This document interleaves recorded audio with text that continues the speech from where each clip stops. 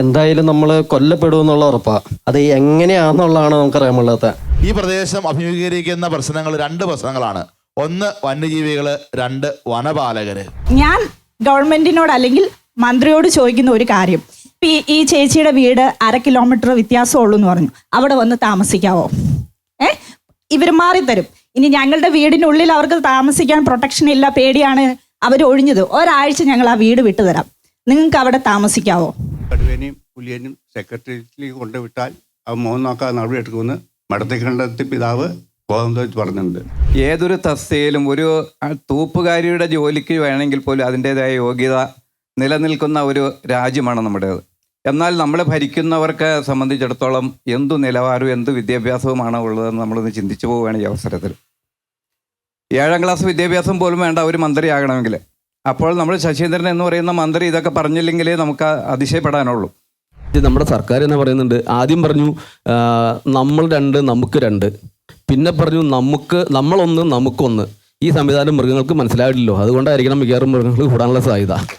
കഴിഞ്ഞ ദിവസം ഇവിടെ കടുവ ഇറങ്ങിയതുകൊണ്ട് CCF ഇവിടെ വരികയും ചർച്ചകളൊക്കെ നടത്തി. അതിനുശേഷം മന്ത്രി തന്നെ പറഞ്ഞു ഇവിടെ RRT സംഘത്തെ വിന്യസിച്ചിട്ടുണ്ട് എന്നെല്ലാം പറഞ്ഞ് ഭയങ്കരമായ പ്രസ്താവനകളും കാര്യങ്ങളും വന്നു കഴിഞ്ഞപ്പോൾ വൈകുന്നേരം ഒരു 5 മണി ആയപ്പോൾ ഇതെന്താ സംഭവം, അങ്ങനെ RRT ഇത്രമാത്രം ശക്തമായ സംവിധാനം ഉണ്ടോ എന്ന് അറിയാൻ വേണ്ടി ഞാൻ ബൈക്കും എടുത്തുകൊണ്ട് ഒന്ന് പോയി നോക്കിയായിരുന്നു. പോയി നോക്കിയപ്പോൾ കണ്ട കാഴ്ച, ഇവിടെ നമ്മൾ ഭാവിയിൽ കഴിഞ്ഞാൽ ചെന്ന് കഴിഞ്ഞപ്പോൾ അവിടെ ഒരു മരത്തിൻ്റെ ചുവട്ടിൽ 2 പേര് ഇരിപ്പുണ്ട്. അപ്പോൾ ഞാൻ ചോദിച്ചു, നിങ്ങളാണ് അതെ, ഞങ്ങൾ വേറെ ഉള്ളവരൊക്കെ ഉണ്ടായിരുന്നു, അവരൊക്കെ പോയി എന്ന് വെച്ചു. അപ്പോൾ ഞാൻ നോക്കിയപ്പോൾ അവരുടെ 2 വടിയുണ്ട്. ഏത് ആനേനെയും കടുവേനെയും എതിർത്ത് നാട്ടുകാരെ രക്ഷിക്കാൻ വേണ്ടി അവർക്ക് കൊടുത്തിരിക്കുന്നത് 2 കപ്പക്കോലാണ് കൊടുത്തിരിക്കുന്നത്. നേരത്തെ ഫോറസ്റ്റുകാർ ആനേനെ ഓടിക്കാൻ വേണ്ടി കടുവയുടെ സൗണ്ട് കേൾപ്പിക്കായിരുന്നു. ഇപ്പോൾ ഓൾറെഡി ഒരു കടുവ ഫോറസ്റ്റിലായിട്ടുണ്ട്. ഇനിയിപ്പോൾ സൗണ്ട് തന്നെ കടുവ തന്നെ ചെയ്തോളും. ഇനി അത് മേടിച്ചു കൊടുക്കാനായിട്ട് ഇനി സർക്കാരിന് പൈസയൊന്നും നോക്കേണ്ട കാര്യമില്ലല്ലോ. ഈ ദുരന്ത നിവാരണ നിധിയിൽപ്പെടുത്തിയിരിക്കുന്ന ഈ 4 ലക്ഷം രൂപ വെച്ചുള്ള സ്പെഷ്യൽ ഡിസാസ്റ്ററിൽ എന്തുകൊണ്ട് കൊടുക്കുന്നില്ല എന്ന് ചോദിച്ചപ്പോൾ മന്ത്രി നിയമസഭയിൽ ഒരു ഉളുപ്പുമില്ലാതെ എഴുന്നേറ്റ് വന്നിട്ട് പറഞ്ഞു, ഇപ്പോൾ കൊടുത്തുകൊണ്ടിരിക്കുന്ന 10 ലക്ഷം രൂപ 6 കുറച്ചിട്ട് അതിനകത്ത് ഇത് കൂട്ടി നമ്മൾ കൊടുക്കുകയാണ്.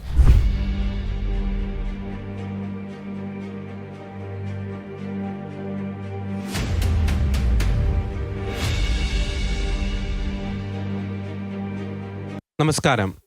ഞങ്ങൾക്ക് ചിലതൊക്കെ പറയാനുണ്ട്. ഈ പ്രോഗ്രാമിലേക്ക് എല്ലാ പ്രിയപ്പെട്ട പ്രേക്ഷകർക്കും സ്വാഗതം. വന്യമൃഗങ്ങൾ മനുഷ്യരെ രക്തസാക്ഷികളാക്കുന്ന ഒരു കെട്ടകാലത്താണ് നാം ഇപ്പോൾ ജീവിക്കുന്നത്. കാട്ടാനയ്ക്കും കടുവയ്ക്കും കാട്ടുപന്നിക്കും തെരുവുനായ്ക്കുമൊക്കെ ഇന്ന് ചോദിക്കാനും പറയാനുമൊക്കെ ആളുണ്ട്. പക്ഷേ മനുഷ്യന് വേണ്ടി സംസാരിക്കുവാൻ ഇന്നിവിടെ ആളില്ല. മനുഷ്യജീവന് ഭീഷണിയാകുന്ന മനുഷ്യരെ വധശിക്ഷയ്ക്ക് വിധിക്കുവാൻ ഇവിടെ വകുപ്പുകൾ ഉണ്ടെങ്കിൽ, അതേസമയം മനുഷ്യജീവന് ഭീഷണിയാകുന്ന വന്യമൃഗങ്ങളെ വധശിക്ഷയ്ക്ക് വിധിക്കുവാൻ ഇവിടെ വകുപ്പുകൾ ഇല്ല. ഇനി ഉണ്ടെങ്കിൽ പോലും അത് നടപ്പാക്കാത്തതിന് നിരവധി കാരണങ്ങൾ പലർക്കും ചൂണ്ടിക്കാണിക്കാനുണ്ട്. ഒപ്പം തന്നെ ഇന്ന് മലയോര ജനത വളരെയധികം പ്രതിസന്ധിയിലൂടെ ഈ വന്യമൃഗ ശല്യം മൂലം കടന്നുപോയിക്കൊണ്ടിരിക്കുകയാണ്. അക്ഷരാർത്ഥത്തിൽ ഇന്ന് കർഷകൻ്റെ കൃഷിഭൂമി, കർഷകൻ്റെ കണ്ണീര് വീണ് ഇന്ന് കുതിർന്നിരിക്കുകയാണ്. പലപ്പോഴും ഈ വന്യമൃഗ ആക്രമണങ്ങൾ സംഭവിക്കുന്നത് വനാതിർത്തിയിൽ നിന്നും വളരെ കിലോമീറ്ററുകൾ മാറി ജനവാസ മേഖലയിൽ തന്നെയാണ് വന്യമൃഗ ആക്രമണങ്ങൾ സംഭവിക്കുന്നത്. ഇന്ന് നമ്മളിപ്പോൾ ആയിരിക്കുന്നത് ഈ മുട്ടത്തുപാറ സെൻറ് മേരീസ് പള്ളി അങ്കണത്തിൽ തന്നെയാണ്. പ്രേക്ഷകർക്ക് കാണാൻ സാധിക്കും ഈ ഒരു ചർച്ച സംഘടിപ്പിക്കുന്ന ഈ ഒരു ഗ്രൗണ്ട്, ഇതിന് ചുറ്റിലും ഈ ഒരു ഇലക്ട്രിക് ഫെൻസിങ് കെട്ടിയിട്ടുണ്ട്. ഈ ജനവാസ മേഖലയിൽ പോലും ഇവിടെ ആന ഇറങ്ങുന്ന ഈ ഒരു സ്ഥിതിവിശേഷം. ഇതിൻ്റെ തൊട്ടു ബാക്കിൽ നിരവധി വാഹനങ്ങൾ കടന്നു പോകുന്ന ഒരു റോഡ് പ്രേക്ഷകർക്ക് കാണാൻ സാധിക്കും. അതിൻ്റെ തൊട്ടു പിന്നിൽ വലിയൊരു പറമ്പാണ്, അവിടെയും ഇലക്ട്രിക് ഫെൻസിങ് ഉണ്ട്. അപ്പോൾ തന്നെ മനസ്സിലാക്കുക ഈ ഒരു പ്രദേശം അഭിമുഖീകരിക്കുന്ന വന്യമൃഗശല്യത്തിൻ്റെ ഒരു രൂക്ഷത. പെരുമ്പാവൂർ കോതമംഗലം നിയോജക മണ്ഡലത്തിലെ കർഷകർ കടന്നു പോകുന്ന ആ ഒരു പ്രതിസന്ധികളെക്കുറിച്ച് ഈ നാട്ടിലെ ജനത്തിന് ചിലതൊക്കെ പറയാനുണ്ട്. എല്ലാ പ്രിയപ്പെട്ട പ്രേക്ഷകർക്കും ഈ പ്രോഗ്രാമിലേക്ക് ഒരിക്കൽ കൂടി സ്വാഗതം. ഇന്ന് ഈ ചർച്ചയിൽ അതിഥിയായി നമ്മോടൊപ്പം പങ്കെടുക്കുന്നു കോട്ടപ്പടി സെൻറ് സെബാസ്റ്റ്യൻസ് പള്ളി വികാരി അഡ്വക്കേറ്റ് ഫാദർ റോബിൻ പടിഞ്ഞാറേക്കുറ്റ്. ഒപ്പം തന്നെ ശ്രീ സിജിമോൻ ഫ്രാൻസിസ്, അദ്ദേഹം കർഷക സംഘടന ഫാമിൻ്റെ ജനറൽ സെക്രട്ടറിയാണ്. ഒപ്പം തന്നെ ജുവൽ ജൂഡി, അദ്ദേഹം ഒരു സ്നേക്ക് ഹണ്ടറാണ്. ഒപ്പം കാട്ടാനയുടെ ഒരു ആക്രമണത്തിന് ഇരയായ ഒരു വ്യക്തി കൂടിയാണ്. 3 പേർക്കും ഈ ചർച്ചയിലേക്ക് സ്വാഗതം. ഒപ്പം തന്നെ ഇന്നത്തെ ചർച്ചയുടെ അതിഥികൾ എന്ന് പറയുന്നത് നിങ്ങൾ ഓരോരുത്തരുമാണ്. ഓരോരുത്തരെയും സ്നേഹത്തോടെ ഈ പ്രോഗ്രാമിലേക്ക് ഒരിക്കൽ കൂടി സ്വാഗതം ചെയ്യുന്നു. ആദ്യം ഫാദർ അഡ്വക്കേറ്റ് റോബിൻ പടിഞ്ഞാറേക്കുറ്റി, അങ്ങ് ഈ ഒരു പ്രദേശവുമായി ബന്ധപ്പെട്ട് ഈ പ്രദേശത്തിൻ്റെ സ്പന്ദനങ്ങൾ തിരിച്ചറിയുന്ന ഒരു വ്യക്തി കൂടിയാണ്. നമുക്കറിയാം കോതമംഗലം, പെരുമ്പാവൂർ ആ ഒരു മേഖലയുടെ ഒരു പരിച്ഛേദം കൂടിയാണ് നമുക്കിവിടെ കാണാൻ സാധിക്കുന്നത്. ഈ മേഖല നിലവിൽ കടന്നു പോകുന്ന ഈ ഒരു പ്രതിസന്ധി, പ്രത്യേകിച്ച് വന്യമൃഗശല്യവുമായി ബന്ധപ്പെട്ട് കടന്നു പോകുന്ന ആ ഒരു പ്രതിസന്ധി, അതിൻ്റെ ഒരു രൂക്ഷത അങ്ങൊന്ന് ആദ്യമേ പങ്കുവയ്ക്കാം. ഏതാണ്ടൊരു 10 വർഷത്തിലെ അധികമായി ഈ പ്രദേശത്തെ വന്യജീവി ആക്രമണവുമായി ബന്ധപ്പെട്ട പ്രശ്നങ്ങളിൽ നിരന്തരമായിട്ട് ജനപക്ഷത്ത് നിന്ന് ഇടപെടാൻ കഴിഞ്ഞിട്ടുണ്ട്. ഓരോ വർഷം ചെന്ന് കഴിഞ്ഞ് തിരിഞ്ഞു നോക്കുമ്പോഴും കടുത്തൊരു നിരാശയിലേക്ക് നമുക്ക് തന്നെ തോന്നാൻ കഴിയുന്ന ഒരു പ്രശ്നമാണ്. കാരണം ഓരോ വർഷം ചെല്ലുന്തോറും പ്രശ്നങ്ങൾ ഇവിടെ കൂടിക്കൊണ്ടുവരികയാണ്. വന്യജീവി ആക്രമണങ്ങൾ എന്നൊരു വാർത്തയല്ലാതെയായി മാറിയിരിക്കുന്നു. ആന ചവിട്ടിക്കൊന്നതും ആന വഴി തടഞ്ഞതും ആന ആക്രമിച്ചതും ആന കൃഷി നശിപ്പിച്ചതുമൊക്കെയായ വിശേഷങ്ങൾ ഓരോ ദിവസവും കൂടി വരുന്നു. ആനയും കടുവയും അതുപോലെയുള്ള വന്യജീവികളുമൊക്കെ ജനവാസ മേഖലയിലേക്ക് ഇറങ്ങുന്നത് കാണുമ്പോൾ അതെല്ലാം നോക്കി ഉള്ളിൽ ചരിക്കുന്ന വനപാലകരെയും ഒരുപാട് കാണാൻ കഴിഞ്ഞിട്ടുണ്ട്. ശരിക്കും പറഞ്ഞു കഴിഞ്ഞാൽ ഈ പ്രദേശം അഭിമുഖീകരിക്കുന്ന പ്രശ്നങ്ങൾ 2 പ്രശ്നങ്ങളാണ്. ഒന്ന് വന്യജീവികൾ, 2 വനപാലകർ. ഈ 2 തലത്തിലുള്ള ഈ സംവിധാനങ്ങൾ കൊണ്ട് ഇന്ത്യൻ ഭരണഘടന നമുക്ക് ഉറപ്പ് നൽകുന്ന 26-ാം തലത്തിൽ ഉറപ്പ് നൽകുന്ന മനുഷ്യൻ്റെ ജീവിക്കാനുള്ള അവകാശത്തിലേക്കുള്ള കടന്നുകയറ്റം നടന്നുകൊണ്ടിരിക്കുമ്പോൾ നമ്മുടെ ഗവൺമെൻറ് സംവിധാനങ്ങൾ ഒന്നും ചെയ്യാതെ നോക്കി നിന്ന് പരസ്പരം കുറ്റം പറഞ്ഞുകൊണ്ട് നിൽക്കുന്ന ഒരു വലിയ ഗതികെട്ട അവസ്ഥയിലേക്ക് ഈ നാട്ടിലെ ജനങ്ങളെ വല്ലാതെ അങ്ങോട്ട് തള്ളിവിടുന്ന ഒരവസ്ഥയാണ്. നമ്മളിപ്പോൾ ഇവിടെ കൂടിയിരിക്കുന്നത് വേങ്ങൂർ പഞ്ചായത്ത്, കോട്ടപ്പടി പഞ്ചായത്ത്, പിണ്ടിമന പഞ്ചായത്ത്, കവളങ്ങാട് പഞ്ചായത്ത്, കീരമ്പാറ പഞ്ചായത്ത്, കുട്ടമ്പുഴ പഞ്ചായത്ത്. ഈ പഞ്ചായത്തിൽ ഈ 6 പഞ്ചായത്തിലും വലിയ തോതിലുള്ള വന്യജീവി ശല്യം അതിരൂക്ഷമായിക്കൊണ്ടിരിക്കുന്നു. ജനവാസ മേഖലയിലേക്ക് ഇറങ്ങുന്നു, ടൗണുകളിലേക്ക് ഇറങ്ങുന്നു. കൃഷി ചെയ്താൽ ഒന്നും കിട്ടില്ല എന്നുള്ള ഒരു ഉറപ്പിലേക്ക് മാത്രമായിട്ട് കാര്യങ്ങൾ എത്തുകയാണ്. ഇവിടെ കൃഷി ചെയ്ത് ലാഭം ഉണ്ടാകുമോ എന്നുള്ളതല്ല, കൃഷി ചെയ്താൽ എന്തെങ്കിലും കിട്ടുമോ എന്ന് ചോദിക്കുന്ന ഒരവസ്ഥയിലേക്ക്, വളരെ ദയനീയമായ ഒരവസ്ഥയിലേക്ക് എത്തപ്പെട്ടു കഴിഞ്ഞു. ആളുകൾക്ക് ജീവിക്കാനായിട്ട് പറ്റാത്ത അവസ്ഥ, യാത്ര ചെയ്യാൻ കഴിയാത്ത അവസ്ഥ, കൃഷി ചെയ്തുകൊണ്ട് കൃഷിയിൽ നിന്ന് എന്തെങ്കിലുമൊക്കെ നേടാമെന്ന് കരുതുന്ന ഒരവസ്ഥ, അതെല്ലാം ഇന്ന് ഇല്ലാതെയായിരിക്കുന്നു. ബാങ്കുകാർ ലോണ് പോലും കൊടുക്കാത്ത അവസ്ഥ, സ്ഥലത്തിന് വിലയില്ലാത്ത ഒരവസ്ഥ. ഇങ്ങനെ എല്ലാ തരത്തിലും കർഷക ജനതയെ നിരാശയിലേക്ക് തള്ളിവിടുന്ന, കർഷക ജനതയെ നോക്കി പരിഹസിക്കുന്ന രാഷ്ട്രീയക്കാരുടെയും വനപാലകരുടെയും മുമ്പിൽ പരാജിതരായി നിൽക്കുന്ന ഒരു ജനത്തിന് വേണ്ടി നിൽക്കുന്ന ഒരു അവസ്ഥയാണ് ഇപ്പോൾ എനിക്ക് തോന്നുക.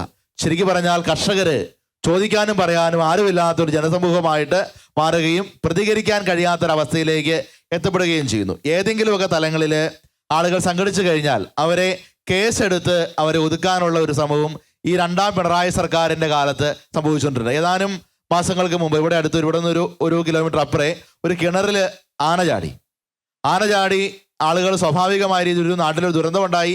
ആളുകളെല്ലാവരും ഒരുമിച്ച് കൂടി. അവിടെ കൂടിയ ആൾക്കാർ ആവശ്യപ്പെട്ടത് ഈ ആനയെ ഞങ്ങളുടെ കുട്ടികൾ സ്കൂളിൽ വിട്ട് തിരിച്ചു വരുമ്പോൾ ആ കുട്ടികളെ ആക്രമിക്കാതെ മയക്കുവെടി വെച്ച് എടുത്തുകൊണ്ട് പോകണം, ഇവിടെ നിന്ന് കൊണ്ടുപോകണം. ഞങ്ങളുടെ വീട്ടിൽ പറമ്പിലേക്ക് പണിയാൻ പോയിരിക്കുന്ന കാർന്നവന്മാരെ യാന ചവിട്ടിക്കൊല്ലാതെ യാന ഇവിടെ നിന്ന് മാറ്റണമെന്ന് ആവശ്യപ്പെട്ടുകൊണ്ട് ഇവിടെയുള്ള നമ്മുടെ കൂട്ടത്തിലെ പല ചേട്ടന്മാരും ഇതിനകത്ത് പ്രതികളാണ്. ഏതാണ്ട് 15ഓളം ആളുകളുടെ പേരിൽ പോലീസ് കേസെടുത്തിരിക്കുകയാണ്. യാതൊരു തരത്തിലുള്ള അടിസ്ഥാനവുമില്ലാത്ത, യാതൊരു തരത്തിലുള്ള ഒരു മൂല്യബോധവും ഇല്ലാതെ വനം വകുപ്പ് കേസെടുത്തിരിക്കുക. വനം വകുപ്പും ഫോറസ്റ്റ് പോലീസുകാരുടെ ഒത്താശയോടുകൂടി കേസെടുത്തിരിക്കുകയാണ്. പഞ്ചായത്ത് അധികാരികൾ യാതൊരു ആവശ്യമില്ല, അവർ വന്നിട്ട് ഏറ്റെടുത്തു, ഞങ്ങൾ ആ കിണർ കെട്ടിക്കൊടുത്തോളാം. ഏതാണ്ട് 1ാം വാർഷികം ആഘോഷിക്കാറായി. ഇന്ന് വരെയായിട്ട് ഒരു ചെറിയ കല്ല് പോലും ഇവിടെ എടുത്തു വെക്കാനായിട്ട് പറ്റുന്നില്ല. രാഷ്ട്രീയക്കാർ, അതുപോലെ തന്നെ രാഷ്ട്രീയക്കാരുടെ സ്തുതിപാഠകരായ ചില ഉദ്യോഗസ്ഥന്മാർ, ഇവരെല്ലാവരും ചേർന്ന് കർഷക ജനതയെ ഓരോ ദിവസവും വഞ്ചിച്ചുകൊണ്ടിരിക്കുന്ന ദയനീയമായ കാഴ്ച. അതായത് നാളത്തെ ഒരു വീട്ടിൽ ഒരാളെ ആന ചവിട്ടിക്കൊന്നാൽ അങ്ങോട്ടൊരാൾ തിരിഞ്ഞു പോലും നോക്കരുത് എന്ന് പറയുന്ന ആ ഒരു മനോഭാവത്തിലേക്ക് ആളുകളെ നയിക്കുന്ന രീതിയിലുള്ള ഒരു തെറ്റായ സോഷ്യൽ അറ്റ്മോസ്ഫിയർ ക്രിയേറ്റ് ചെയ്യാൻ വേണ്ടിയിട്ടാണ് ഇപ്പോൾ സർക്കാർ ശ്രമിച്ചുകൊണ്ടിരിക്കുക. ആളുകളെ ഭിന്നിപ്പിച്ച്, ആളുകളെ പേടിപ്പിച്ച് പ്രതികരണശേഷി ഇല്ലാതാക്കുന്ന ദയനീയമായ ഒരവസ്ഥയിൽ വന്യജീവികൾ നാട് കൈയടക്കുന്ന ഒരവസ്ഥയാണ് ഇപ്പോൾ നമ്മുടെ ഈ നാട്ടിലുള്ളത്. കോതമംഗലം, പെരുമ്പാവൂർ നിയോജക മണ്ഡലത്തിലെ അവസ്ഥകൾ പ്രത്യേകമായിട്ട് എടുത്തു പറഞ്ഞാൽ അങ്ങനെയാണ്. മറ്റൊരു പ്രധാനപ്പെട്ട ഒരു കാര്യം കൂടിയല്ലേ, ഒരു കാലത്ത് ജനനിമിടമായിരുന്ന പല പ്രദേശങ്ങൾ ഈ വന്യമൃഗങ്ങളെ പേടിച്ച് വിജന പ്രദേശങ്ങളായി മാറുന്നു, പിന്നീട് കാട്ടുപ്രദേശമായി മാറുന്നു. തീർച്ചയായിട്ടും നമ്മളിപ്പോൾ അവിടെ നമ്മുടെ അടുത്ത് പ്ലാമടി അടുത്ത് കുർബാനപ്പാറ എന്ന് പറയുന്ന ഒരു സ്ഥലമുണ്ട്, അവിടുത്തെ ഇവിടെ ഇരിപ്പുണ്ട്. അപ്പോൾ ആ പ്രദേശത്ത് ഇന്ന് വന്യജീവികൾ അഴിഞ്ഞാടിയതിൻ്റെ പേരിൽ ആളുകൾ സ്ഥലം ഉപേക്ഷിച്ച് പോവുകയാണ്. കുറച്ച് സ്ഥലങ്ങളൊക്കെ റീബിൽഡ് കേരളയുടെ പേരിൽ സർക്കാർ എഴുതി വാങ്ങിച്ചു. ബാക്കി സ്ഥലത്ത് നിന്ന് ആളുകൾ ഇറങ്ങിപ്പോരാൻ വേണ്ടിയിട്ട് നിർബന്ധിതരായിട്ട് തീരുകയാണ്. ഈ റീബിൽഡ് കേരള പോലും ഇപ്പോൾ കൊടുത്തുകൊണ്ടിരിക്കുന്നത് നമുക്കറിയാം 5 ഏക്കറിന് നിസാരമായ ഒരു തുക ആണ് കിട്ടുക. 15 ലക്ഷം രൂപയാണ് കൊടുത്തുകൊണ്ടിരിക്കുക. അതിന് സ്ഥലത്തിന് ആനുപാതികമായ വിലയൊന്നും കൊടുക്കുന്നില്ല. ആളുകളുടെ കയ്യിൽ നിന്ന് വനത്തിന് വേണ്ടിയിട്ട് പിടിച്ചു പറിക്കാൻ വേണ്ടി നടക്കുന്ന ഒരു ശ്രമമാണ് നടക്കുക. അതുപോലെ ആളുകളെ ഇറക്കി വിട്ട് ആ പ്രദേശം മുഴുവൻ വനമാക്കി മാറ്റാനുള്ള വളരെ തന്ത്രപരമായ ഒരു ശ്രമം സർക്കാരിൻ്റെ ഭാഗത്ത് നിന്ന് കൃത്യമായ പ്ലാനിങ്ങോടുകൂടി വനം വകുപ്പിൻ്റെ ഒത്താശയോടുകൂടി പഞ്ചായത്തിൻ്റെ ഒത്താശയോടുകൂടി നടത്തപ്പെട്ടുകൊണ്ടിരിക്കുകയാണ്. അച്ഛൻ സൂചിപ്പിച്ചതുപോലെ വളരെ അതീവ ഗുരുതരമായിട്ടുള്ള ഒരു സ്ഥിതിവിശേഷമാണ് നമ്മുടെ നാട് നേരിട്ടുകൊണ്ടിരിക്കുന്നത്. ഞാൻ ജനങ്ങളിലേക്ക് വരികയാണ്. ആദ്യമേ തന്നെ ഈ മുതിർന്ന തലമുറയിലേക്കൊന്ന് പോകാൻ ആഗ്രഹിക്കുകയാണ്. ഇപ്പോൾ അച്ഛൻ സൂചിപ്പിച്ച ഈ ഒരു പ്രശ്നങ്ങൾ നമുക്കറിയാം. ജനവാസ മേഖലയിലേക്ക് കാട്ടാന ഇറങ്ങുന്നു. ഇപ്പോൾ ഈ അടുത്ത നാളിൽ തന്നെയാണ് ഇവിടെ കടുവ ഇറങ്ങി എന്നുള്ളൊരു വാർത്ത മുട്ടുപാറയിൽ കേൾക്കുന്നത്. ഈ വർഷങ്ങൾക്ക് മുമ്പ് ഈ ആദ്യത്തെ തലമുറയൊക്കെ ഇവിടെ മുതിർന്ന തലമുറയൊക്കെ ഇവിടെ വരുന്ന സമയത്ത് ഇവിടുത്തെ ഒരു അവസ്ഥ എങ്ങനെയായിരുന്നു? ഇത്രത്തോളം രൂക്ഷമായിരുന്നു ഇവിടുത്തെ ഈ വന്യമൃഗ ശല്യം? ഞാൻ മുതിർന്ന തലമുറയുടെ ഒരു പ്രതികരണം തേടുന്നു. എൻ്റെ പേര് ജോണി. ഇവിടെ താമസം തുടങ്ങിയിട്ട് 30 കൊല്ലമായി. കോട്ടപ്പി താമസം കൊണ്ട് 40 കൊല്ലമായി. അന്നും ഇവിടെ കൂപ്പിൽ ആൾക്കാർ കരിയിലടിക്കും, ചവറ് മുടിക്കും, അങ്ങനെ ജീവിച്ചുകൊണ്ടിരുന്നു. അന്ന് ഇതൊന്നുമില്ല, മൃഗങ്ങളൊന്നുമില്ല, ആൾക്കാരെ ഇഷ്ടം പോലെ കിട്ടിയാണെന്നു. ഇപ്പോൾ ഇതൊന്നൊക്കെ നിന്നുപോയി. ഇപ്പം ആരും കൂപ്പിലേക്കും പോകില്ല, കരിയില പിടിക്കാനും ചവറ് മുടിക്കാനൊന്നും പോകില്ല. എത്ര വർഷമായി ഈ ഒരു പ്രശ്നം ഇത്ര രൂക്ഷമാക്കാൻ തുടങ്ങി? ഒരു 15-17 കൊല്ലമായി. 20 കൊല്ലത്ത് താഴെ. അപ്പൊ നമ്മൾ ഈ പറയുന്ന ഈ പ്രദേശത്തേക്കൊന്നും പണ്ട് ഒന്നും ആനയൊന്നും വന്നൊന്നും വരുന്നില്ല. അന്ന് ഇവിടെ ആനയില്ല. അന്ന് കൂപ്പിന്റെ പുഴയുടെ അരിയിൽ ഈ വീറ്റ പറിച്ച് തന്നെയാണ് വരും, അതേ ഉള്ളൂ. ഇങ്ങോട്ട് കയറി വന്നിട്ടില്ല. അത് വീറ്റ പറിച്ച് നിന്ന് പോകും. ഇവിടെ ഒന്നുമില്ല, ഇവിടെ ഒന്നും വന്നില്ല. ഇവിടെ ഇപ്പോഴാ ഒരു 10 കൊല്ലം ആയുള്ളൂ ശരിക്ക് ഇവിടെയൊക്കെ ആയിട്ട്. അപ്പൊ തന്നെ ഈ കാട്ടുപന്നിയുടെ ശല്യവും വളരെ രൂക്ഷമായിക്കൊണ്ടിരിക്കുന്നു. ശല്യം ഭയങ്കര ഇല്ല. എല്ലാ പറമ്പുകളും കാട്ടുപന്നി മേഞ്ഞു നടക്കുവാണ്. അതിനെ നിയന്ത്രിക്കാൻ ആരുമില്ല. വലിയൊരു നഷ്ടം സംഭവിച്ചുകൊണ്ടിരിക്കുന്നത് അല്ലേ? പറമ്പെല്ലാം കുത്തി മറിച്ച് പിന്നെ ഇര പിടിക്കാണ്. ഓക്കെ, നമുക്ക് മറ്റൊരാളുടെ കൊടുക്കാം. നമുക്ക് ഒരു മുതിർന്ന തലമുറയുടെ തന്നെയാണ് ഞാൻ പ്രതികരണം ആദ്യഘട്ടത്തിൽ തേടാൻ ആഗ്രഹിക്കുന്നത്. എസ് ചേട്ടൻ പറഞ്ഞു. ഏകദേശം ഒരു 12 വർഷത്തോളമായിട്ടുണ്ട് ആന ഈ പ്രദേശത്തേക്ക്, ആനയും മറ്റു മൃഗങ്ങളൊക്കെ കൂടുതലായിട്ട് നമ്മുടെ ഈ പ്രദേശങ്ങളിലേക്ക് കടന്നു വരാൻ തുടങ്ങിയിട്ട്. ഞാൻ ഈ പ്രദേശത്ത് ജനിച്ചു വളർന്ന ആളാണ്. എനിക്ക് 70 വയസ്സായി. എനിക്ക് എൻ്റെ ചെറുപ്പകാലത്തൊന്നും ഈ നാട്ടും പ്രദേശത്തോ അല്ലെങ്കിൽ മലയിൽ പോലും ഈ ഇത്രയേറെ വന്യമൃഗ ശല്യങ്ങളില്ല. പന്നിയൊക്കെയാണ് വല്ലപ്പോഴൊക്കെ വന്ന് പോയിക്കൊണ്ടിരുന്നത്. അന്ന് പന്നിയൊക്കെ പറമ്പിൽ കടന്നിട്ടുണ്ടെങ്കിൽ ആ പന്നിയെ ആളുകൾ വേട്ടയാടി പിടിക്കുകയും അതിനെ കറി വെച്ച് ഉപയോഗിക്കുകയും ചെയ്യുന്ന ഒരു കാലം ഉണ്ടായിരുന്നു. ആദ്യകാലത്ത് ചെറുമൃഗങ്ങളൊക്കെ ഉണ്ടായിരുന്നു, അതിനെ പിടിച്ച് ഭക്ഷിക്കുകയും അതുപോലെ പറമ്പിൽ കൃഷി ചെയ്യുകയും നല്ലൊരു പ്രതിരോധം അന്നത്തെ കാലത്ത് ആളുകൾ ചെയ്തിരുന്നു. അതുകൊണ്ട് വന്യമൃഗങ്ങളൊന്നും അധികം അതിക്രമിച്ച് നമ്മുടെ പ്രദേശത്തേക്കൊന്നും കടന്ന് വരുന്നുണ്ടായിരുന്നില്ല. ഒരു 12 വർഷത്തോളമായിട്ടുള്ളൂ ഈ പ്രദേശത്തൊക്കെ ആനയും അതുപോലുള്ള മൃഗങ്ങളൊക്കെ കടന്നു വരാൻ തുടങ്ങിയിട്ട്. ആദ്യം ആനയും അതുപോലുള്ള മറ്റ് മൃഗങ്ങളൊക്കെയാണ് കടന്നു വരാൻ തുടങ്ങിയത്. ആന വന്ന കൂട്ടത്തിൽ നമ്മുടെ മാന്, പന്നികൾ അങ്ങനെയൊക്കെ വരാൻ തുടങ്ങി. അപ്പം അങ്ങനെ വന്നതിൻ്റെ അവസാനത്തെ ഒരു ഭാഗമാണ് ഈ മാംസഭുക്കുകളായിട്ടുള്ള മറ്റ് മൃഗങ്ങൾ. അത് പുലി, കടുവ, ചെന്നായി അങ്ങനെയുള്ള ജീവികൾക്ക് കാട്ടിൽ ഭക്ഷണം കിട്ടാതെ വന്നപ്പോൾ ആ മൃഗങ്ങളെല്ലാം നാട്ടിലേക്ക് ഇറങ്ങി. ആ മൃഗങ്ങളെ പിടിക്കാനായിട്ട് വരുമ്പോൾ അതിൻ്റെ മുമ്പിൽപ്പെടുന്ന മനുഷ്യനാണെങ്കിൽ മനുഷ്യനെ കൂടി പിടിച്ച് ഭക്ഷിക്കുന്ന ഒരവസ്ഥയിലേക്ക് കാര്യങ്ങൾ എത്തിയിട്ടുണ്ട്. ഇതിനെ പ്രതിരോധിക്കാനായിട്ട് ആദ്യകാലത്ത് ജനങ്ങൾ തന്നെ പ്രതിരോധിച്ചിരുന്നു. കാര്യം ഫോറസ്റ്റും വകുപ്പും നിയമമൊക്കെ ഉണ്ടെങ്കിലും അന്നത്തെ കാലത്ത് നിയമങ്ങളൊന്നും അത്ര കർക്കശമായിരുന്നില്ല. അപ്പോൾ അതുകൊണ്ട് ഇതിൻ്റെ ശല്യം ഒരു പരിധിവരെ ജനങ്ങൾക്ക് തടഞ്ഞു നിർത്താനാകുമായിരുന്നു. ഇപ്പോൾ ആർക്കും ഒന്നും ചെയ്യാൻ വരെ പറയാൻ പറ്റാത്ത രീതിക്കുള്ള, സംസാരിക്കാൻ വരെ പറ്റാത്ത ഒരവസ്ഥയാണ് ഇപ്പോൾ നിലവിലുള്ളത്. പന്നി വന്നു പിടിച്ചു അല്ലെങ്കിൽ അതിന് കെണിയിൽ വീണു എന്ന് നമുക്ക് സംസാരിക്കാൻ പോലും പറ്റാത്ത അവസ്ഥയാണുള്ളത്. അങ്ങനെ പറഞ്ഞു കേട്ടാൽ ആ ആള് എവിടെയാണ് അതിന് പോയി പിടിച്ച് കേസാക്കി അവരെ പിന്നെ ജീവിക്കാൻ അനുവദിക്കാത്ത ഒരവസ്ഥയാണ് ഇപ്പോൾ നിലവിലുള്ളത്. ചേട്ടൻ പറഞ്ഞ വളരെ കറക്റ്റാ. വന്യമൃഗങ്ങളും അച്ഛൻ പറഞ്ഞ പോലെ വന്യമൃഗങ്ങളും വനവകുപ്പ് തന്നെ ജനജീവിതം ദുസ്സഹമാക്കുന്ന ഒരു സ്ഥിതിയിലേക്ക് പോകുന്നു. ഞാൻ ചേച്ചിമാരിലേക്ക് പോവുകയാണ്. നമ്മളെ അമ്മച്ചി അവിടെ ബാക്കിലിരിക്കുന്നുണ്ട്. അമ്മച്ചിയുടെ ഒരു പ്രതികരണം തേടുകയാണ്. എൻ്റെ പേര് എൽസി. ഞങ്ങൾ 35 വർഷമായി ഇവിടെ വന്നിട്ട്. 6-7 വർഷമായിട്ട് ഇത്ര രൂക്ഷമായിട്ട് ഈ ആനയുടെയും പന്നിയുടെയും ഒക്കെ ശല്യം. ഒരു രീതിയിലും ജീവിക്കാൻ പറ്റണില്ല. സന്ധ്യയായാൽ പുറത്തിറങ്ങാൻ പറ്റണില്ല. ആനയെ പേടിച്ചിട്ട് തിരിച്ചു വരുമ്പോഴത്തേനും പേടിയാണ്. 7 മണിയെങ്കിലും ആകുമ്പോഴത്തേനും വീട്ടിലെത്തിയില്ലെങ്കിൽ പേടിയാണ്. പിന്നെ പന്നികൾ ഒരു സാധനം നട്ട് പറിച്ച് ഞങ്ങൾക്ക് കിട്ടില്ല. ഞങ്ങളുടെ ആവശ്യത്തിന് പോലും ഞങ്ങൾക്ക് കിട്ടില്ല. ആനയാണെങ്കിൽ ഞങ്ങളുടെ തൊട്ടടുത്ത് വരെ വന്നു. ഞങ്ങളുടെ പറമ്പിലേക്ക് കയറാൻ പാകത്തിന് അത്ര അടുത്ത് വന്നു. ചേച്ചിയുടെ വീട്ടിൽ നിന്ന് ഈ ഫോറസ്റ്റിലേക്ക് എത്ര ദൂരമുണ്ട്? 4 കിലോമീറ്റർ ഉണ്ട്. ഓക്കെ. അതുകൊണ്ട് ഞങ്ങൾക്ക് വളരെ ബുദ്ധിമുട്ടാണ് അവിടെ. എൻ്റെ പേര് സുനി തോമസ്. ഞാൻ വനത്തിന് 1 കിലോമീറ്റർ ഇല്ല 1/2 കിലോമീറ്റർ അടുത്തുള്ള വീട്ടിലാണ് താമസിക്കുന്നത്. ഈ പണ്ട് ആന കിണറ്റി ചാടിപ്പം 144 പ്രഖ്യാപിച്ച് എല്ലാവരും വീട്ടിലേക്ക് കയറ്റിയിട്ട് ആനനെ അയച്ചു വിട്ടപ്പോൾ എൻ്റെ ഭർത്താവൊക്കെ തേങ്ങ നോക്കാനായിട്ട് വന്നിരിക്കുന്ന അവസ്ഥയായിരുന്നു. ആ അടുത്തോടെയൊക്കെ പോയായിരുന്നെങ്കിൽ ആളുടെ കഥ കഴിഞ്ഞു വന്നത്. അതുപോലെ പന്നികളുടെയും ഒക്കെ ഒത്തിരി ശല്യം.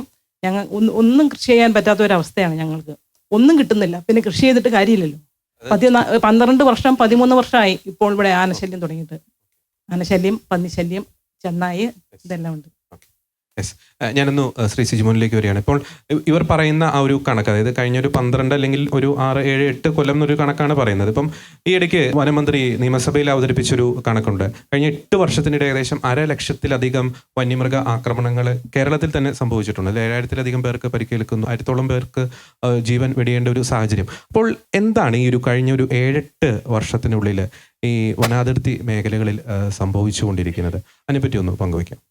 ഈ വിഷയത്തിൽ നമ്മുടെ അധികാരികൾ പറയുന്ന പല കാര്യങ്ങളും നമുക്ക് ഉൾക്കൊള്ളാൻ കഴിയില്ല. ഒരു വിഷയത്തെ നമ്മൾ അഡ്രസ്സ് ചെയ്യുമ്പോൾ ഒന്ന് അതിനെ നയപരമായി ഡീൽ ചെയ്യണം, 2 നിയമപരമായി. ഈ മിനിസ്റ്റേഴ്സൊക്കെ പറയുന്ന നയപരമായ കാര്യങ്ങളിലാണ് ഈ ജനങ്ങൾക്ക് ഏറ്റവും വലിയൊരു ആശങ്ക. വന്യമൃഗശല്യം ഒരു ഭാഗത്ത് നിൽക്കട്ടെ, അതിനേക്കാട്ടിലും ഭയാനകമാണ് ഇവരുടെയൊക്കെ നിലപാടുകൾ. ഈ കഴിഞ്ഞ ദിവസങ്ങളിൽ 48 മണിക്കൂർ കൊണ്ട് 4 പേരെ വന്യമൃഗങ്ങൾ കടിച്ച് കീറിയപ്പോൾ നമ്മുടെ അഭിമന്യ പിതാക്കന്മാർ സ്വാഭാവികമായിട്ട് പ്രതികരിച്ചു. അപ്പം നമ്മുടെ ബഹുമാനപ്പെട്ട വനം മന്ത്രി പറയുകയാണ്, പിതാക്കന്മാർ എന്തിനാണ് ഈ കാര്യത്തിൽ അഭിപ്രായം പറയുന്നത്? അപ്പോൾ സ്വാഭാവികമായിട്ടും അവരുടെയൊക്കെ ചിന്ത, അതായത് ഈ വന്യമൃഗങ്ങൾ കടിച്ചു കീറി ഈ മൃതപ്രായരായിട്ടിട്ടിരിക്കുന്ന സഭാമക്കൾക്ക് അന്ത്യകൂദാശ കൊടുക്കാനും അതുപോലെ വന്യമൃഗങ്ങൾ കടിച്ചു കീറിയിരിക്കുന്ന സഭാമക്കളുടെ ശവമടക്കാനും മാത്രമാണോ നമ്മുടെ അഭിമന്യ പിതാക്കന്മാർക്ക് അധികാരമുള്ളൂ എന്നുള്ള ഒരു സ്റ്റാൻഡിലേക്കാണ് നമ്മുടെ ഈ അഡ്മിനിസ്ട്രേഷൻ്റെ ഭാഗം നിൽക്കുന്നത്. രണ്ടാമത് പറയാനുള്ളത്, ഈ ഒരു കാര്യത്തിൽ നമ്മുടെ റോബിൻസൺ പറഞ്ഞു കഴിഞ്ഞു, ശക്തമായ പ്രതിരോധം തീർത്ത് നിൽക്കുന്നത് കൊണ്ടാണ് ഇന്ന് ഒരു പരിധിവരെ ജനങ്ങൾ ഇവിടെ നിൽക്കുന്നത്. നിയമപരമായ അജ്ഞതയാണ് ശരിക്കും പറഞ്ഞാൽ ഇതിൻ്റെയൊക്കെ അടിസ്ഥാന കാരണമെന്ന് പറയുന്നത്. ഈ കഴിഞ്ഞ ഒരു 6 മാസം മുമ്പ് നമ്മുടെ നിയമസഭ ഏകകണ്ഠേന പ്രമേയം പാസ്സാക്കി കേന്ദ്രത്തിലേക്ക് അയച്ചു. Wild life protection act amend ചെയ്യണം. എന്തിനാണ് wild life protection act amend ചെയ്യുന്നത് എന്ന് ഈ പ്രമേയം പാസ്സാക്കി ആർക്കും അറിയത്തില്ല. കാരണം wild life protection act section 11 വളരെ കൃത്യമായിട്ട് പറയുന്നുണ്ട്, ഏതെങ്കിലും ഒരു മൃഗം, ഈവൻ അത് ഷെഡ്യൂൾ 1 പെട്ടതാണെങ്കിൽ പോലും ചീഫ് വൈൽഡ് ലൈഫ് വാർഡന്, അതായത് കൺസേൺഡ് സ്റ്റേറ്റ് ഗവൺമെൻറ്റിലെ ചീഫ് വൈൽഡ് ലൈഫ് വാർഡന് ഉത്തമ ബോധ്യമുണ്ട് ഒരു പൗരൻ്റെ ജീവന് അത് നാശം വരുത്തുമെന്ന് ബോധ്യമുണ്ടെങ്കിൽ അതിനെ അദ്ദേഹം ചുമതലപ്പെടുത്തുന്ന ഓഫീഷ്യൽസ് ആരും വേണ്ട, എനി പേഴ്സൺ, ഏതൊരു വ്യക്തിയോടും അതിനെ കൊല്ലാൻ പറയാനുള്ള അധികാരം വൈൽഡ് ലൈഫ് പ്രൊട്ടക്ഷൻ ആക്ട് കൊടുത്തിട്ടുണ്ട്. രണ്ടാമത് ആ പ്രൊട്ടക്ഷൻ ആക്ടിൽ തന്നെ 11(2) പറയുന്നുണ്ട്, ഏതെങ്കിലും ഒരു ജീവി ഒരു മനുഷ്യൻ്റെ അവൻ്റെ ആവാസ വ്യവസ്ഥയിൽ അവൻ്റെ ഇമ്മ്യൂണിറ്റി റൈറ്റ് ഉള്ള സ്ഥലത്ത് ചെന്ന് കഴിഞ്ഞാൽ സെൽഫ് ഡിഫെൻസിന് വേണ്ടി അതിനെ കൊന്നു കഴിഞ്ഞാൽ അതൊരു ക്രൈമല്ല എന്ന് തന്നെ പറയുന്നുണ്ട്. ഈ 2 കാര്യങ്ങൾ നിലനിൽക്കുമ്പോൾ വൈൽഡ് ലൈഫ് പ്രൊട്ടക്ഷൻ ആക്ടിൽ തന്നെ നിലനിൽക്കുകയാണ്. ഇത് അമെൻഡ് ചെയ്യാതെ തന്നെ ഈ ഭാഗം ഇംപ്ലിമെന്റ് ചെയ്ത് കഴിഞ്ഞാൽ പ്രശ്നങ്ങൾ തീരാവുന്നുള്ളൂ. എന്തുകൊണ്ട് ഇവരിത് നടപ്പാക്കുന്നില്ല? പലപ്പോഴും ഈ ചീഫ് വൈൽഡ് ലൈഫ് വാർഡൻ ആ വ്യക്തിക്ക് ഒരു പേടിയാണോ അതൊരു മടിയാണോ, എന്താണ് സംഭവിക്കുന്നത്? ഇങ്ങനെ വകുപ്പുകൾ ഉണ്ട് എന്ന് പറയുന്നുണ്ട്, പക്ഷേ ഇത് നടപ്പാക്കപ്പെടുന്നില്ല. എന്തുകൊണ്ട് അങ്ങനെ സംഭവിക്കും? അതായത് കടുത്ത പരിസ്ഥിതിവാദം കേരളത്തിൽ, ഈ കടുത്ത പരിസ്ഥിതിവാദം നിൽക്കുന്നതുകൊണ്ട് മാത്രം ഒരുപക്ഷെ ഭയപ്പെട്ടിട്ടാകാം മറുഭാഗത്ത് വനവിസ്തൃതി കൂട്ടാനുള്ള ഒരു പരിശ്രമം. നമ്മൾ അതിൻ്റെ ഡേറ്റ എടുത്തു കഴിഞ്ഞാൽ ഈ ഭാഷാടിസ്ഥാനത്തിൽ കേരളം രൂപീകൃതമായത് 1957-ലാണ്. 57-ൽ ഇക്കണോമിക് റിവ്യൂ പ്രസിദ്ധീകരിച്ചത് 59-ലാണ്. അതിനകത്ത് വളരെ കൃത്യമായിട്ട് പറയുന്നത് യൂട്ടിലൈസേഷൻ ഓഫ് ലാൻഡ് ഏരിയ എന്ന് പറയുന്നതിനകത്ത് കേരളത്തിൻ്റെ വനവിസ്തൃതി എന്ന് പറയുന്നത് 25.8%. ഈ 60 വർഷങ്ങൾക്ക് ശേഷം നമ്മൾ ഈ കഴിഞ്ഞ 2022-23 ഇക്കണോമിക് റിവ്യൂ 2ാം പിണറായി സർക്കാർ പ്രസിദ്ധീകരിച്ചപ്പോൾ 29.65% കേരളത്തിൻ്റെ വനവിസ്തൃതി എന്ന് പറയുന്നത്. അതായത് 57-ൽ 25.8 ഉണ്ടായിരുന്നു, ഇപ്പോൾ 30%. അതായത് 3 ഇരട്ടി ജനസംഖ്യ വർദ്ധിച്ചപ്പോൾ ഇവിടെ എൻക്രോച്ച്മെൻറ്റും മറ്റു കാര്യങ്ങളും ഇവർ പറഞ്ഞ പോലെ നടക്കുകയാണെങ്കിൽ 1/3 കുറയേണ്ടിയിരുന്ന വനവിസ്തൃതി ഏതാണ്ട് ഇരട്ടിയായി. ഈ കണക്ക് ടാലിയാകുന്നില്ല. അപ്പോൾ ഇവരുടെ അൾട്ടിമേറ്റ് ലക്ഷ്യം എന്ന് പറയുന്നത് വനവിസ്തൃതി കൂട്ടുക എന്ന് മാത്രമാണ്. ഇപ്പോൾ ഇതിൽ ഈ പൊളിറ്റിക്കൽ അല്ലെങ്കിൽ എക്സിക്യൂട്ടീവ്സിൻ്റെ ഒരു കമ്പൈൻഡ് ആയിട്ടുള്ള ഒരു പരിശ്രമം ഈ ചതിയുടെ പിന്നിലുണ്ട്. I am telling beyond the limit of politics. Politics മാറ്റിവെക്കുക. നമ്മുടെ എ റഹീം എന്ന് പറയുന്ന നമ്മുടെ MP രാജ്യസഭയിൽ ഒരു ചോദ്യം ചോദിച്ചു. നമ്മുടെ കൺസർവേറ്റർമാർക്ക് ഈ വൈൽഡ് ലൈഫ് ആക്ട് അനുസരിച്ച് വന്യമൃഗങ്ങളെ കൊല്ലാനുള്ള അധികാരം കൊടുക്കാമോ? അതിന് അദ്ദേഹത്തിന് പാർലമെന്റിൽ കേന്ദ്ര പരിസ്ഥിതി ഫോറസ്റ്റ് മിനിസ്റ്റർ മറുപടി കൊടുത്തു. നിലവിൽ ചീഫ് വൈൽഡ് ലൈഫ് വാർഡന് എല്ലാ അധികാരങ്ങളും കൊടുത്തിട്ടുണ്ട്, അത് നടപ്പാക്കുന്നില്ല. പിന്നെ കൂടുതൽ ആൾക്കാർക്ക് എന്തിനാണ് അധികാരം കൊടുക്കുന്നത് എന്ന് ചോദിച്ചു. എന്നിട്ട് ഈ മറുപടി വന്നു കഴിഞ്ഞപ്പോൾ അദ്ദേഹം പറഞ്ഞതാണ്, കൺസർവേറ്റർമാർക്ക് ഫോറസ്റ്റ് മാനേജ്മെന്റിനുള്ള അധികാരം കേന്ദ്രം കൊടുത്തില്ല. വൈൽഡ് ലൈഫ് പ്രൊട്ടക്ഷൻ ആക്ടിൽ ചീഫ് വൈൽഡ് ലൈഫ് വാർഡൻ നിൽക്കുകയാണ്. അതായത് എനിക്ക് കിട്ടിയിരിക്കുന്ന ഒരു അധികാരം ഞാൻ വിനിയോഗിക്കുന്നില്ല, പകരം ഞാൻ ചോദിക്കുകയാണ് അച്ഛനും കൂടെ അതിൻ്റെ റൈറ്റ് കൊടുക്കാവോ എന്ന്. ഇതാണ് നിലവിൽ നടക്കുന്നത്. അപ്പോൾ അത് തെറ്റിദ്ധരിപ്പിക്കുന്ന ചില ന്യായീകരണങ്ങളിലേക്ക് ഒരുപക്ഷെ പൊളിറ്റിക്സ് ആയിരിക്കാം.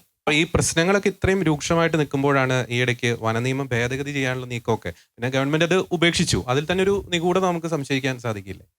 പിന്നല്ലേ, അതായത് ഒരു മനുഷ്യനെ അറസ്റ്റ് ചെയ്യണമെങ്കിൽ സുപ്രീം കോടതി വളരെ വ്യക്തമായിട്ട് മാനദണ്ഡങ്ങൾ പറഞ്ഞിട്ടുണ്ട്, ക്രൈറ്റീരിയ. ആ ക്രൈറ്റീരിയയ്ക്ക് അപ്പുറത്തേക്ക് ഒന്നും ചെയ്യാൻ കഴിയില്ല. ആ വനനിയമത്തിൽ നമ്മൾ അതിൻ്റെ ബാക്കി ഒന്നിലേക്കും നമ്മൾ പോകണ്ട. വനനിയമം ഇപ്പോൾ ഭേദഗതി ചെയ്തപ്പോൾ അതിനകത്ത് വളരെ വ്യക്തമായിട്ട് പറയുന്നു, ഫോറസ്റ്റിനകത്തുകൂടി ഒഴുകുന്നതോ വനത്തിൽ നിന്ന് വരുന്നതോ ആയ പുഴകളിൽ ആരെങ്കിലും മീൻ പിടിച്ചാൽ അവനെ അറസ്റ്റ് ചെയ്യാം. അതായത് ഒരു വാച്ചർക്ക് പോലും അറസ്റ്റ് ചെയ്യാം. സെൻട്രൽ ആക്ട്, ഈ ഫോറസ്റ്റ് ആക്ട്, ഈ ഇരിക്കുന്ന ഫോറസ്റ്റ് ആക്ടിനകത്ത് സെക്ഷൻ 51 പറയുന്നു, ഫോറസ്റ്റിൽ കൂടി ഒഴുകി വരുന്നതോ ഫോറസ്റ്റുമായിട്ട് ബന്ധപ്പെട്ട് നിൽക്കുന്നതായ സ്വാഭാവിക നീർച്ചാലുകളിലോ പുഴകളിലോ 10 കിലോമീറ്ററിനുള്ളിൽ താമസിക്കുന്ന ഒരു വ്യക്തി മീൻ പിടിച്ചാൽ അവൻ്റെ വഞ്ചിയോ വലയോ സീസ് ചെയ്യാൻ പാടില്ല.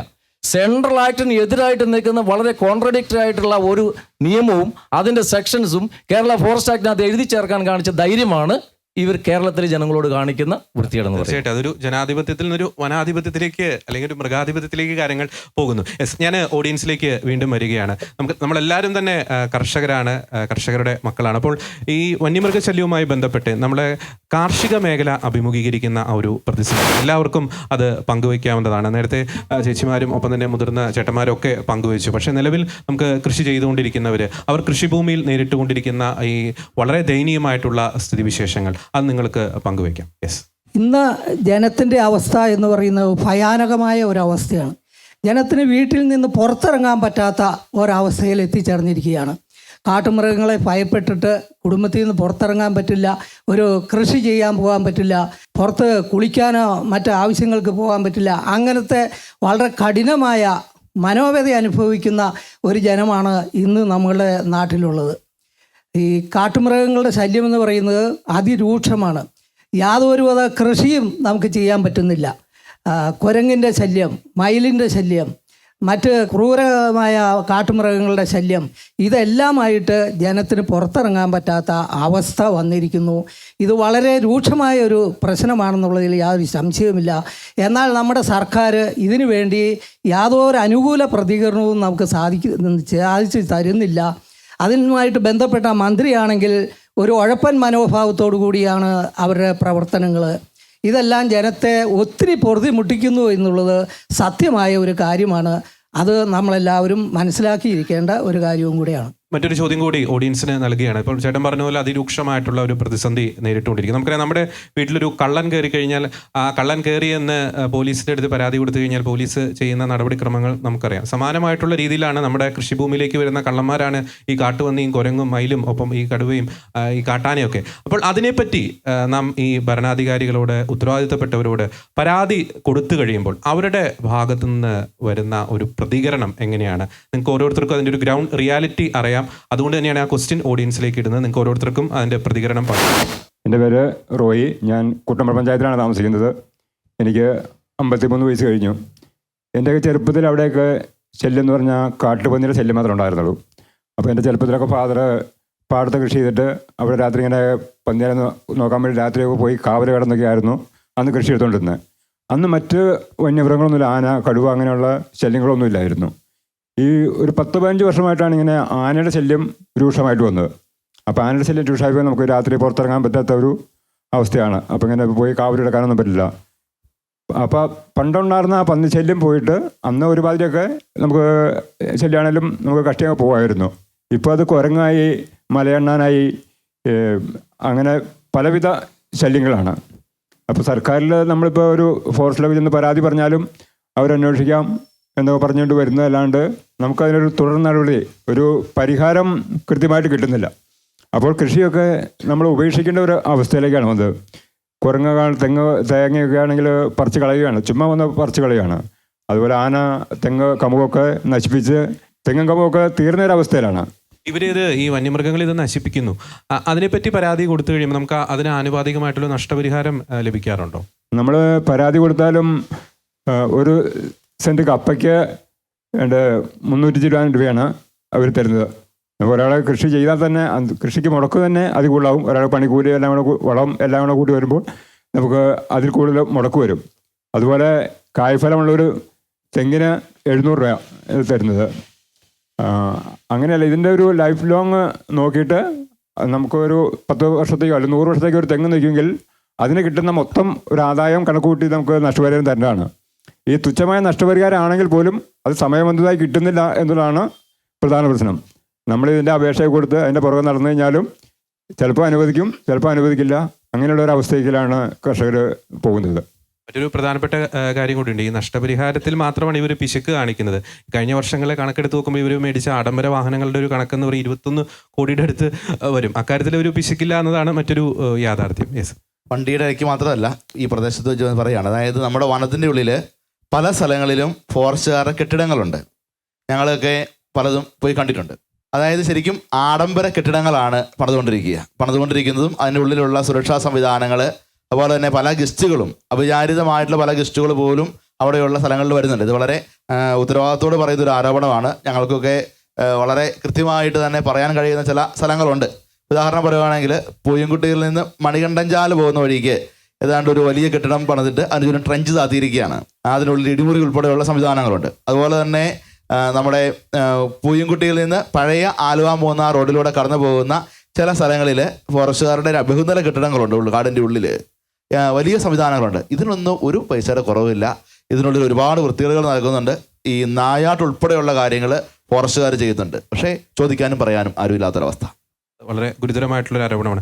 ഞാൻ നമ്മുടെ ഈ ഗ്രൂപ്പിലെ യൂത്തിൻ്റെ ഒരു പ്രതികരണം, നമുക്കറിയാം ഈ ഒരു വിഷയം ഏറ്റവും കൂടുതൽ ബാധിക്കുന്നത് യൂത്തിനെയാണ്. നമുക്കറിയാം ഈ ഓഡിയൻസിൽ തന്നെ യൂത്തിൻ്റെ എണ്ണം വളരെയധികം കുറവാണ്. യൂത്ത് ഇപ്പോൾ നാട് വിട്ടുകൊണ്ടിരിക്കുക. ഇപ്പോൾ വന്യമൃഗങ്ങൾ ഇങ്ങനെ കയറി മേയുന്ന ഈ ഒരു നാട്ടിൽ ഇവരൊക്കെ എങ്ങനെ ജീവിക്കാൻ സാധിക്കുമെന്നൊരു ചോദ്യം അവിടെ നിലനിൽക്കുന്നുണ്ട്. അപ്പോൾ യൂത്തിനെ സംബന്ധിച്ചിടത്തോളം ഈ വിഷയവുമായി ബന്ധപ്പെട്ട് അവർ നേരിടുന്ന ആ ഒരു പ്രതിസന്ധികൾ ഒന്ന് പങ്കുവയ്ക്കുകയാണെങ്കിൽ നല്ലതായിരുന്നു. യെസ്, എൻ്റെ പേര് അനിൽ എന്നാണ്.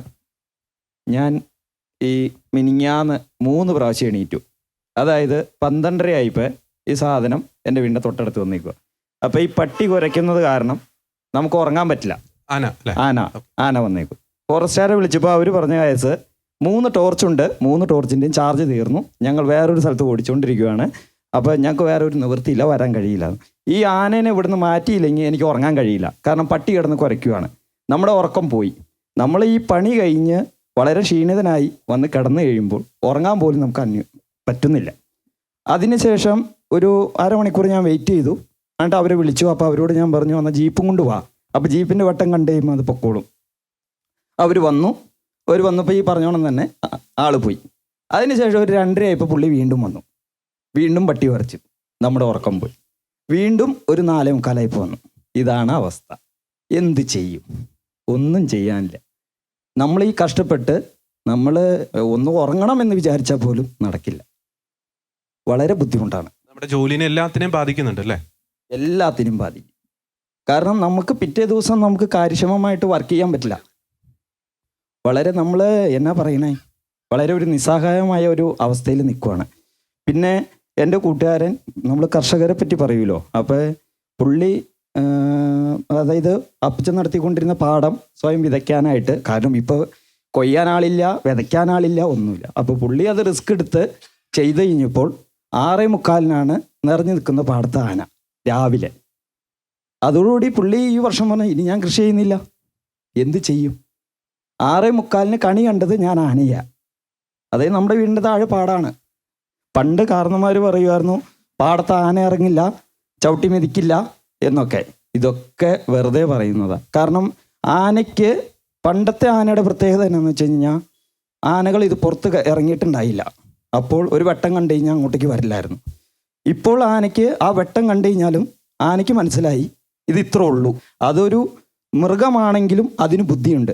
അത് നമ്മുടെ ഈ കഴിഞ്ഞ ദിവസം പത്രത്തിൽ പാലക്കാട് എങ്ങാണ്ട് ഒരു കുട്ടിയാന കിണറ്റിൽ ചാടിയപ്പോൾ ഈ തള്ളാന ആ കിണർ ചവിട്ടി ഇടിച്ച് ആ കുട്ടിയാനനെ രക്ഷിച്ചു. ആ ബുദ്ധി എവിടെ നിന്ന് കിട്ടി? ഏതെങ്കിലും നഴ്സറി പോയിട്ടുണ്ടോ ആന? ഇല്ല.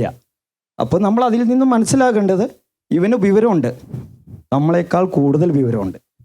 അപ്പോൾ നമ്മൾ എന്തൊക്കെ പ്രിക്കോഷൻസ് എടുത്താലും അവൻ അത് തള്ളും. കാരണം അവൻ അതിനേക്കാൾ ബുദ്ധിയുള്ളവനാണ്. അപ്പം നമ്മൾ ഇത് വളരാതിരിക്കുക എന്നുള്ളതാണ് നമുക്ക് ചെയ്യാവുന്ന ഒരു പ്രതിവിധിയുള്ളൂ. പക്ഷേ ഇത് വളർത്തുക എന്നുള്ളതാണ് നമ്മുടെ സർക്കാർ ചെയ്യുന്നത്. അപ്പം നമ്മൾ രണ്ടിൻ്റെ ഇടയിലാണ്. ഒന്നും നമ്മൾ ഇതിനെ എൻ്റെ വീട്ടിൽ വരുന്നത് നമ്മൾ തടയാമെന്ന് വിചാരിച്ച് ഞാൻ ട്രഞ്ച് താത്തിയാലും അപ്പുറത്തെ വീട്ടിൽ വന്നു കഴിയുമ്പോൾ നമ്മുടെ ഉറക്കം പോകുമെന്നുണ്ടെങ്കിൽ പിന്നെ ഞാൻ ട്രഞ്ച് താത്തിയിട്ട് എന്ത് കാര്യം? എൻ്റെ അധ്വാനം ഞാൻ കളഞ്ഞിട്ട് ആ പൈസ പോകാമെന്നല്ലാതെ ഇപ്പോൾ നമ്മുടെ ഈ പള്ളിയുടെ ചുറ്റും വേലിയിട്ടുണ്ട്. പക്ഷേ ഈ വേലിക്ക് അപ്പുറത്ത് അവൻ വരുമ്പോൾ പിന്നെ ഈ വേലിയും കൊണ്ട് എന്ത് പ്രയോജനമുള്ളത്? ഈ ഉടമസ്ഥന് മാത്രം ഒരു ആശ്വാസമുള്ളൂ. അവൻ അതൊരു സെൽഫിഷായി മാറുകയാണ്. അത് അവൻ്റെ കാര്യം മാത്രമാണ് നോക്കുന്നുള്ളൂ. പക്ഷെ ജനങ്ങളുടെ ഒരു ഇത്. പക്ഷേ ഈ മുതലാളി ഇത് ചെയ്താൽ പോലും ഈ മുതലാളിക്ക് രാത്രി ഇവിടെ വരാൻ പറ്റില്ല. രാത്രി വരണമെങ്കിൽ അവന് പ്രൊട്ടക്ഷൻ വേണം. ഓക്കെ, യെസ് യെസ് ദയനീയമായിട്ടുള്ളൊരു സ്ഥിതിവിശേഷമാണ് അനിൽ പങ്കുവച്ചത്. യെസ്, അദ്ദേഹം പറഞ്ഞ വളരെ പ്രധാനപ്പെട്ടൊരു ഒരു കാര്യമുണ്ട്. ഈ വോട്ട് ചെയ്ത് ജയിപ്പിച്ച് വിട്ട ജനങ്ങളെ പരിഗണിക്കാതെ വോട്ടില്ലാത്ത മൃഗങ്ങളെ പരിഗണിക്കുന്ന രീതിയിലേക്ക് രാഷ്ട്രീയ നേതൃത്വങ്ങൾ മാറുന്നു. യെസ്, എൻ്റെ പേര് ജോജോ ജോസഫ് എന്നാണ്. ഒരു വർഷം ഇവിടെ ആന വീണ സംഭവമായിട്ട് ബന്ധപ്പെട്ട് പ്രതികരിക്കാനൊക്കെ നമ്മൾ നിന്നതിൻ്റെ ഫലമായിട്ട് എനിക്കെതിരെയും സമൻസും കേസും ഉണ്ട്. ഇപ്പം കേസുമായിട്ട് മുമ്പോട്ട് പോകുന്നു. അപ്പം ഏത് വകുപ്പിലാണ് കേസ് എടുത്തിരിക്കുന്നത്? 143, 147, 149, 188 വകുപ്പുകൾ പ്രകാരമാണ് നമുക്കെതിരെ കേസ് എടുത്തത്. ഇപ്പം ഞാനും ജോലിയും ഒക്കെ ആ കേസിൽ എന്ത് കുറ്റകൃത്യമാവുന്നു? 1, 144 ലംഘിച്ചു. 2, ഗവൺമെൻറ് സർവൻസിൻ്റെ നിർദ്ദേശങ്ങൾ അനുസരിച്ചില്ല. 3, ഫോറസ്റ്റുകാരുടെ ഡ്യൂട്ടി തടസ്സപ്പെടുത്തി. ഇതെല്ലാമാണ് പറഞ്ഞിരിക്കുന്നത്. പക്ഷേ എല്ലാ ചാനലുകളടക്കം അവിടെ വീഡിയോ ലൈവ് പോയിക്കൊണ്ടിരിക്കുന്നതാണ്. അവിടെ നമ്മൾ ആ വീഡിയോ തന്നെ ചെക്ക് ചെയ്താൽ അറിയാം, ഞങ്ങൾ അവരുടെ ഡ്യൂട്ടി തടസ്സപ്പെടുത്തുകയോ അവരുടെ നിർദ്ദേശങ്ങൾ അനുസരിക്കാതിരിക്കുകയോ ചെയ്തിട്ടില്ല. അതിനുശേഷം നമ്മളവിടെ അന്ന് വന്നപ്പോൾ പോലെ ആവശ്യപ്പെട്ടത് ഈ ആന സ്ഥിരം പ്രശ്നക്കാരനാണ്, ഇവിടെ സ്ഥിരമായിട്ട് വന്നുകൊണ്ടിരിക്കുന്ന ആനയെന്നാണ് നമ്മൾ പറഞ്ഞത്. അതുകൊണ്ട് തന്നെ അതിനെ മയക്കുവെടി വെച്ച് ഉൾക്കാട്ടിലേക്ക് കടത്തിവിടണം എന്നാണ് ജനം ഇവിടെ ആവശ്യപ്പെട്ടത്. ഞങ്ങളൊക്കെ ആവശ്യപ്പെട്ടത് അതാണ്. അപ്പോൾ RDOയും ASPയും ഈ പറയുന്ന പഞ്ചായത്ത് പ്രസിഡന്റ് അടക്കമുള്ള DFO അടക്കമുള്ള ഉന്നത ഉദ്യോഗസ്ഥർ, 2 MLAമാർ അവർ എഴുതി ഒപ്പിട്ട് തന്ന പേപ്പർ നമ്മുടെ കയ്യിലുണ്ട്. അവർ പറഞ്ഞത് ഈ പറയുന്ന ആനയെ മയക്കുവെടി വെച്ച് ഇവിടുന്ന് മാറ്റാം, 30 ദിവസത്തിനുള്ളിൽ കിണർ ക്ലീനാക്കി ചുറ്റുമതിൽ കെട്ടി അവർക്ക് കുടിവെള്ളം ലഭ്യമാക്കാമെന്നാണ് അവർ എഴുതി ഒപ്പിട്ട് ഉറപ്പ് തന്നത്. അപ്പോൾ ആനയെ മയക്കുവെടി വെച്ച് മാറ്റാം എന്ന് ഉറപ്പ് പറഞ്ഞതിൻ്റെ അടിസ്ഥാനത്തിലാണ് ഞങ്ങളെല്ലാം അവിടുന്ന് മാറി. ഇപ്പോൾ 144 പ്രഖ്യാപിച്ചു, ഞങ്ങളെല്ലാവരും തന്നെ അവിടുന്ന് മാറി. ഞങ്ങളെല്ലാം മാറിയ സമയത്ത് തന്നെ അവർ JCB കൊണ്ട് കിണറിടിച്ച് അപ്പോൾ ഒരു മഴ ചാറുകയും ചെയ്തു. കിണറിടിച്ച് അവർ ആനയെ ലൈവായിട്ട് 3, 3:30 ഏകദേശം 4 മണി ആയിട്ടുള്ളൂ. ആ 4 മണിക്ക് പട്ടാപ്പകൽ ഇതെല്ലാം ജനവാസമുള്ള മേഖലയാണ്. ഇതിലൂടെ വെറുതെ പടക്കം പൊട്ടിച്ച് ഓടിക്കുകയാണ് ചെയ്തത്. ഇപ്പോൾ നിങ്ങൾ ചാനലിൽ നോക്കി കഴിഞ്ഞാൽ നിങ്ങൾക്കറിയാം, ലൈവായിട്ട് ആനയെ ഒന്നും ചെയ്യാതെ കിണറിടിച്ച് അതിന് പുറത്ത് ചാടിച്ചിട്ട് പടക്കം പൊട്ടിച്ച് ഓടിച്ച് വിടുകയാണ് ചെയ്ത കാട്ടിലേക്ക്. ആ പോകുന്ന വഴിക്കെല്ലാം ഒത്തിരി സ്ത്രീകളും കുട്ടികളും വയസ്സായവരും എല്ലാം ഉണ്ട്. അവരാരെങ്കിലും എത്തിയതിൽ ആര് സമാധാനം പറയുമായിരുന്നു? അന്നേരവും സർക്കാർ എന്ത് ചെയ്യും? ഈ പറയുന്ന പോലെ അനുവദിക്കപ്പെട്ട പൈസ പോലും, അതായത് കേന്ദ്ര ഗവൺമെൻറ് 10 ലക്ഷവും സംസ്ഥാന സർക്കാരിന് 4 ലക്ഷമൊക്കെ ഉണ്ടെന്നൊക്കെ പറയപ്പെടുന്നു. അതുപോലും നൽകുന്നില്ല.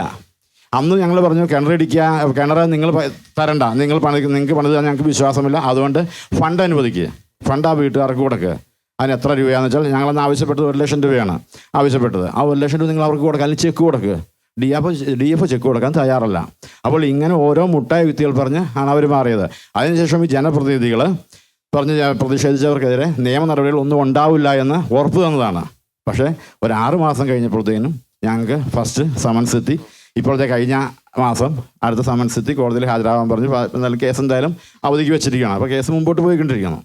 അപ്പോൾ ഇതാണ് നിലവിൽ ആന വീണതുമായിട്ട് ബന്ധപ്പെട്ട സംഭവം. നേരത്തെ ആ പറഞ്ഞ കിണറിന്റെ അവസ്ഥ ഇപ്പോൾ എങ്ങനെയാണ്? കിണറിന്റെ അവസ്ഥ അതുപോലെ തന്നെ നടക്കുന്നു. അവരാരും കുടിക്കാനായിട്ട് ഉപയോഗിക്കുന്നില്ല, ഒന്നും ചെയ്തിട്ടില്ല. അതൊരു നശിച്ചു കിടക്കും. എത്ര വീട്ടുകാർ ആ കിണറിനെ ആശ്രയിച്ചു? അവിടുന്ന് ഏകദേശം 8ഓളം കുടുംബക്കാർ, ആ ചുറ്റുവട്ടത്തിൽ 8ഓളം കുടുംബങ്ങളുള്ളവർ ആശ്രയിക്കുന്നത്. വേനൽക്കാലം ആ വീട്ടുകാരുടെ കുടിവെള്ളം മുട്ടി, അവരെ മുട്ടി. അതിനുശേഷം പഞ്ചായത്ത് ഉറപ്പ് നൽകിയായിരുന്നു ഈ കിണർ നന്നാക്കി കൊടുക്കുന്നത് വരെ കുടിവെള്ളം എത്തിക്കാമെന്ന്. 3 ദിവസം കൊടുത്തു. 3 ദിവസം പഞ്ചായത്ത് വണ്ടിയിൽ കൊണ്ടുവന്ന് അവിടെ കുടിവെള്ളം കൊടുത്തു. അതിനുശേഷം അതുമില്ല. എന്തായാലും ഈ സംഭവങ്ങൾ മുമ്പോട്ട് പോയതിന് ശേഷമാണ് ഇപ്പം കഴിഞ്ഞ ആഴ്ച ഇവിടെ കടുവ ശല്യം ഉണ്ടായത്. ഈ കടുവ ശല്യം ഉണ്ടായപ്പോൾ ഞാൻ എൻ്റെ ചുറ്റുവട്ടത്തുള്ള ആൾക്കാരെ വിളിച്ചു. ഇങ്ങനൊരു പ്രശ്നമുണ്ട്, അപ്പോൾ നമുക്കൊന്ന് പോയി നോക്കാം, പോകണം, നമ്മൾ പ്രതികരിച്ചില്ല, നമുക്കിവിടെ ജീവിക്കാൻ നിവൃത്തിയില്ല എന്ന് പറഞ്ഞപ്പോൾ ഞാൻ വിളിച്ച ഇതിൽ ഒരു 80% ആൾക്കാരും എന്നോട് പറഞ്ഞ മറുപടി, അന്ന് ഒന്ന് ആനനെ പിടിക്കാൻ പോയതിൻ്റെ അനുഭവിച്ചില്ലേ, ഇനി ഇതിനെ പോയപ്പോയിട്ട് ജയിലിലേക്ക് പോകണോ, അവരെന്തായാലും നമുക്കെതിരെ കേസെടുക്കും. ഇതിന് പുറകെ നമ്മൾ എല്ലാ ദിവസവും പണിതാൽ മാത്രമാണ് വീട്ടിലേക്ക് അരി മേടിക്കാൻ പറ്റുള്ളൂ. 10 ദിവസം കോടതി കയറി വന്നാൽ എൻ്റെ കുടുംബം പട്ടിണിയാവും. എൻ്റെ പൊന്നു ജോജോ, അതുകൊണ്ട് ഞങ്ങളെ വിളിക്കല്ലേ, എങ്ങനെയെങ്കിലും ഞങ്ങളൊന്ന് കഞ്ഞി പിടിക്കട്ടെ, ഞങ്ങൾക്ക് എല്ലാ ദിവസവും പണിയാൻ പോയില്ലെങ്കിൽ എന്നുള്ള. ഇത് തന്നെയാണ് സർക്കാരിൻ്റെയും ഈ ഉദ്യോഗസ്ഥരുടെയും ലക്ഷ്യം. അതായത് കേസെടുത്തും പേടിപ്പിച്ചും ജനങ്ങളെ പിന്നോട്ടടിക്കുക, പ്രതികരണശേഷി ഇല്ലാതാക്കുക. ശക്തമായ നേതൃത്വം ഇല്ലാതെ ജനങ്ങൾ കൂടെ നിൽക്കില്ല, കാരണം അവർക്ക് ഭയമാണ്. പിന്നെ വന്യമൃഗശല്യം കൂടുന്നതിൻ്റെ കാരണം ഇപ്പോൾ ഓസ്ട്രേലിയ പോലെയുള്ള വികസിത രാജ്യങ്ങൾ പോലും അവരുടെ ദേശീയ മൃഗമായ കങ്കാരുവിനെ പീരിയോഡിക്കായിട്ട് വേട്ടയാടി അതിൻ്റെ എണ്ണം നിയന്ത്രിക്കുന്നുണ്ട്. വികസിത രാജ്യങ്ങൾ മുഴുവൻ ഇങ്ങനെ വന്യജീവികളെ നിന്നും ജനങ്ങളെ രക്ഷിക്കാൻ ആവശ്യമായ നടപടികൾ ഗവൺമെൻറ് തലത്തിൽ സ്വീകരിക്കുന്നുണ്ട്. അപ്പോഴും ഇവിടെ കടുവയെയും പുലിയെയും പന്നിയെയും പഴുതാരേനെയും പാമ്പിനെയൊക്കെ സംരക്ഷിച്ച് ജനങ്ങളെ കൊലക്കി കൊടുക്കാനാണ് സർക്കാർ നിൽക്കുന്നത്. അപ്പോൾ ഇത് വളരെ പ്രതികരിച്ച്, അതായത് ജനങ്ങളുടെ നിയന്ത്രണം വിട്ടുപോകുന്ന ഒരു അവസ്ഥയിലേക്കാണ് ഇപ്പോൾ കാര്യങ്ങൾ എത്തിയിരിക്കുന്നത്. അതിനാവശ്യമായ നടപടികൾ സർക്കാരുകൾ സ്വീകരിച്ചേ മതിയാവും. അത് വളരെ വ്യക്തമാണ്. ഭയപ്പെടുത്തി ജനങ്ങളെ നിശബ്ദരാക്കുന്ന ഒരു പ്രവണത. ഞാൻ ജുവലിലേക്ക് വരികയാണ്. ജുവൽ ഈ വന്യമൃഗ ആക്രമണത്തിൻ്റെ ഒരു ഇര കൂടിയാണ്, ഒരു സ്നേക്ക് ഹണ്ടർ കൂടിയാണ്. എനിക്ക് ചോദിക്കാനുള്ളൊരു ചോദ്യം ഇതാണ്, എന്തുകൊണ്ടാണ് ഈ വന്യമൃഗങ്ങൾ ഇത്ര ക്രൂരമായിട്ട് പെരുമാറുന്നത്? ഈ നാട്ടിലേക്ക് ഇറങ്ങി വന്ന് മനുഷ്യരെ ടാർഗറ്റ് ചെയ്യുന്നു. ഒപ്പം തന്നെ ആ കാട്ടാന അങ്ങേ ആക്രമിച്ചപ്പോൾ അങ്ങ് അനുഭവിച്ച ആ ഒരു മാനസികമായിട്ടുള്ളൊരു സംഘർഷം, അതിനെപ്പറ്റി ഒന്ന് പങ്കുവയ്ക്കാം. ആദ്യമായിട്ട് ഈ വന്യമൃഗങ്ങൾ കാട് വിട്ട് നാട്ടിലേക്ക് വരുന്നതിൻ്റെ കാരണം അവിടെ ഭക്ഷണമില്ല എന്നുള്ളത് സത്യമാണ്. കാരണം നമുക്ക് ഇപ്പോൾ ഇവിടെ നമ്മുടെ തൊട്ടടുത്തുള്ള വന മേഖലകളിലേക്ക് പോയി കഴിഞ്ഞിട്ടുണ്ടെങ്കിൽ നമുക്ക് കാണാം, സ്വാഭാവിക വനം ഇല്ല. കുറേ തേക്ക് വെച്ച് പിടിപ്പിച്ചിട്ടുണ്ട്, യൂക്കാലി വെച്ച് പിടിപ്പിച്ചിട്ടുണ്ട്, അക്കേഷ്യ വെച്ച് പിടിപ്പിച്ചിട്ടുണ്ട്. ഇതിൻ്റെ ഒന്നും താഴെ സ്വാഭാവികമായിട്ട് ഈ ആനയ്ക്കും മറ്റ് മൃഗങ്ങൾക്കും കഴിക്കാൻ പാകത്തിനുള്ള പുല്ല്, സ്വാഭാവികമായിട്ടുള്ള സാധനങ്ങളൊന്നും വളരുന്നില്ല. അതുകൊണ്ട് തന്നെ മറ്റു മൃഗങ്ങൾക്കെല്ലാം നമ്മുടെ നാട്ടിലേക്ക് ഇറങ്ങി ഭക്ഷണം കണ്ടെത്തേണ്ട ഒരു അവസ്ഥയാണ്. അതുകൊണ്ട് തന്നെ ആയിരിക്കണം കൂടുതലായിട്ടും ആന ഉൾപ്പെടെയുള്ള മൃഗങ്ങൾ നമ്മുടെ നാട്ടിലേക്ക് വരുന്നത്. ഇപ്പം എൻ്റെ ബാക്കി കാണാം, ഇപ്പോൾ ഇത് വെച്ചേക്കുന്ന റംബൂട്ടാനാണ്. എന്തായാലും സാധാരണ നമ്മുടെ നാട്ടിൽ റബ്ബർ അല്ലെങ്കിൽ വാഴ, കപ്പ ഈ വക സംഭവങ്ങളാണ് വെച്ചുകൊണ്ടിരുന്നത്. നിലവിൽ ഇപ്പോൾ റംബൂട്ടാൻ വെച്ചേക്കുന്നത് ഈ വന്യമൃഗ ശല്യം ഉണ്ടാവില്ല എന്ന് വിശ്വസിച്ചാൽ. ഇവിടെ നിലവിൽ കുരങ്ങിൻ്റെ ശല്യം ഇതുവരെ എത്തിയിട്ടില്ല. കുരങ്ങിൻ്റെ ശല്യം വന്നാൽ ഈ റംബൂട്ടാനും ഉണ്ടാവില്ല. അപ്പോൾ പിന്നെ എന്നെ ഇവിടെ ഈ തൊട്ട് ഇവിടുന്ന് ഒരു 50 മീറ്റർ അപ്പുറം വെച്ചിട്ടാണ് എന്നെ ആന ആക്രമിച്ചത്. ഈ ചർച്ച നടക്കുന്നതിൻ്റെ എൻ്റെ വലതുവശത്തായിട്ട് 50 മീറ്റർ അപ്പുറമായിട്ടാണ് എന്നെ ആന ഓടിച്ചത്. ആന ഓടിച്ച് ഞാൻ ബൈക്കിട്ട് ഓടി, ആനേൻ്റെ പുറകെ എത്തി, ഞാൻ എടുത്ത് ചാടി. എനിക്കൊരു 3 മാസത്തോളം ഞാൻ കാല് മുറിവ് പറ്റി ഇരുന്നൊരവസ്ഥയാണ്. അപ്പോൾ എന്നുണ്ടെങ്കിൽ എന്നെ ആന ഓടിക്കുന്ന സമയത്ത് എൻ്റെ ഫാമിലി ആയിരുന്നു എൻ്റെ മനസ്സിലേക്ക് വന്നത്. കാരണം എനിക്ക് എന്തെങ്കിലും സംഭവിച്ചു കഴിഞ്ഞാൽ എങ്ങനെ എൻ്റെ കുടുംബം, കാരണം ഞാൻ, എൻ്റെ വൈഫ്, 2 പെൺകുട്ടികളാണ് എനിക്ക്, അവരുടെ കാര്യം എന്താവും എന്നെൻ്റെ മനസ്സിൽ ഒരു മിന്നൽ പോലെ എനിക്ക് തോന്നി. എന്നിട്ടാണ് എനിക്ക് ഓടാനുള്ള ശേഷി നമുക്കില്ല, എന്നാൽ പോലും നമ്മൾ എങ്ങനെയും രക്ഷപ്പെടണം എന്ന് മനസ്സിൽ തോന്നിയത് അതുകൊണ്ടൊക്കെ തന്നെയാണ്. അങ്ങനെയാണ് രക്ഷപ്പെട്ടതും. ഈ പരിക്കേറ്റതുമായി ബന്ധപ്പെട്ട ഏതെങ്കിലും നഷ്ടപരിഹാരം വനവകുപ്പിൻ്റെ ഭാഗത്തുനിന്ന് ലഭിച്ചിട്ടുണ്ടോ? ഞാൻ അന്ന് പറഞ്ഞ പോലെ അക്ഷയ ആയിട്ട് ബന്ധപ്പെട്ട് അപേക്ഷ കൊടുത്തിട്ടുണ്ട്. എൻ്റെ മെഡിക്കൽ സംബന്ധമായിട്ടുള്ള ബില്ല് കാര്യങ്ങളെല്ലാം കൊടുത്തിട്ടുണ്ട്. ഇതുവരെ 1 രൂപ പോലും എനിക്ക് കിട്ടിയിട്ടില്ല. എത്ര നാളായി കൊടുത്തിട്ട്? ഏകദേശം ഒരു 2 വർഷത്തോളമായി. 2 വർഷമായി. ഇതുവരെ എനിക്ക് കിട്ടിയിട്ടില്ല. അതുപോലെ ഈ നമ്മൾ ഇവിടെ നിന്ന് നമ്മൾ ചന്ദ്രനിലേക്ക് പോകാനും അവിടെ വെള്ളം ഉണ്ടോ എന്ന് അന്വേഷിക്കാനും അവിടെ പാറയുണ്ടോ എന്ന് അന്വേഷിക്കാനും ഒക്കെ കണ്ടമാനം പൈസ മുടക്കുന്നുണ്ട് ഇവർ. എന്തുകൊണ്ട് ഞങ്ങൾക്ക് ഞങ്ങൾ ഇവിടെ നിൽക്കുന്ന അധികാരിയോട് ചോദിക്കുക, ഞങ്ങളെ കണ്ടിട്ട് മനുഷ്യരായിട്ട് ഇവർക്ക് തോന്നുന്നില്ലേ? ഞങ്ങൾക്ക് വേറെ എന്തെങ്കിലും ജീവികളുടെ ചായ ഉണ്ടോ? മലയോര മേഖലകളിലെ മനുഷ്യർക്ക് വേറെ എന്തെങ്കിലും ചായ ഉണ്ടോ? ഞങ്ങളെ സംരക്ഷിക്കാനായിട്ട് ഇവർക്ക് ഒരു ഉത്തരവാദിത്വമില്ലേ? ഇത്രയും ലക്ഷങ്ങളും കോടികളും മുടക്കി ചന്ദ്രനിൽ വെള്ളം ഉണ്ടോ എന്ന് അറിഞ്ഞിട്ട് എന്ത് കിട്ടാനാണ് അവിടെ? ആ പൈസ മുടക്കി ഞങ്ങളെ സംരക്ഷിക്കാനുള്ള ഫെൻസിങ്ങോ അല്ലെങ്കിൽ ഇപ്പോൾ ട്രെഞ്ചോ സംഭവങ്ങളിലേക്ക് കൊണ്ടുവരട്ടെ. വെറുതെ കാശ് കൊടുക്കുന്നതിനാ? അത് വളരെ വ്യക്തമായിട്ടുള്ളൊരു ചോദ്യം തന്നെയാണ് ചോദിച്ചിരിക്കുന്നത് ജൂഡി. ഞാൻ മറ്റൊരു കാര്യം ശ്രീ സിജിമോനോട് ചോദിക്കാനുള്ളത്, ഇത്തരം ഈ വന്യമൃഗ ആക്രമണങ്ങളൊക്കെ ഇങ്ങനെ വർദ്ധിച്ചു വരുമ്പോൾ ഈ വനമന്ത്രി പലപ്പോഴും പറയാതെ ഇങ്ങനെ പറയുന്ന, അല്ലെങ്കിൽ ചില അർത്ഥങ്ങൾ ഒളിപ്പിച്ചു വെച്ച് പറയുന്നൊരു ആരോപണമുണ്ട്. അതായത് മനുഷ്യർ വനങ്ങളിലേക്ക് പോയത് കൊണ്ടാണ്, അല്ലെങ്കിൽ ഈ മൃഗങ്ങളെ ഇങ്ങനെ ഉപദ്രവിച്ചത് കൊണ്ടാണ് ഇത്തരത്തിലുള്ള ആക്രമണങ്ങൾ സംഭവിക്കുന്നത്. അത് എന്ത് അടിസ്ഥാനത്തിലാണ് ഇത്തരം ആരോപണങ്ങൾ ഈ വനവകുപ്പിൻ്റെ ഭാഗത്തു നിന്നും ഈ വനമന്ത്രിയുടെ ഭാഗത്തു നിന്നൊക്കെ ഇങ്ങനെ ഉയർന്നു വന്നുകൊണ്ടിരിക്കുന്നത്? അത് ശരിക്കും എസ്കേപ്പിസം എന്ന് പറഞ്ഞ ഒരു വാക്കാണ് അതിന് നമുക്ക് പറയാനുള്ളൂ. ഈ കഴിഞ്ഞ ദിവസം അദ്ദേഹം പറഞ്ഞത് വനത്തിനകത്ത് വെച്ചല്ലാത്ത ഏതെങ്കിലും മരണങ്ങൾ നടന്നിട്ടുണ്ടോ എന്ന് മാധ്യമങ്ങളോട് ചോദിച്ചു. പക്ഷെ എനിക്ക് ഏറെ സങ്കടം, ഈ എൻ്റെ മാധ്യമ സുഹൃത്തുക്കളോട് ഏറെ സങ്കടമുള്ളത്, ഒരാൾ പോലും തിരിച്ച് ചോദിച്ചില്ല ഈ കാടിനകത്ത് വെച്ച് ആദിവാസി ഗോത്ര സമൂഹത്തിൽപ്പെട്ടവരല്ലാതെ എത്ര വ്യക്തികൾ മരണപ്പെട്ടിട്ടുണ്ടെന്ന്. അതാണല്ലോ ട്രസ്പാസ് എന്ന് പറയുന്നത്. വനത്തിലേക്ക് അതിക്രമിച്ച് കയറി പുറത്തുനിന്ന് ആൾക്കാർ കയറി മരണപ്പെട്ടിട്ടുണ്ടെങ്കിൽ അതിനെ മന്ത്രി പറയുന്നത് ശരിയാണ്. പക്ഷേ ഈ വനത്തിനകത്ത് മരണപ്പെടുന്ന ആദിവാസികൾ അവർ മരണപ്പെടുമ്പോൾ മന്ത്രിയുടെ ആ വാക്കിനകത്ത് നമ്മൾ വായിച്ചെടുക്കേണ്ട മറ്റൊരു കാര്യമുണ്ട്. ആദിവാസികൾ വനത്തിനകത്ത് മരണപ്പെടുന്നത് ഇങ്ങനെയുള്ള വന്യമൃഗ കൊലപാതകങ്ങളായിട്ട് അദ്ദേഹം കാണുന്നില്ല. അവർ മരണപ്പെടാൻ വിധിക്കപ്പെട്ടവരാണെന്നാണ് പറയുക. നമ്മൾ കാണേണ്ട വലിയൊരു കാര്യമുണ്ട്. 2006 വനാവകാശ നിയമം കൊണ്ടുവന്നു. വനാവകാശ നിയമം കൊണ്ടുവന്നെന്തിനാണെന്നറിയാമോ? ഈ ഈസ്റ്റ് ഇന്ത്യ കമ്പനിയും അതുപോലെ തന്നെ ഇന്ത്യൻ ഫോറസ്റ്റ് ആക്റ്റും നിലവിൽ ഇവിടെ ഉണ്ടായിരുന്ന നാട്ടുരാജാക്കന്മാർ പിന്തുടർച്ചയായിട്ട് വന്ന വനനിയമങ്ങളിലൊന്നും ഈ ആദിവാസി ഗോത്ര സമൂഹത്തിന് വേണ്ട പരിഗണന കൊടുത്തിരുന്നില്ല. അവരുടെ മെഡിസിനലായിട്ടുള്ള അറിവുകൾ അടക്കമുള്ള അവരുടെ മുഴുവൻ പൈതൃകങ്ങളും സംരക്ഷിക്കപ്പെടണം എന്നുള്ളത് കൊണ്ട് മാത്രമാണ് വനാവകാശ നിയമം കൊണ്ടുവന്ന് അവരെ വനത്തിനകത്ത് നിർത്തിയിരിക്കുന്നതും അവർക്ക് അവിടെ ഭൂമി വിനിയോഗിക്കാനുള്ള സ്വാതന്ത്ര്യമൊക്കെ കൊടുത്തിരിക്കുന്നത്. അപ്പോൾ അവർക്ക് അവിടെ പ്രൊട്ടക്ഷൻ കൊടുത്ത് അവിടെ നിർത്തേണ്ടത് ഒരു സ്റ്റേറ്റിൻ്റെ പരമമായ കടമയാണ്. അതിന് പകരം ഈ കഴിഞ്ഞ ദിവസം IC ബാലകൃഷ്ണൻ നിയമസഭയിൽ ചോദിച്ചൊരു ചോദ്യത്തിന് മന്ത്രി മറുപടി കൊടുത്തു. വയനാട് ജില്ലയിൽ നിന്ന് മാത്രം എത്ര ആദിവാസി ഗോത്ര സമൂഹത്തിൻ്റെ കുടികൾ റീലൊക്കേറ്റ് ചെയ്യപ്പെട്ടിട്ടുണ്ടെന്ന് ചോദിച്ചു കഴിഞ്ഞപ്പോൾ 632 കുടുംബങ്ങളുള്ളതിൽ 320 എണ്ണത്തിനും റീലൊക്കേറ്റ് ചെയ്തു എന്നാണ് പറഞ്ഞത്. അതായത് ഒരു കേന്ദ്ര നിയമം വനാവകാശ നിയമം അനുസരിച്ച് ഒരു വലിയ സമൂഹത്തെ സംരക്ഷിക്കാൻ നിൽക്കുമ്പോൾ അതിനകത്ത് നിന്ന് കുടിയിറക്കി വിടാൻ എളുപ്പമാണല്ലോ, പരോക്ഷമായി കുടിയിറക്കി മാറ്റുകയാണ്. വനം മന്ത്രിയോട് നമ്മൾ തിരിച്ച് അങ്ങോട്ട് ചോദിക്കേണ്ട മറ്റൊരു ചോദ്യം ഉണ്ടായിരുന്നു. ഈ മരണപ്പെടുന്ന വ്യക്തികളൊക്കെ മനുഷ്യരാണ്, സഹജീവികളോടുള്ള സ്നേഹം അദ്ദേഹത്തിനില്ല. ഞാനൊന്ന് ചോദിക്കട്ടെ, ഹാർട്ട് ബ്രോക്കൺ ആയിട്ട് തന്നെയാണ് ചോദിക്കുക. വയനാട്ടിലെ രാധ എന്ന് പറഞ്ഞൊരു സ്ത്രീയെ കടുവ കുടിച്ചു തന്നു. ആ കൊന്ന കടുവയെ പിന്നീട് മരണപ്പെട്ട അവസ്ഥയിൽ തിരിച്ചു കിട്ടി. ആ കടുവയുടെ വയറ്റിൽ ഈ കമ്മലും ഓർണമെൻറ്റ്സ് ഉണ്ടായിരുന്നു രാധയുടെ. ഈ അമ്മയുടെ കമ്മലാണോ അതെന്ന് തിരിച്ചറിയാൻ വേണ്ടി ഫോറസ്റ്റ് ഓഫീസിൽ പോയി ഈ തിരിച്ചറിയൽ പരേഡിന് നിൽക്കേണ്ടി വരുന്ന ആ കുഞ്ഞുങ്ങളുടെ മാനസികാവസ്ഥ നിയമസഭയ്ക്ക് തീരുന്ന മാധ്യമങ്ങളോടും സംസാരിക്കുന്ന ഈ വനം വകുപ്പ് മന്ത്രി എന്തുകൊണ്ട് ചിന്തിക്കുന്നില്ല എന്നാണ് ചോദ്യം. അദ്ദേഹം പ്രതിദാനം ചെയ്യുന്ന പ്രസ്ഥാനത്തോടും അല്ലെങ്കിൽ അദ്ദേഹം നിൽക്കുന്ന മുന്നണിയോടും കൂറ് പുലർത്തിക്കൊണ്ട് ഓരോ കാര്യങ്ങൾ ഇങ്ങനെ തുറന്നു പറയുമ്പോൾ സഹതാപം മാത്രമാണ്. അതിനകത്ത് നമ്മളത് ആ ഒരു ടോപ്പിക് കൺക്ലൂഡ് ചെയ്യുമ്പോൾ ഒറ്റ കാര്യം നമുക്ക് പറയാനുള്ളൂ. ഇന്ത്യയിൽ ജനാധിപത്യം ഒരു ഭരണക്രമമായിട്ട് വന്നു കഴിഞ്ഞപ്പോൾ നിയമനിർമ്മാണ സഭകളുണ്ട്, എക്സിക്യൂട്ടീവ്സ് ഉണ്ട്, ജുഡീഷ്യറി ഉണ്ട്. നിയമനിർമ്മാണ സഭകൾ വളരെ കൃത്യമായിട്ട് ജനങ്ങൾക്ക് വേണ്ടി, അതായത് ഒരു സ്റ്റേറ്റിൻ്റെ പരമമായ കടമ എന്ന് പറയുന്നത് ഭരണഘടന ഡിഫൈൻ ചെയ്തിരിക്കുന്നത് to protect the life and property of the പീപ്പിളാണ്.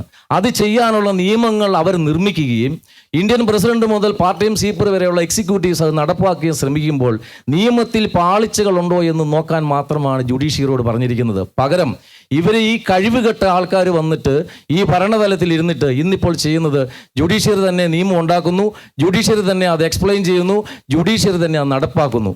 അപ്പോൾ ഈ നമ്മുടെ വനം വകുപ്പ് മന്ത്രിയെ പോലെയുള്ള കഴിവുകെട്ടവന്മാർക്ക് മാറിയിരുന്ന് ഇതേ പറയാൻ പറ്റുള്ളൂ. കാരണം അദ്ദേഹത്തിൻ്റെ പവർ എന്താണെന്ന് അദ്ദേഹത്തിന് അറിയത്തില്ല, സഹതാപം മാത്രമേ ഉള്ളൂ. വ്യക്തമാണ്. ഈ കഴിഞ്ഞ ദിവസം ഷെക്കേന ബിഗ് ഡിബേറ്റ് ആ ഒരു പ്രോഗ്രാമിൽ ബഹുമാനപ്പെട്ട റോബിനച്ചൻ പറഞ്ഞൊരു പ്രധാനപ്പെട്ട ഒരു കാര്യമുണ്ട്. ഈ മേഖലയിലെ കുട്ടികൾ അനുഭവിക്കുന്ന ഒരു സൈക്കോളജിക്കൽ ഇമ്പാക്റ്റ്.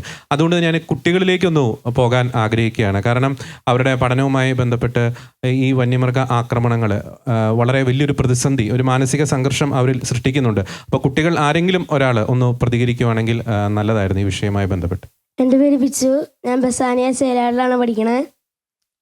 എൻ്റെ വീട് ഈ തൊട്ടടുത്താണ്. ഇതിൽ ആ ഒരു കിണറ്റിൽ വീണ ആനയും അവരൊക്കെ ഓടിച്ചുകൊണ്ട് പോയത്. ഞങ്ങളുടെ പറമ്പ് ചീനിക്കുടിയിലുണ്ട്, അവിടെയും ഈ ആനയുടെ ശല്യമുണ്ട്. ഞങ്ങളുടെ പറമ്പിൽ ഒരു 100 അതിന് മുകളിൽ വാഴയൊക്കെ ആന കയറി നശിപ്പിച്ചിട്ടുണ്ട്. പിന്നെ ഒരു ദിവസം എൻ്റെ അപ്പയ്ക്ക് കോട്ടപ്പടിയിൽ കടയാണ്. അവിടെ അപ്പോൾ ഒരു 7:45, 8 മണിയോടെയാണ് വരുന്നത്. ഒരു ദിവസം എൻ്റെ അപ്പ വന്നപ്പോൾ ഈ മുകളിലൊരു ആന 7 മണിക്ക് ഒരു ആന ഈ മുകളിലുണ്ടായിരുന്നു. അപ്പോൾ കടയിൽ നിന്ന് വന്നപ്പോൾ പേടിച്ചാണ് വന്നത്. അമ്മയും ഞാനൊക്കെ അപ്പനെ വിളിച്ച് പറഞ്ഞു. അങ്ങനത്തെ ഒരു ഇതിലാണ് വന്നത്. പിന്നെ പലപ്പോഴും ചേട്ടായി കോതമംഗലത്ത് പഠിപ്പിക്കാൻ പോകുന്നുണ്ട്. അപ്പോൾ ചേട്ടായി ജർമ്മനിയിലേക്ക് പോകും. അപ്പോൾ അങ്ങനത്തെ കുറേ ആവശ്യത്തിനായിട്ട് ചേട്ടായി വൈകിയായിരിക്കും വീട്ടിൽ വരുന്നത്. ആ സമയത്തൊക്കെ ഇവിടെ ആന ഉണ്ടാവാറുണ്ട്. ഇടയ്ക്കിടയ്ക്കൊക്കെ ഞങ്ങൾ ചേട്ടനെ വിളിച്ച് പറയും, അമ്മയൊക്കെ വിളിച്ച് പറയാറുണ്ട്, എടാ ആനയുണ്ട് സൂക്ഷിച്ചു വന്നിട്ടോ. അങ്ങനെയൊക്കെ ഭയങ്കര. ഞാൻ സ്ത്രീകളുടെ ഒരു പ്രതികരണം തേടിയാണ്. പലപ്പോഴും ഈ മേഖലകളിൽ പലപ്പോഴും സ്ത്രീജനങ്ങൾ പങ്കുവയ്ക്കുന്ന ഒരു കാര്യമാണ്, ഭർത്താക്കന്മാരെ ജോലിക്കൊക്കെ പോയി അവർ തിരിച്ചു വരാൻ വൈകുമ്പോൾ മനസ്സിലൊരു പേടിയാണ് എന്നൊരു ആശങ്ക പലരും പങ്കുവയ്ക്കുന്നുണ്ട്. അപ്പോൾ ഈ ഒരു വന്യമൃഗശല്യവുമായി ബന്ധപ്പെട്ട് നിങ്ങൾ നേരിടുന്ന മാനസികമായിട്ടുള്ള ബുദ്ധിമുട്ടുകൾ സ്ത്രീകളുടെ സൈഡിൽ നിന്നും പ്രതികരണം തേടും. എൻ്റെ പേര് നീതു എന്നാണ്. ഞങ്ങൾ ഈ ആന ശല്യമുള്ള അടുത്തല്ല, പക്ഷേ കോട്ടപ്പടി ടൗൺ, അതായത് സെൻറ്റ് സെബാസ്റ്റ്യൻ ചർച്ച് പള്ളിയുടെ അടുത്താണ്. പക്ഷേ എൻ്റെ ഫ്രണ്ട്സും റിലേറ്റീവ്സും ഒക്കെ ഈ ഭാഗങ്ങളിൽ താമസിക്കുന്നുണ്ട്. അപ്പോൾ അവർ നമ്മുടെ അടുത്ത് പങ്കുവെക്കുന്ന വിഷമതകളാണ് ഞാനിപ്പോൾ പറയുന്നത്. അവർ ഈ പറയുന്നത് പോലെ തന്നെ ഇപ്പോൾ പള്ളിയിലൊക്കെ ആണെങ്കിലും അവരുടെ പിള്ളേർ വരുന്നു. ഇപ്പോൾ എന്തെങ്കിലും ഈവൻ എനിക്ക് തോന്നുന്നു ഞങ്ങളുടെയൊക്കെ പള്ളിയിൽ ക്രിസ്മസ് രാത്രി കുർബാന ഉണ്ടായിരുന്നു. പക്ഷേ ഈ ബുദ്ധിമുട്ടുകളൊക്കെ കാരണം അതൊക്കെ നിന്നുപോയി. ഇപ്പോൾ ഞങ്ങൾക്ക് 8 മണിക്കാണ്. അപ്പോൾ ഞങ്ങളുടെയൊക്കെ പുതിയ തലമുറയിൽ ഞങ്ങളൊക്കെ ഇങ്ങനെ പറഞ്ഞു കൊടുക്കും, എടാ രാത്രി 12 മണിക്ക് കുർബാനയുണ്ട്, അല്ലെങ്കിൽ 3 മണിക്ക് അങ്ങനെ കുർബാന. പക്ഷെ പിള്ളേർക്ക് അതൊന്നും അറിയത്തില്ല. കാരണം ഇതൊന്നും അവർക്ക് കണ്ടു വളരാനായിട്ട് സാധിക്കുന്നില്ല. അതുപോലെ തന്നെ കാരണം ഇവർ പറയുന്ന ഒരു കാര്യം, എന്തെങ്കിലും ഒരു കാര്യത്തിന് നമ്മൾ വിളിക്കുമ്പോൾ എടി വീട്ടിൽ ചെല്ലണം, പോകുന്ന വഴിക്ക് ഇരുട്ടായി, ആനയുണ്ട്, പേടിയാ. അപ്പോൾ അതുപോലെ തന്നെ പിള്ളേരെ ഒരു കാര്യത്തിനും വിടാനായിട്ട് അവർക്ക് ആഗ്രഹമുണ്ട്, പക്ഷെ സാധിക്കുന്നില്ല. വീട്ടിൽ പോയിട്ട് വന്നാൽ ഇപ്പം ഞങ്ങൾ ഒത്തിരി ചാരിറ്റി പ്രവർത്തനങ്ങൾ ഞങ്ങൾ ചെയ്യുന്നുണ്ട്. അപ്പം അതിനൊക്കെ ഈ പിള്ളേരെ വിളിക്കുമ്പോൾ പേരൻസിന് ആഗ്രഹം ഉണ്ടെങ്കിലും വിടാൻ സാധിക്കുന്നില്ല. കാരണം ഇവർ തിരിച്ച് വീട്ടിലെത്തുന്നോടം വരെ പേടിയാണ്. മോൻ അവിടുന്ന് പോന്നോ, കാരണം വഴിയിൽ ആനയുണ്ട്, അങ്ങനെയാണെങ്കിൽ അച്ഛനോട് പറഞ്ഞിട്ട് അവരെ അവിടെ കിടത്താവോ, ഇന്ന് ഇങ്ങോട്ട് വിടണ്ട, കാരണം കൂട്ടങ്ങളായിട്ട് ആന വഴി നിൽക്കുക, അവരെന്താ പറയുന്നത്. അപ്പം അച്ഛൻ പറയും, അച്ഛൻ അതിനുള്ള ഇത് ചെയ്തു കൊടുക്കും. അതുപോലെ തന്നെ അച്ഛൻ അതിനുള്ള സൗകര്യം അവിടെ ചെയ്തു കൊടുക്കും, നിങ്ങൾ പോകണ്ട. അങ്ങനെ ഒത്തിരി പിള്ളേരാണ് ഓരോ ദിവസവും ചെയ്തുകൊണ്ടിരിക്കുന്നത്. പക്ഷെ അപ്പോൾ അവർക്കൊക്കെ അവർ ചിന്തിക്കുന്നത് എന്താ, പേരൻസ്, ഇപ്പം ഞാനും ഒരു കർഷകൻ്റെ മകളാണ്, എനിക്കറിയാം. അപ്പം ഞാൻ ചിന്തിക്കുന്ന ഒരു കാര്യം, ഈ വർഷം തോറും കർഷകർക്കുള്ള അവാർഡ് കൊടുക്കുന്നുണ്ട്. അപ്പോൾ ഞങ്ങളെയൊക്കെ എന്താ ഇവർ കരുതിയിരിക്കണേ? ഇപ്പം ഇവരൊക്കെ ഇത് എന്നും മീഡിയയിലും ന്യൂസ് പേപ്പറിലും ഒക്കെ ഈ കർഷകർ അവരുടെ വിഷമങ്ങൾ പറയുന്നു, ഇതെല്ലാം കേൾക്കുന്നുണ്ട്. പക്ഷെ ഇവർക്ക് മാത്രം ഇതൊന്നും ഫീലിങ്സ് ആവുന്നില്ല. അപ്പോൾ ഞാൻ ഗവൺമെൻറ്റിനോട് അല്ലെങ്കിൽ മന്ത്രിയോട് ചോദിക്കുന്ന ഒരു കാര്യം, ഈ ചേച്ചിയുടെ വീട് 1/2 കിലോമീറ്റർ വ്യത്യാസമുള്ളൂ എന്ന് പറഞ്ഞു, അവിടെ വന്ന് താമസിക്കാവോ? ഇവർ മാറിത്തരും. ഇനി ഞങ്ങളുടെ വീടിനുള്ളിൽ അവർക്ക് താമസിക്കാൻ പ്രൊട്ടക്ഷൻ ഇല്ല, പേടിയാണ്, അവർ ഒഴിഞ്ഞത്, ഒരാഴ്ച ഞങ്ങൾ ആ വീട് വിട്ടുതരാം, നിങ്ങൾക്ക് അവിടെ താമസിക്കാവോ? ഞങ്ങൾ പറയുന്നത് നാടകീയമായിട്ട് മന്ത്രിക്ക് തോന്നുന്നുണ്ടെങ്കിൽ, ഞങ്ങൾ പറയുന്നത് മന്ത്രിക്ക് അതിൻ്റെ ഇമോഷൻ മനസ്സിലാക്കാൻ സാധിക്കുന്നില്ലെങ്കിൽ DFO വരട്ടെ, ഇവർക്കൊക്കെ ഞങ്ങൾ അവിടെ സൗകര്യം ഒരുക്കി തരാം. എന്നിട്ട് നിങ്ങൾ മീഡിയയോട് പ്രതികരിക്കുക. ഞങ്ങളെ മന്ദബുദ്ധികളായിട്ട് ഗവൺമെൻറ് കാണരുത്. ഞങ്ങളുടെ മക്കളാണ് ഇന്ന് ഈ പറയുന്ന ഓരോ പൊസിഷനിലിരിക്കുന്നത്, മന്ദബുദ്ധികളുടെ മക്കളല്ല. അപ്പം അത് അവർ മനസ്സിലാക്കുക. കൃത്യമായിട്ടുള്ളൊരു ചോദ്യമാണ്. ബഹുമാനപ്പെട്ട സിസ്റ്റർ ഉണ്ട്.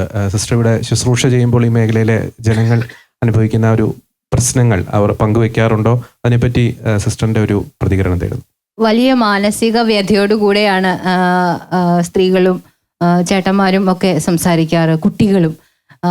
ഇപ്പം സ്കൂൾ വിട്ട് എല്ലാ കുട്ടികൾക്കും സ്കൂൾ ബസ്സിനല്ല അവർ വരുന്നത്, മിക്കവാറും ലൈൻ ബസ്സിന് വരണേ. ഒത്തിരി കുഞ്ഞുങ്ങൾ പറഞ്ഞിട്ടുണ്ട്, പോണ വഴിക്ക് ഞങ്ങൾ വിറച്ച സിസ്റ്ററെ പോണേ, ഞങ്ങൾക്ക് പേടിയാ, ട്യൂഷൻ സ്പെഷ്യൽ ക്ലാസ് ഒക്കെ വരുമ്പോൾ ഞങ്ങൾ സ്കൂളിൽ ചോദിച്ചിട്ട് ഞങ്ങൾ നേരത്തെ പോരും. കാരണം ആ ക്ലാസ് പോയാലും ജീവനോടെ ഞങ്ങൾക്ക് വീട്ടിലെത്താൻ പറ്റുമല്ലോ. ഒരുപാട് അമ്മമാർ പറഞ്ഞിട്ടുണ്ട്, ഇപ്പം ഈവനിങ്ങിൽ ഇപ്പം എന്തെങ്കിലും പരിപാടിയൊക്കെ ഉണ്ടെങ്കിൽ ഞങ്ങൾ വീട്ടിൽ എത്തുമെന്ന് അറിയത്തില്ല, ഒന്ന് പോകുമ്പോൾ ഒന്ന് പ്രാർത്ഥിച്ചേക്കണേ. ഭയങ്കരമായൊരു ഒരു മാനസികമായിട്ടൊരു ഒരു മെൻ്റൽ സ്ട്രെസ് ഇവരനുഭവിക്കുന്നുണ്ട്. കാരണം ഇവിടെ എല്ലാവരും ഷെയർ ചെയ്തല്ലോ, ഞങ്ങൾ എന്തിനാ ജോലി ചെയ്യുന്നേ, ഞങ്ങളൊക്കെ മനുഷ്യരല്ലേ. ശരിയാണ്, ഈ ഇത്രയും കഷ്ടപ്പെട്ട് ഈ കൊടും ചൂടിലൊക്കെ കർഷകർ പണി ചെയ്തിട്ട് അവർക്കൊന്നും തിരിച്ചു കിട്ടാനില്ലെങ്കിൽ പിന്നെ എന്താണ് അവർക്ക്, സർക്കാർ എന്താണ് അവർക്ക് കൊടുക്കുന്നത്? ഒരു മാന്യമായ ഇടപെടലും ഇല്ല എന്ന് പറയുമ്പോൾ, ഇപ്പോൾ ചേട്ടൻ പറഞ്ഞു ഒരു ആനേനെ ഇറക്കി വിട്ട് സമൂഹത്തിൻ്റെ മധ്യത്തിലേക്ക്, ജനവാസ മേഖലയിലേക്ക് ആന ഇറങ്ങി പോകുമ്പോൾ പ്രതികരിക്കാതെ നോക്കി നിൽക്കാൻ നമ്മളെ കൊണ്ട് പറ്റുമോ? കാരണം മുന്നിൽ മക്കളും ഭാര്യയും ഒക്കെ ഉണ്ട്. അവരെയൊക്കെ കണ്ണു തുറന്ന് കാണാൻ നമ്മുടെ അപ്പന്മാർക്ക് പറ്റാതിരിക്കാൻ പറ്റുമോ? ഇറങ്ങിപ്പോകും. ഇറങ്ങുമ്പോൾ ഇതുപോലെ കള്ളക്കേസിൽ കുടുക്കുമ്പം എന്താണ് അവർ പ്രതികരിക്കേണ്ടത്? അതൊരു ഭയങ്കരമായൊരവസ്ഥയാണ്. ഭയങ്കരമായ ട്രോമയിലേക്കാണ് നമ്മളുടെ യങ്സ്റ്റേഴ്സ് നാട് വിട്ടു പോകുന്നു. നമ്മുടെ യുവജനങ്ങളെല്ലാം പോകുവാണ്. പിന്നെ ഈ ഒരു തലമുറ എങ്ങനെ ജീവിക്കും? ഭയങ്കരമായൊരവസ്ഥയാണിത്. വളരെ ദയനീയമായിട്ടുള്ളൊരു അവസ്ഥ തന്നെയാണ്. അപ്പോൾ തന്നെ സിസ്റ്റർ സൂചിപ്പിച്ച ഒരു കാര്യം, വളരെ ഒരു മെൻ്റൽ ട്രോമ ഈ ഒരു നാട്ടിലെ ജനങ്ങൾ അനുഭവിക്കുന്നുണ്ട്. അച്ഛൻ എനിക്ക് ചോദിക്കാനുള്ളത്, നേരത്തെ എനിക്കൊന്ന് ജോജോ എന്നാണ് ആ ചേട്ടൻ്റെ പേരെന്ന് മനസ്സിലാക്കുന്നു. ചേട്ടൻ പറഞ്ഞൊരു കാര്യം, ഈ ആന ഇറങ്ങിയതിൻ്റെ പേരിൽ പ്രതികരിച്ചു, ഇപ്പോൾ കേസൊക്കെ ആയിട്ട് പോകുന്നു. അക്ഷരാർത്ഥത്തിലൊരു വാദി പ്രതിയാകുന്ന സ്ഥിതിയിലേക്ക് കാര്യങ്ങൾ പോകുന്നു. അച്ഛൻ അഡ്വക്കേറ്റ് കൂടിയാണ്. എങ്ങനെയാണ് ഇവർ നിയമത്തിൻ്റെ ലൂപ്പ് ഹോൾ ഉപയോഗിച്ച് സാധാരണ ജനങ്ങളെ ഇവർ ജനങ്ങളെ ശരിക്കും പറഞ്ഞാൽ ഇവർ ഭയങ്കരമായ രീതിയിൽ വഞ്ചിക്കുന്ന ഒരു അവസ്ഥയിലൂടെയാണ് ഓരോ വർഷവും നടന്നുകൊണ്ടിരിക്കുക. ഈ വിഷയം തന്നെ എടുത്തു കഴിഞ്ഞാൽ ശരിക്ക് ഒരാളുടെ പേരിൽ പോലും കേസെടുക്കേണ്ടതായ ഒരു സാഹചര്യം ഉണ്ടായിരുന്നില്ല. ഈ ആളുകൾ അവിടെ വന്ന് വേണമെങ്കിൽ അവരുടെയും ഈ വനംവകുപ്പുകാരുടെയൊക്കെ അവർ നിലവാരം വെച്ച് പെരുമാറുകയാണെങ്കിൽ ഒരൊറ്റ വനംവകുപ്പുകാരൻ തിരിച്ചു വീട്ടിൽ പോകാതെ പിടിച്ച് കെട്ടിയിടാനുള്ള അത്രമാത്രം ക്രൂരത വനംവകുപ്പുകാർ നാട്ടുകാരോട് കാണിക്കുന്നുണ്ട്. പക്ഷെ ജനങ്ങൾ ചെയ്തില്ല. എന്നിട്ട് കോതമംഗലം MLA ആന്റണി ജോണും പെരുമ്പാവൂർ MLA എൽദോസ് കുന്നപ്പള്ളിയും അവിടെ ഉണ്ടായിരുന്നു. കോട്ടപ്പടി പഞ്ചായത്തിൻ്റെ പ്രസിഡന്റ്, അതുപോലെ മെമ്പർമാർ, നമ്മുടെ കോതമംഗലം തഹസിൽദാർ തുടങ്ങിയ ഉദ്യോഗസ്ഥന്മാർ, വനംവകുപ്പിൻ്റെ DFO ഉൾപ്പെടെയുള്ള നേതാക്കന്മാർ എല്ലാവരും ഇവരോട് പറഞ്ഞു ഞങ്ങൾ മൈക്കൂടി വെച്ചാണ് ആനയെ കൊണ്ടുപോവുക. ആന മാറിയപ്പോൾ, അല്ലെങ്കിൽ ആളുകൾ അവിടെ നിന്ന് മാറിയപ്പോൾ ഒരു മഴ പെയ്തു. ആ മഴ പെയ്ത നേരത്ത് ആരുടെയും ഒരു അനുവാദം ചോദിക്കാതെ, പറമ്പുടമയുടെ പോലും അനുവാദം ചോദിക്കാതെ, ഒരു മുന്നറിയിപ്പ് ആൾക്കാർക്ക് കൊടുക്കാതെ ഇവർ ആ കിടറം കിടിച്ച് ആനനെ അങ്ങോട്ട് കയറ്റിവിട്ടിട്ട് അങ്ങോട്ട് പോയത്, കാട്ടിലേക്കല്ല. അത് ആനയ്ക്ക് തോന്നുന്ന വഴി കൂടി ആന പോവാണ്. ആ പോകുന്ന വഴിക്ക് എന്തെങ്കിലും ഒരു അപകടം ഉണ്ടായിരുന്നെങ്കിൽ ഇവന്മാരെന്ത് ചെയ്താനേ? ആ കുടുംബക്കാർക്ക് പോയാനേ. ഇവർ കൊണ്ട് ഔദാര്യം പോലെ 10 ലക്ഷം രൂപ കൊണ്ടുപോയിട്ട് ഇവർ കൊടുക്കും. ആ 10 ലക്ഷം രൂപ വാങ്ങിച്ചെടുക്കണമെങ്കിൽ ഓരോ പ്രാവശ്യവും എങ്ങനെയൊക്കെയാണ് പ്രതികരിക്കേണ്ടതെന്നുള്ള, എങ്ങനെ കഷ്ടപ്പെടല കിട്ടുന്നതെന്നുള്ളത് നമ്മുടെ നാട്ടുകാർക്ക് നന്നായിട്ട് അറിയാം. വേങ്ങൂർ ആന്റോണി മരിച്ചപ്പോഴും കഴിഞ്ഞ ദിവസം മരിച്ച എൽദോസ് മരിച്ചപ്പോഴും അദ്ദേഹത്തിൻ്റെ ആൾ മരിച്ചപ്പോഴും ഒക്കെ എങ്ങനെയൊക്കെയാണ് ആ ഒരു പൈസ പോലും വാങ്ങിച്ചെടുക്കുന്നത് എന്ന് ആളുകൾക്ക് വളരെ ഒരു ആശങ്കയോടുകൂടി തന്നെ ഓർക്കാൻ പറ്റുന്നത്. അത്രമാത്രം സമരങ്ങൾ ഉണ്ടാക്കിയാൽ, പ്രശ്നം ഉണ്ടാക്കിയാൽ പൈസ കിട്ടുകയുള്ളൂ. അത്രമാത്രം ജനങ്ങളെ ഇങ്ങനെ രൂക്ഷമായിട്ട് മാറുകയാണ്. ആ പ്രശ്നം ഒന്ന് അവിടെ തീരുവാണേ. രണ്ടാമതായിട്ട് വീണ്ടും ഒരു 15ഓളം ആളുകളുടെ പേരിൽ കേസ് വന്നേക്കുവാണ്. വലിയ സംഭവമുള്ള കാര്യങ്ങളൊന്നുമല്ല, ഏതാണ്ടൊരു 10,000 രൂപ താഴെയുള്ള ഫൈൻ മാത്രമേ ഉള്ളൂ. പക്ഷേ അത് നടക്കണ്ടേ? ഇതിനകത്ത് ഏതെങ്കിലും ഒരാൾ പ്രദേശത്തേക്ക് പോകാനായിട്ടുണ്ടെങ്കിൽ അവൻ ക്രിമിനൽ കേസ് പ്രതിയാണ്. അവന് എന്ത് ചെറിയ കാര്യം എന്നുള്ളതല്ല, വകുപ്പിലാന്നുള്ളതല്ല, ഒരു ക്രിമിനൽ കേസിൽ അവൻ പ്രതിയായിട്ട് നിൽക്കുകയാണ്. പിന്നെ അതിന് വേണ്ടിയിട്ട് അവൻ നടക്കേണ്ട കാര്യങ്ങൾ അങ്ങനെ ഓരോ പ്രാവശ്യവും കോടതിയിൽ പോകുമ്പോൾ, ഇപ്പം ഇതിനകത്ത് ഇപ്പം സഹായിക്കാൻ വേണ്ടി അഭിഭാഷകരൊക്കെ മുമ്പോട്ട് വന്നിട്ടുണ്ട്. എങ്കിൽ പോലും ഒരു സാധാരണക്കാരായ ആളുകളെ സംബന്ധിച്ചിടത്തോളം അവർ ഇങ്ങനെ ഈ രീതിയിൽ കോടതി കയറി ഇറങ്ങി മുൻപോട്ട് പോകുന്ന ഒരു അവസ്ഥ ഉണ്ടാകുന്നുണ്ട്. അപ്പോൾ അവരുടെ എത്ര ദിവസങ്ങൾ പോകുന്നു നോക്കി. അത് കഴിഞ്ഞ് ഏറ്റവും അവസാനം എല്ലാം കഴിഞ്ഞപ്പോൾ കോതമംഗലം MLA വകയായിട്ടൊരു കത്ത് സോഷ്യൽ മീഡിയയിൽ കൊടുത്തു, മുഖ്യമന്ത്രി കൊടുത്തു എന്ന് പറയുന്നുണ്ട്. കൊടുത്തിൻ്റെ ഫലമൊന്നും ഉണ്ടായിട്ടില്ല. അതായത് അവിടെ ആളുകളെല്ലാം വളരെ നിരപരാധികളായിരുന്നു, സാധാരണക്കാരായിരുന്നു, മുമ്പ് കേസില്ലാത്തവരായിരുന്നു. അതുകൊണ്ട് ഇവരുടെ പേരിലുള്ള കേസ് റെഫർ ചെയ്ത് കളയണമെന്ന് പറഞ്ഞുകൊണ്ട് കോതമംഗലം MLA ഒരു കത്ത് സോഷ്യൽ മീഡിയയിൽ പ്രചരിക്കുന്നുണ്ട്. മുഖ്യമന്ത്രി കൊടുത്തു എന്നറിയാൻ പാടില്ല. എന്തായാലും കഴിഞ്ഞ 12-ാം തീയതി കോടതി കേസ് വന്നു. അന്ന് കുറേ സാധാരണ മനുഷ്യരെ പേടിച്ചിട്ട് പോയി പിഴയടച്ചു. എന്തായാലും കുറേ ആളുകൾ പിഴയടയ്ക്കുന്നില്ല തീരുമാനത്തിലുണ്ട്. അത് ഞങ്ങൾ കേസ് മുമ്പോട്ട് പോകും. ഇനി വീണ്ടും മാർച്ച് 4-ാം തീയതിക്കത്തേക്ക് വെച്ചിട്ടുണ്ട്. അതുകൂടെ കഴിഞ്ഞു കഴിഞ്ഞാൽ എല്ലാവരും ഇത് കേസുമായിട്ട് മുൻപോട്ട് പോകാൻ തന്നെയാണ് തീരുമാനിച്ചിരിക്കുക. അപ്പോൾ ജനങ്ങളെ ശരിക്കും പറഞ്ഞാൽ വിഡ്ഢികളാക്കുന്ന ഒരു അവസ്ഥയിലേക്ക് ഭരണ സംവിധാനങ്ങൾ മാറുകയാണ്.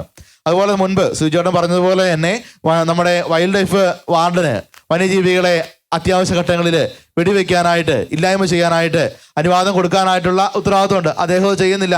അയാൾ ചെയ്യേണ്ട വേറെയുണ്ട് സാധ്യതകൾ. നമ്മുടെ CRPC 133 അനുസരിച്ച് ശല്യക്കാരനായ വസ്തുവിനെയോ ജീവിയെയോ മനുഷ്യനെയോ ആ സ്ഥലത്ത് നിന്ന് റിമൂവ് ചെയ്യാനായിട്ട് അനുവാദമുള്ളതാണ്. CRPC 133. ഇപ്പം BNS അനുസരിച്ച് 152 എത്തുമ്പോൾ അത് നമ്മുടെ നാട്ടിലത് പ്രായോഗികമാകുന്നില്ല. ബാക്കിയുള്ള എല്ലാ നിയമങ്ങളും കൃത്യമായിട്ട് പാലിക്കുന്ന ഒരു അവസ്ഥയിലേക്ക് എത്തപ്പെടുകയാണ്. അപ്പം പുറത്തേക്ക് ഒരാൾ ഹെൽമെറ്റ് ഇല്ലാണ്ട് ഒരു മരുന്ന് മേടിക്കാൻ പോയാൽ അപ്പോൾ അവൻ്റെ പേര് ഫൈൻ അടിക്കാനായിട്ടുള്ള പോലീസുകാരുണ്ട്, സംവിധാനങ്ങളുണ്ട്. പക്ഷേ ഇങ്ങനെ ഉപയോഗിക്കേണ്ടതായ നിയമങ്ങൾ ഉപയോഗിക്കാനായിട്ട് യാതൊരു തരത്തിലുള്ള ഒരാത്മാർത്ഥത ഇല്ലാതെയുള്ള കുറേ ഭരണ സംവിധാനങ്ങൾ. വന്യജീവികൾ ആളുകൾ കടിച്ച് കീറിക്കൊണ്ടിരിക്കുന്ന സമയത്ത് ചാനലിൽ പാട്ട് പാടാൻ വേണ്ടി പോയിരിക്കുകയാണ്. അത്രമാത്രം ജനങ്ങളെ പുച്ഛിക്കുന്നൊരു മന്ത്രിനെ ചുമക്കേണ്ട ഗതികേട് മലയാളിക്കൊണ്ടെന്നുള്ളത് വളരെ വേദനയോടുകൂടെ തന്നെ നമ്മൾ കാണേണ്ട കാര്യമാണ്. വീണ്ടും സർക്കാരിന് ചെയ്യാവുന്ന കാര്യങ്ങളുണ്ട്. ഇനി ഒന്നും ചെയ്യാൻ പറ്റുന്നില്ലെങ്കിൽ, ഇനി ട്രഞ്ച് താത്തുവോ അല്ലെങ്കിൽ ഒന്നും ചെയ്യാൻ പറ്റുന്നില്ലെങ്കിൽ ആ വന്യജീവി സാന്നിധ്യമുള്ള ഹോട്ട്സ്പോട്ടുകളുണ്ട്. ആ ഹോട്ട്സ്പോട്ടുകളിൽ സമീപം താമസിക്കുന്ന ആളുകൾക്ക് സൗജന്യ ഇൻഷുറൻസ് ഏർപ്പെടുത്തട്ടെ. ചെയ്യാവുന്ന കാര്യമല്ലേ? ഒരു മുടക്കമില്ലാതെ ചെയ്യാൻ പറ്റുന്ന കാര്യമാണ്. സർക്കാരിന് ചെയ്യാൻ കഴിയില്ല. ബാക്കി എത്രയോ ലക്ഷം രൂപയാണ് വനംവകുപ്പുകാർ കൊണ്ട് നശിപ്പിച്ച് കളയുക, എത്രയോ ലക്ഷം രൂപയാണ് വണ്ടി മേടിച്ച് കളയുക, എത്രയോ ലക്ഷം രൂപയാണ് ടൂർ അടിച്ച് കളയുക, എത്രയോ ലക്ഷം രൂപയാണ് മന്ത്രിമാർ വിദേശത്ത് പോയി ചികിത്സിച്ച് കളയുക. ഈ നാട്ടിലുള്ള സാധാരണക്കാർക്ക് ഇൻഷുറൻസ് ഏർപ്പെടുത്തി അവർക്ക് ആക്രമണം ഉണ്ടാകുമ്പോൾ അവർക്ക് ചികിത്സിക്കാനുള്ള തുക, അല്ലെങ്കിൽ എങ്ങാനും ഒരു മരണമുണ്ടായാൽ ഒരു നഷ്ടപരിഹാരത്തിൻ്റെ ഒരവസ്ഥയിലേക്ക് എത്തപ്പെടുന്ന ഒരവസ്ഥ. കൃഷി നശിക്കപ്പെടുമ്പോൾ അതിന് ആനുപാതികമായ നഷ്ടപരിഹാരം കിട്ടാൻ വേണ്ടി ഇൻഷുറൻസ് സംവിധാനങ്ങൾ ഏർപ്പെടുത്താനായിട്ട് കഴിയും. സർക്കാർ ഒരു കാരണവശാലും ചെയ്യില്ല. കാരണം ഈ കൃഷിക്കാരെ ഇവിടെ നിന്ന് മാറ്റിക്കളയുക എന്നുള്ളതാണ്. രണ്ടാമത്തെ കാര്യം, നമ്മൾ ആദ്യം ചർച്ച ചെയ്തതുപോലെയുള്ള കുട്ടികളുടെ മാനസിക ബുദ്ധിമുട്ടുകൾ. കുട്ടികൾക്ക് വേണ്ടി ഒരുപാട് നിയമങ്ങളുണ്ട്, ഒരുപാട് കമ്മീഷൻസ് ഉണ്ട്. പല പ്രാവശ്യവും ഈ ചൈൽഡ് കമ്മീഷനൊക്കെ നമ്മൾ പരാതികൾ അയച്ചിട്ടുണ്ട്. ഇന്ന് വരെ ഒരൊറ്റ ആൾ പോലും തിരിഞ്ഞു നോക്കിയിട്ടില്ല. വിദ്യാഭ്യാസ മന്ത്രിക്ക് പരാതി അയച്ചിട്ടുണ്ട്, തിരിഞ്ഞു നോക്കിയിട്ടില്ല. കാരണം ഇങ്ങനെയുള്ള പ്രദേശങ്ങളിലെ കുട്ടികളെ അവരൊരു തരത്തിലും പരിഗണിക്കുന്നില്ലാത്ത ഒരു ഭരണ സംവിധാനമാണ് നിലവിൽ നിൽക്കുക. അത് തീർച്ചയായിട്ടും ആ ഒരു കാര്യത്തിൽ നാളത്തെ തലമുറയോടെങ്കിലും, ഇന്നത്തെ ഈ മുതിർന്ന തലമുറ കണ്ണീരും കഷ്ടപ്പാടുമൊക്കെയാണ് ജീവിച്ചു തീർന്നു പോവാണ്. വരുന്ന തലമുറയോടെങ്കിലും ഒരു നീതി കാണിക്കാനായിട്ട് ഈ സർക്കാരിന് കഴിയണം. അതിനൊരിക്കലും ഈ സർക്കാർ തയ്യാറാകുമെന്ന് വിചാരിക്കുന്നില്ല. കാരണം ഓരോ കാര്യങ്ങൾ പറയുമ്പോഴും വലിയ നിരാശയിലൂടെയാണ് പോവുക. മൂന്നാമത്തേത്, ഈ പ്രതികരണശേഷി ഇല്ലാത്ത ഒരു സമൂഹത്തെ ക്രിയേറ്റ് ചെയ്യുക എന്നുള്ള ഒരു സ്ട്രാറ്റജി കൃത്യമായിട്ട് അവർ ഉപയോഗിക്കുകയാണ്. മുൻപ് ചേട്ടന്മാരെ പങ്കുവെച്ചപ്പോൾ പറഞ്ഞു കടുവ ഇറങ്ങിയപ്പോൾ വിളിച്ചപ്പോൾ ആളുകൾ വന്നില്ല എന്നുള്ളത്. ഓരോ വർഷം ചെല്ലുന്തോറും പ്രതികരിക്കുന്ന ആളുകളുടെ എണ്ണം കുറഞ്ഞുകൊണ്ട് വരികയാണ്. നേതൃനിരയിലേക്ക് വരാനുള്ള ആളുകളുടെ എണ്ണം കുറഞ്ഞുകൊണ്ട് വരികയാണ്. കാരണം പ്രതികരിക്കുന്നവരുടെ പേര് കേസായി, സമൂഹത്തിൽ ഒറ്റപ്പെടുന്നൊരവസ്ഥയായി, ഫോറസ്റ്റുകാർ വീട്ടിൽ കയറി ചെല്ലുന്ന അവസ്ഥയായി. അപ്പം അങ്ങനെ ശരിക്കും പറഞ്ഞാൽ മനുഷ്യരെ വല്ലാതെ അങ്ങോട്ട് വേട്ടയാടുന്നൊരവസ്ഥയിലേക്ക് എത്തപ്പെടുകയാണ്. മനുഷ്യനോ മനുഷ്യജീവനോ യാതൊരു തരത്തിലുള്ള വിലയും കൊടുക്കാതെ അവരെ ഇല്ലായ്മ ചെയ്യുന്ന ഒരു തന്ത്രപരമായ നീക്കം സമൂഹത്തിൽ നടന്നുകൊണ്ടിരിക്കുന്ന കാര്യമുണ്ട്. പരിസ്ഥിതിവാദികളുടെയും കാർബൺ ഫണ്ട് സ്വീകരിക്കുന്ന രാഷ്ട്രീയ പ്രസ്ഥാനങ്ങളുടെ ഇവിടെ നോക്കി, ഇന്ന് ഈ പ്രദേശങ്ങൾക്ക് നമ്മൾ കാര്യമായ അറിയിപ്പ് കൊടുത്തതാണ്. ഒരൊറ്റ പാർട്ടിക്കാർ പോലും, കമ്മ്യൂണിസ്റ്റുകാരനില്ല, കോൺഗ്രസ് പാർട്ടി നേതാക്കന്മാരില്ല, BJP-കാരനില്ല. കാരണം ഇതിനകത്തല്ല, ഇതെല്ലാം ഒരു ഒറ്റ കൈയാ. കമ്മ്യൂണിസ്റ്റുകാരനും കോൺഗ്രസ്സുകാരനും കേരള കോൺഗ്രസ്സുകാരനും BJP-കാരനും എല്ലാം ഒറ്റ കൈയാണ്. കർഷകന്റെ പാർട്ടിയാന്ന് പറയുന്ന പാർട്ടിക്കാരൊന്നും കർഷകർക്ക് വേണ്ടിയിട്ട് പറയാനായിട്ട് ഇറങ്ങുന്നില്ല. കാരണം ഇവർക്കെല്ലാം വേണ്ടത് ഈ മനുഷ്യന്റെ ചോരയിൽ ചവിട്ട് നിന്നുകൊണ്ട് വളരാൻ വേണ്ടി ശ്രമിക്കുന്ന ഒരു ഭയാനകമായൊരു രാഷ്ട്രീയ സാഹചര്യമാണ് കേരളത്തിൽ ഇപ്പോഴുള്ളതെന്നാണ് എനിക്ക് പറയാനുള്ളത്. വ്യക്തമാണ്. അച്ഛൻ പറഞ്ഞതുപോലെ ഈ സംസ്ഥാന സർക്കാരും കേന്ദ്ര സർക്കാരും അങ്ങോട്ടും ഇങ്ങോട്ടും പന്ത് ചെയ്യാവുന്ന ഒരുപാട് കാര്യങ്ങൾ ചെയ്യാൻ. അതെ, യെസ്. എൽദോസിന്റെ ഒരു മരണം, ആ മരണം സംഭവിച്ചപ്പോൾ ചാനലുകാരെല്ലാം ചൂണ്ടിക്കാണിച്ചൊരു കാര്യമാണ് ആ പ്രദേശത്ത് ഈ സ്ട്രീറ്റ് ലൈറ്റ് ഇല്ല. സ്ട്രീറ്റ് ലൈറ്റ് വെക്കാത്തതിന്റെ കാരണമായിട്ട് വനവകുപ്പ് പറയുന്നത് മൃഗങ്ങൾ പേടിക്കും എന്നൊരു കാര്യമാണ് പറയുന്നത്. നിലവിലെ അവിടുത്തെ ഒരു അവസ്ഥ, അതിനുശേഷം ആ പ്രദേശത്തെ ഒരു സ്ഥിതിവിശേഷം ഒന്ന് പങ്കുവയ്ക്കാം. എൻ്റെ പേര് ജോബിൻ എന്നാണ്. ഞാൻ കുട്ടമ്പടിയല്ല, കവളങ്ങാടാണെങ്കിലും ഞാൻ അവിടെ പരിസരവാസിയായിട്ട് അറിയാവുന്നതുകൊണ്ട് ഞാൻ പറയുവാണ്. ഓൾറെഡി അവിടെ നിലവിൽ വിളക്കുകളോ കാര്യങ്ങളോ ഒന്നും തന്നെ ഉണ്ടായിരുന്നില്ല. അതിനുശേഷം ഫോറസ്റ്റ് ഡിപ്പാർട്ട്മെൻറ്റ് എവിടുന്നോ ഒരു ഫെൻസിങ് അവിടെ കൊണ്ടുപോയി സ്ഥാപിക്കുക എന്നൊക്കെ ചെയ്തു. അതിനുശേഷം ഇന്നിപ്പോൾ അവിടെ ട്രെഞ്ച് സ്ഥാപിക്കുന്നത്, അത് പട്ടയഭൂമി കൂടിയാണ് ട്രെഞ്ച് സ്ഥാപിക്കുന്നത്. പട്ടയഭൂമി എന്ന് പറഞ്ഞാൽ അത് റവന്യൂ ലാൻഡാണ്. റവന്യൂ ലാൻഡ് അവരുടെ അതായത് ആൾക്കാരുടെ ഭൂമി കൂടിയാണ് ട്രെഞ്ച് എടുക്കാനിരിക്കുന്നത്. അങ്ങനെ ചെയ്തു കഴിഞ്ഞാൽ അവരുടെ സ്ഥലം പോകുന്നല്ലാതെ ഫോറസ്റ്റിൻ്റെ സ്ഥലത്തോടെ ട്രെഞ്ച് എടുക്കാൻ അവർ തയ്യാറാവുന്നില്ല. അപ്പോൾ ശരിക്കും പറഞ്ഞാൽ അവിടെയും മനുഷ്യനെ മൃഗീയമായിട്ട് അവരുടെ മനസ്സിനെ നോവിക്കുന്ന ഒരു പരിപാടിയാണ് അവിടെ ചെയ്തിരിക്കുന്നത്. അപ്പോൾ അതാണ് കുട്ടമ്പുഴ നടക്കുന്നത്. കുട്ടമ്പുഴ ഇതുപോലെ ധാരാളം വന്യമൃഗശല്യങ്ങളും ഉള്ളതാണ്. അതുപോലെ തന്നെ കവളങ്ങാട്, ഇപ്പോൾ ഞാൻ ശരിക്കും പറഞ്ഞാൽ ഒരു ഫോറസ്റ്റാൽ ചുറ്റപ്പെട്ട് കിടക്കുന്ന ഒരു മേഖലയിൽ 10-30 വീട്ടുകാർ ഓൾറെഡി ഉണ്ടായിരുന്നു. ഇപ്പോൾ വന്ന് അത് ഓൾറെഡി ഒരു 10-12 വീട്ടിലേക്ക് എത്തിയിട്ടുണ്ട് ഓൾറെഡി. ആ അവസ്ഥയിലാണ് ഞാൻ നിൽക്കുന്നത്. കഴിഞ്ഞ ഒരു 3-4 തവണ ഇഞ്ചത്തൊട്ടി മേഖലയിൽ നിന്ന് ഇപ്പോൾ ആന ക്രോസ് ചെയ്ത് കയറിയിട്ട് ഞങ്ങൾക്കും ഇതുപോലെ തന്നെ രാത്രി നടക്കാനോ കാര്യങ്ങളോ സാധിക്കാത്തൊരവസ്ഥയിലേക്ക് എത്തി വന്നിരിക്കുകയാണ്. അതിൽ കൂടെ ഓൾറെഡി ഒരു ഫോറസ്റ്റ് കൂടെ വഴിയുണ്ട്. പക്ഷേ കുറച്ച് ഭാഗത്ത് ലൈറ്റോ കാര്യങ്ങളോ ഒന്നുമില്ല. കുറച്ച് ഭാഗം ഞങ്ങൾ നിർബന്ധമായിട്ട് ലൈറ്റ് ഇടിയിപ്പിച്ചിരുന്നു. പക്ഷേ ഇത് ചെയ്തിട്ടും നമുക്ക് ആന ക്രോസ് ചെയ്യുന്ന എപ്പോഴാണെന്ന് നമുക്ക് പറയാൻ പറ്റത്തില്ല. അതുപോലെ തന്നെ വന്യമൃഗങ്ങൾ എന്ന് പറഞ്ഞാൽ ആന മാത്രമല്ല, അവിടെ മ്ലാവ് അങ്ങനെയുള്ള എല്ലാ മലയണ്ണാന, കുരങ്ങ് എല്ലാ സംഭവം ഓൾറെഡി ഉണ്ട്. നമുക്ക് എല്ലാ തരത്തിലുള്ള വിളകളിലേക്കും അത് ബാധിച്ചുകൊണ്ടിരിക്കുകയാണ് ഓൾറെഡി. അപ്പോൾ മുന്നോട്ട് നമുക്കൊരു സ്റ്റെപ്പ് വെച്ച് മുമ്പോട്ട് പോകാനോ കാര്യങ്ങൾക്കോ കർഷകനെ കൊണ്ട് സാധിക്കില്ല. അതാണ് അവസ്ഥ. അതുകൊണ്ട് തന്നെയാണ് കർഷകരായി മുമ്പോട്ട് പോകാൻ സാധിക്കാത്തൊരവസ്ഥയിലേക്കാണ് പോയിക്കൊണ്ടിരിക്കുന്നത്. എൻ്റെ റോബിൻ എന്നാണ്. നമ്മൾ നിൽക്കുന്നത് ഇതാണ് പള്ളിയുടെ സംരക്ഷണത്തിന് വേണ്ടി ഇട്ടിരിക്കുന്ന ഫെൻസിങ്. ഇതേ കാണുന്നത് ഒരു വീടല്ല, ഒരു സ്കൂളാണത്. അതൊരു സ്കൂളാണ്. ഈ ക്യാമറയിൽ കിട്ടിയിട്ടുണ്ടാവും. ഈ റോട്ടിൽ കൂടെ പോകുന്ന വാഹനങ്ങളും തിരക്കും കാര്യങ്ങളും. ഇവിടുന്ന് 5 കിലോമീറ്റർ അപ്പുറമാണ് വനം. ഇത്രയും ദൂരെ നിന്നാണ് ഇവിടെ ആനയും കാര്യങ്ങളും വരുന്നത്. ഇന്ന് ഇങ്ങനെയാണെങ്കിൽ നാളെ അല്ലെങ്കിൽ ഒരു 5 കൊല്ലം കഴിയുമ്പോൾ അല്ലെങ്കിൽ 3 കൊല്ലം കഴിയുമ്പോൾ ഈ നാട്ടിൽ ആള് ഉണ്ടാവില്ല. കോട്ടപ്പടി പഞ്ചായത്തിൽ ഈ ഒരു 2-3 വാർഡുകളിൽ ആളുണ്ടാവില്ല. ഞങ്ങളൊക്കെ ഇനി എങ്ങോട്ട് പോവും? എവിടെ ഞങ്ങളുടെ കുട്ടികളൊക്കെ പഠിപ്പിക്കും? നമുക്ക് മനസ്സിന് വിഷമം ഉണ്ടാകുമ്പോൾ പ്രാർത്ഥിക്കാൻ വന്ന സ്ഥലത്തിനാണ് ഈ സംരക്ഷണം ഇത് കൊടുത്തേക്കുന്നത്. എനിക്ക് കൈ എത്തുന്ന ദൂരത്ത് ഇത് കൊടുത്തേക്കുന്നത്. ആ സൈഡിൽ കൊടുത്തേക്കുന്നത്, എല്ലാ സൈഡിലും കൊടുത്തു. മെയിൻ റോഡാണ് ഇത്. ഇവിടുന്ന് 5 കിലോമീറ്റർ അപ്പുറമാണ് ഇത് ഈ വനം ഉള്ളത്. ഞങ്ങളൊക്കെ ഇനി എങ്ങോട്ടാണ് പോകുന്നത്? എന്താണ് ചെയ്യേണ്ടത്? ആരാണ് ഇതിനെയൊക്കെ എവിടെയാണ് ചെയ്യേണ്ടത്?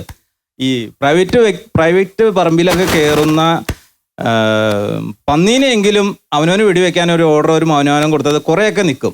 ഇതിപ്പോൾ പഞ്ചായത്തിൽ നിന്ന് പന്നീനെ വെടിവെച്ച് അതിന് മണ്ണെണ്ണ ഒഴിച്ച് കുഴിച്ചിടുക. പഞ്ചായത്ത് ലേലം ചെയ്യുകയാണെങ്കിൽ ആ ഒരു കാശെങ്കിലും പഞ്ചായത്തിന് കിട്ടും. ഈ ഡീസലില്ല എന്ന് പറയുന്ന ഫോറസ്റ്റിൻ്റെ വണ്ടിക്ക് അടിക്കാനുള്ള ഡീസലിനുള്ള കാശെങ്കിലും ഈ പന്നീനെ നല്ല വിലയ്ക്ക് ആളുകൾ ലേലം ചെയ്ത് കൊണ്ടുപോകും. ഇതൊക്കെ ഏത് ലോകത്താണ് ഇതിൻ്റെ ഉദ്യോഗസ്ഥരൊക്കെ ജീവിക്കുന്നത്? ഒരു സാമാന്യ ബുദ്ധിയുള്ളവന് ചിന്തിക്കാവുന്ന കാര്യങ്ങളാണ്. കാട്ടുപന്നിയുടെ ഇറച്ചി എല്ലാവർക്കും ഇഷ്ടമാണ്. എല്ലാവരും നല്ല വില കൊടുത്ത് ലേലം ചെയ്ത് കൊണ്ടുപോകും. അതിനെ ലേലം ചെയ്താൽ മതി. അതുപോലും ചെയ്യുന്നില്ല. ഇനിയിപ്പോൾ ഞങ്ങളൊക്കെ എന്നാ ചെയ്യേണ്ടത്? എല്ലാവരും കൂടി കൂട്ടാത്മഹത്യക്ക് ചെയ്തിട്ട് ചെയ്യേണ്ടൊക്കെ ഒരു അവസ്ഥയാണ് ഈ നാടിൻ്റെ അവസ്ഥ. ഞാൻ ഈ പഞ്ചായത്തിൻ്റെ 13-ാം വാർഡിൽ താമസിക്കുന്ന ആളാണ്. ഞാൻ രാവിലെ പള്ളിയിൽ വരും. 4:45 ഞാൻ പള്ളിയിൽ കപ്പിയാരാ. അപ്പോൾ ആന ഉണ്ടോ വഴിക്കാന്ന് അറിഞ്ഞിട്ട് വേണം വരാൻ. 4:45 ആന പോകില്ല. പിന്നെ ഈ കഴിഞ്ഞ വ്യാഴാഴ്ച എൻ്റെ കൂടി കയറിയ ഒരു 3-4 വാഴയും തെങ്ങൊക്കെ പറിച്ചുകൊണ്ട് പോയി ആനയെ. ഈ പട്ടി വല്ലാതെ ഇപ്പോൾ പുള്ളി പറഞ്ഞാൽ പട്ടി വല്ലാതെ കുറയ്ക്കണ കേട്ടപ്പോൾ നമ്മൾ കണ്ണു തുറന്നു. അപ്പോൾ പെണ്ണുമ്പിള പറഞ്ഞപ്പോൾ ആന വന്നിട്ട് തോന്നണമെന്ന് പറഞ്ഞു. അപ്പോൾ അടുത്ത താഴത്തെ വീട്ടുകാരും വിളിച്ചു. ആന ഉണ്ടായിരുന്നു. അപ്പോൾ ആന എൻ്റെ കൂടെ നിന്ന് ഇറങ്ങിപ്പോയത്. അപ്പോൾ എനിക്ക് രാവിലെ പള്ളിയിൽ പോകണമെങ്കിൽ നമ്മൾ 4:45 പോകാൻ വേണ്ടിയത്. അപ്പം അങ്ങനെ ഒരു അവസ്ഥയല്ല ഞാൻ. ആനേനെയും കടുവേനെയും പുലിയേനും സെക്രട്ടേറിയറ്റിലേക്ക് കൊണ്ടുവിട്ടാൽ അത് മുഖം നോക്കാതെ നടപടിയെടുക്കുമെന്ന് മടത്തിക്കണ്ടത്തി പിതാവ് ഗോതമ്പ് വെച്ച് പറഞ്ഞിട്ടുണ്ട്. അതാണ് പിന്നെ മുഖം നോക്കൂല്ലോ. നമ്മുടെ നാട് ഭരിക്കുന്നവർ ജനങ്ങൾക്ക് വേണ്ടി ജനങ്ങൾ തിരഞ്ഞെടുക്കപ്പെടുന്ന ഒരു സംവിധാനമാണല്ലോ നമ്മുടെ നാട്ടിൽ നിലവിലുള്ളത്. നമുക്കറിയാം ഇന്ന് നടക്കുന്ന പ്രതിഭാസം ശരിക്കും പറഞ്ഞു കഴിഞ്ഞാൽ ഏതൊരു തസ്തികയിലും ഒരു തൂപ്പുകാരിയുടെ ജോലിക്ക് വേണമെങ്കിൽ പോലും അതിൻ്റേതായ യോഗ്യത നിലനിൽക്കുന്ന ഒരു രാജ്യമാണ് നമ്മുടേത്. എന്നാൽ നമ്മളെ ഭരിക്കുന്നവർക്ക് സംബന്ധിച്ചിടത്തോളം എന്തു നിലവാരവും എന്ത് വിദ്യാഭ്യാസവുമാണ് ഉള്ളതെന്ന് നമ്മളൊന്ന് ചിന്തിച്ചു പോവുകയാണ് ഈ അവസരത്തിൽ. 7ാം ക്ലാസ് വിദ്യാഭ്യാസം പോലും വേണ്ട ഒരു മന്ത്രിയാകണമെങ്കിൽ. അപ്പോൾ നമ്മൾ ശശീന്ദ്രൻ എന്ന് പറയുന്ന മന്ത്രി ഇതൊക്കെ പറഞ്ഞില്ലെങ്കിലേ നമുക്ക് അതിശയപ്പെടാനുള്ളൂ. നമുക്കറിയാം നമ്മുടെ നാട്ടിൽ 50 പൈസയ്ക്ക് വേണ്ടിയിട്ട് ഒരു കൃഷി ഇറക്കി കഴിഞ്ഞാൽ 50 പൈസ പോലും ലാഭം അല്ലെങ്കിൽ ഒരു ആദായം കിട്ടാത്ത ഒരവസ്ഥയിലേക്കാണ് നമ്മളെല്ലാം പോയിക്കൊണ്ടിരിക്കുന്നത്. ഒരു 4 മാസം മുൻപ് ഞാനും എൻ്റെ മകനും തൊട്ട് അയൽവാക്കത്തുള്ളൊരു പോലീസ് ഡിപ്പാർട്ട്മെൻറ്റിൽ ജോലി ചെയ്യുന്നൊരു വ്യക്തിയാണ്. ഞങ്ങൾ 3 പേരും കൂടി വെറുതെ റോഡിലേക്ക് ഇറങ്ങിയപ്പോൾ കരിയിലയുടെ ശബ്ദം കേട്ട് വെളിയിലേക്ക് ഇറങ്ങിയപ്പോൾ 3 ആന എൻ്റെ വീടിൻ്റെ തൊട്ട് ബാക്കിൽ നിൽക്കുക. ഞങ്ങൾ ടോർച്ചൊക്കെ ആയിട്ടൊരു ശബ്ദം ഉണ്ടാക്കി കുറേ ദൂരം ഓടിച്ചു. കുറേ ദൂരം ചെന്ന് കഴിഞ്ഞപ്പോൾ ഈ 3 ആനയിൽ ഒരെണ്ണം തിരികെ ഇങ്ങോട്ട് വന്നപ്പോൾ കൂടെ ഉണ്ടായിരുന്ന പോലീസുകാരൻ്റെ കാല് ഈ മറ്റേ റബ്ബറിൻ്റെ ഈ പഴയ റബ്ബറിൻ്റെ കുഴിക്കകത്തേക്ക് ആളങ്ങ് വീണു. തിരികെ വന്നപ്പോൾ ഞങ്ങളെല്ലാവരും ഷൗട്ട് ചെയ്തുകൊണ്ട് ദൈവത്തിൻ്റെ ഒരു കരുണ കൊണ്ട് മാത്രം ആന തൊട്ടടുത്ത് വരെ എത്തിയിട്ട് തിരികെ പോയി. അങ്ങനെ അദ്ദേഹം രക്ഷപ്പെട്ടു. ഇപ്പോൾ അദ്ദേഹം പോലീസ് ഡിപ്പാർട്ട്മെൻറ്റിൽ തന്നെ ജോലി ചെയ്യുകയാണ്. അപ്പോൾ ഈ ഒരു അവസ്ഥ നിലനിൽക്കുമ്പോൾ നമുക്കറിയാം ഈ വന്യമൃഗങ്ങളെ കുറ്റം പറയേണ്ട യാതൊരു കാര്യമില്ല. അതുങ്ങൾ വിശന്ന് ഭ്രാന്ത് പിടിച്ച് എന്തെങ്കിലും ഭക്ഷിക്കണമല്ലോ. നമുക്കറിയാമല്ലോ, നമ്മുടെ വിശപ്പ് നമുക്കറിയാം. അപ്പോൾ അതുപോലെ അതുങ്ങൾക്ക് വെള്ളവും അതുപോലെ ഭക്ഷണവും കിട്ടാത്ത ഒരവസ്ഥ വരുമ്പോഴാണ് അത് നാട്ടിലേക്ക് ഇറങ്ങുക. അത് മനുഷ്യർ തടസ്സപ്പെടുത്തിയാലും മറ്റെന്ത് സംവിധാനം തടസ്സപ്പെടുത്തിയാലും അവനത് ട്രസ്പാസ് ചെയ്ത് കടന്നു പോകും. ഇപ്പോൾ നമുക്കറിയാം ഇവിടെ തന്നെ നമ്മുടെ മറ്റേ ഫെൻസിങ് തകർത്താണ് ആന അന്ന് കടന്നു പോയത്. എന്നിട്ട് ആ കിണറിൽ ചാടിയിട്ട് ആ ഫെൻസിങ്ങിലൂടെ തന്നെയാണ് തിരികെ പോയതും. ഇപ്പോൾ ഇവിടെ തന്നെ നെടുഞ്ചാലിൽ ഒരു വലിയ എസ്റ്റേറ്റാണ്, അതിനകത്ത് ഫെൻസിങ് ഇട്ടിട്ടുണ്ട്. അതും തകർത്തി കഴിഞ്ഞ ആഴ്ച ആന ഇതിലെ കടന്നുപോയി വീടുകളുടെ പരിസരത്തുള്ള നാശനഷ്ടങ്ങളും ഉണ്ടാക്കി. അപ്പോൾ ഈ വന്യമൃഗങ്ങളെയല്ല നമ്മൾ കുറ്റപ്പെടുത്തേണ്ടത്, നമ്മുടെ നാട് ഭരിക്കുന്നവരുടെ ഭാഗത്തുള്ള പശുക്ക് തന്നെയാണ്. അവരെ തിരുത്താൻ ആർക്ക് കഴിയും എന്നുള്ള ഒരു ചോദ്യചിഹ്നമാണ് ഇപ്പോൾ നമ്മുടെ നാട്ടുകാർ അനുഭവിക്കുക. ഞാൻ ജുവലിലേക്കൊന്ന് വരികയാണ്. ജുവൽ, പലപ്പോഴും ഈ വന്യമൃഗശല്യം രൂക്ഷമായിട്ടുള്ള മേഖലയിലെ ജനങ്ങൾ ഉന്നയിക്കുന്ന ഒരു ആശങ്കയാണ്, ഇവർ കാണാത്ത തരത്തിലുള്ള മൃഗങ്ങളെ കുറേ നാളുകളായിട്ട് ഈ പ്രദേശങ്ങളിൽ കാണുന്നു. ഉദാഹരണം ഇപ്പോൾ രാജവെമ്പാല ഇല്ലാത്ത നാട്ടിൽ രാജവെമ്പാലിനെ കാണുന്നു. ചിലർ ഉന്നയിക്കുന്ന ഒരു ആരോപണമുണ്ട്, ചില രാത്രികളിൽ ഈ വനവകുപ്പിൻ്റെ മൂടിയിട്ട ചില വാഹനങ്ങൾ വഴി കൂടെ പോകുന്നതാണ്, കുറച്ച് ദിവസം കഴിയുമ്പോൾ പുലിനെയും കടുവേനെയും ഒക്കെ ആ പ്രദേശത്ത് കാണുന്നു. അത്തരം ആരോപണങ്ങളിലൊരു വാസ്തവം എന്താണ്? ഒപ്പം ഈ വന്യമൃഗങ്ങളുടെ എണ്ണം ഇത്തരത്തിൽ പെരുകാനുള്ള ഒരു കാരണം എന്തൊക്കെയായിരിക്കും? അങ്ങനെ ഒരു തെറ്റിദ്ധാരണ പൊതുവെ നാട്ടിലിപ്പോൾ പറയുന്നുണ്ട്. ഇതിൽ വരുന്ന വണ്ടി എന്താണെന്നുള്ളത് വ്യക്തമായിട്ട് എല്ലാവർക്കും അറിയാം. RRTയുടെ വണ്ടിയാണ് നിലവിലിവിടെ വന്നുകൊണ്ടിരിക്കുന്നത്. ഞാനും ഒരു സ്നേക്ക് റെസ്ക്യൂർ ആയതുകൊണ്ട് തന്നെ എനിക്ക് വ്യക്തമായിട്ട് അതിനെ പറ്റിയിട്ടുള്ളൊരു ധാരണയുണ്ട്. ഒരിക്കലും വിഷം ഉള്ള ഒരു പാമ്പുകളെയും നമ്മൾ ജനവാസ മേഖലയിൽ തുറന്നു വിട്ടിട്ടില്ല, തുറന്നു വിടുകയുമില്ല. അത് 100% ഞാൻ ഗ്യാരണ്ടിയാണ്. കാരണം ഞാൻ ഇതുമായിട്ട് ബന്ധപ്പെട്ട് വർക്ക് ചെയ്യുന്നതുകൊണ്ട് എനിക്ക് കൃത്യമായിട്ട് അറിയാം. കടുവ വന്നേക്കുന്നതും ഇതുപോലെ തുറന്നു വിട്ടേക്കുന്നതാണെന്നാണ് പറഞ്ഞത്. ഒരിക്കലും ജനവാസ മേഖലയിലേക്ക് നമ്മൾ മനുഷ്യന് ഉപദ്രവമാകുന്ന ഒരു ജീവികളെയും തുറന്നു വിടുന്നില്ല. അതിന് ഞാൻ തന്നെ ഉദാഹരണം. അപ്പോൾ ആ പറയുന്നത് തെറ്റിദ്ധാരണയാണ്. പിന്നെ വന്യമൃഗങ്ങൾ കടന്നു വരുന്നത് എന്ന് പറഞ്ഞാൽ വനത്തിനുള്ളിൽ അതിൻ്റെ ക്യാരിയിങ് കപ്പാസിറ്റിക്ക് അധികമായി കഴിഞ്ഞാൽ മൃഗങ്ങൾക്ക് പ്രത്യേകിച്ച് കടുവയൊക്കെ എന്ന് പറയുന്നത് ഒരു ഇത്രയും ടെറിട്ടറി, അവരുടെ ഒരു ടെറിട്ടറി കാത്തു സൂക്ഷിക്കുന്നൊരു ജീവിയാണ് കടുവ. അപ്പോൾ അതിൻ്റെ അകത്തേക്ക് വേറൊരു കടുവ വരുമ്പോൾ ഓട്ടോമാറ്റിക്കായിട്ട് അതിന് പുറത്തേക്ക് പോകേണ്ടി വരും, പുതിയ മേഖലകൾ കണ്ടെത്തേണ്ടി വരും. അപ്പോൾ അങ്ങനെയായിരിക്കണം ഇപ്പോൾ ഇവിടെ വന്ന കടുവ ഈ നാട്ടിലേക്ക് എത്തിപ്പെട്ടേക്കുന്നത്.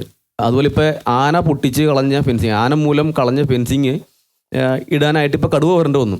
കാരണം നമ്മുടെ മേഖലയിൽ ഇപ്പോൾ ആനയ്ക്ക് വേണ്ടി ആന ആയിട്ട് ബന്ധപ്പെട്ട് 30 മീറ്ററോളം ദൂരം മരം മുറിച്ച് മാറ്റി റോഡിൻ്റെ സൈഡെല്ലാം ക്ലിയർ ആക്കാൻ വേണ്ടിയിട്ട് മരങ്ങൾ മുറിച്ച് മാറ്റുന്നതിൻ്റെ ഭാഗമായിട്ട് ഫെൻസിങ് അഴിച്ചു മാറ്റിയിരുന്നു.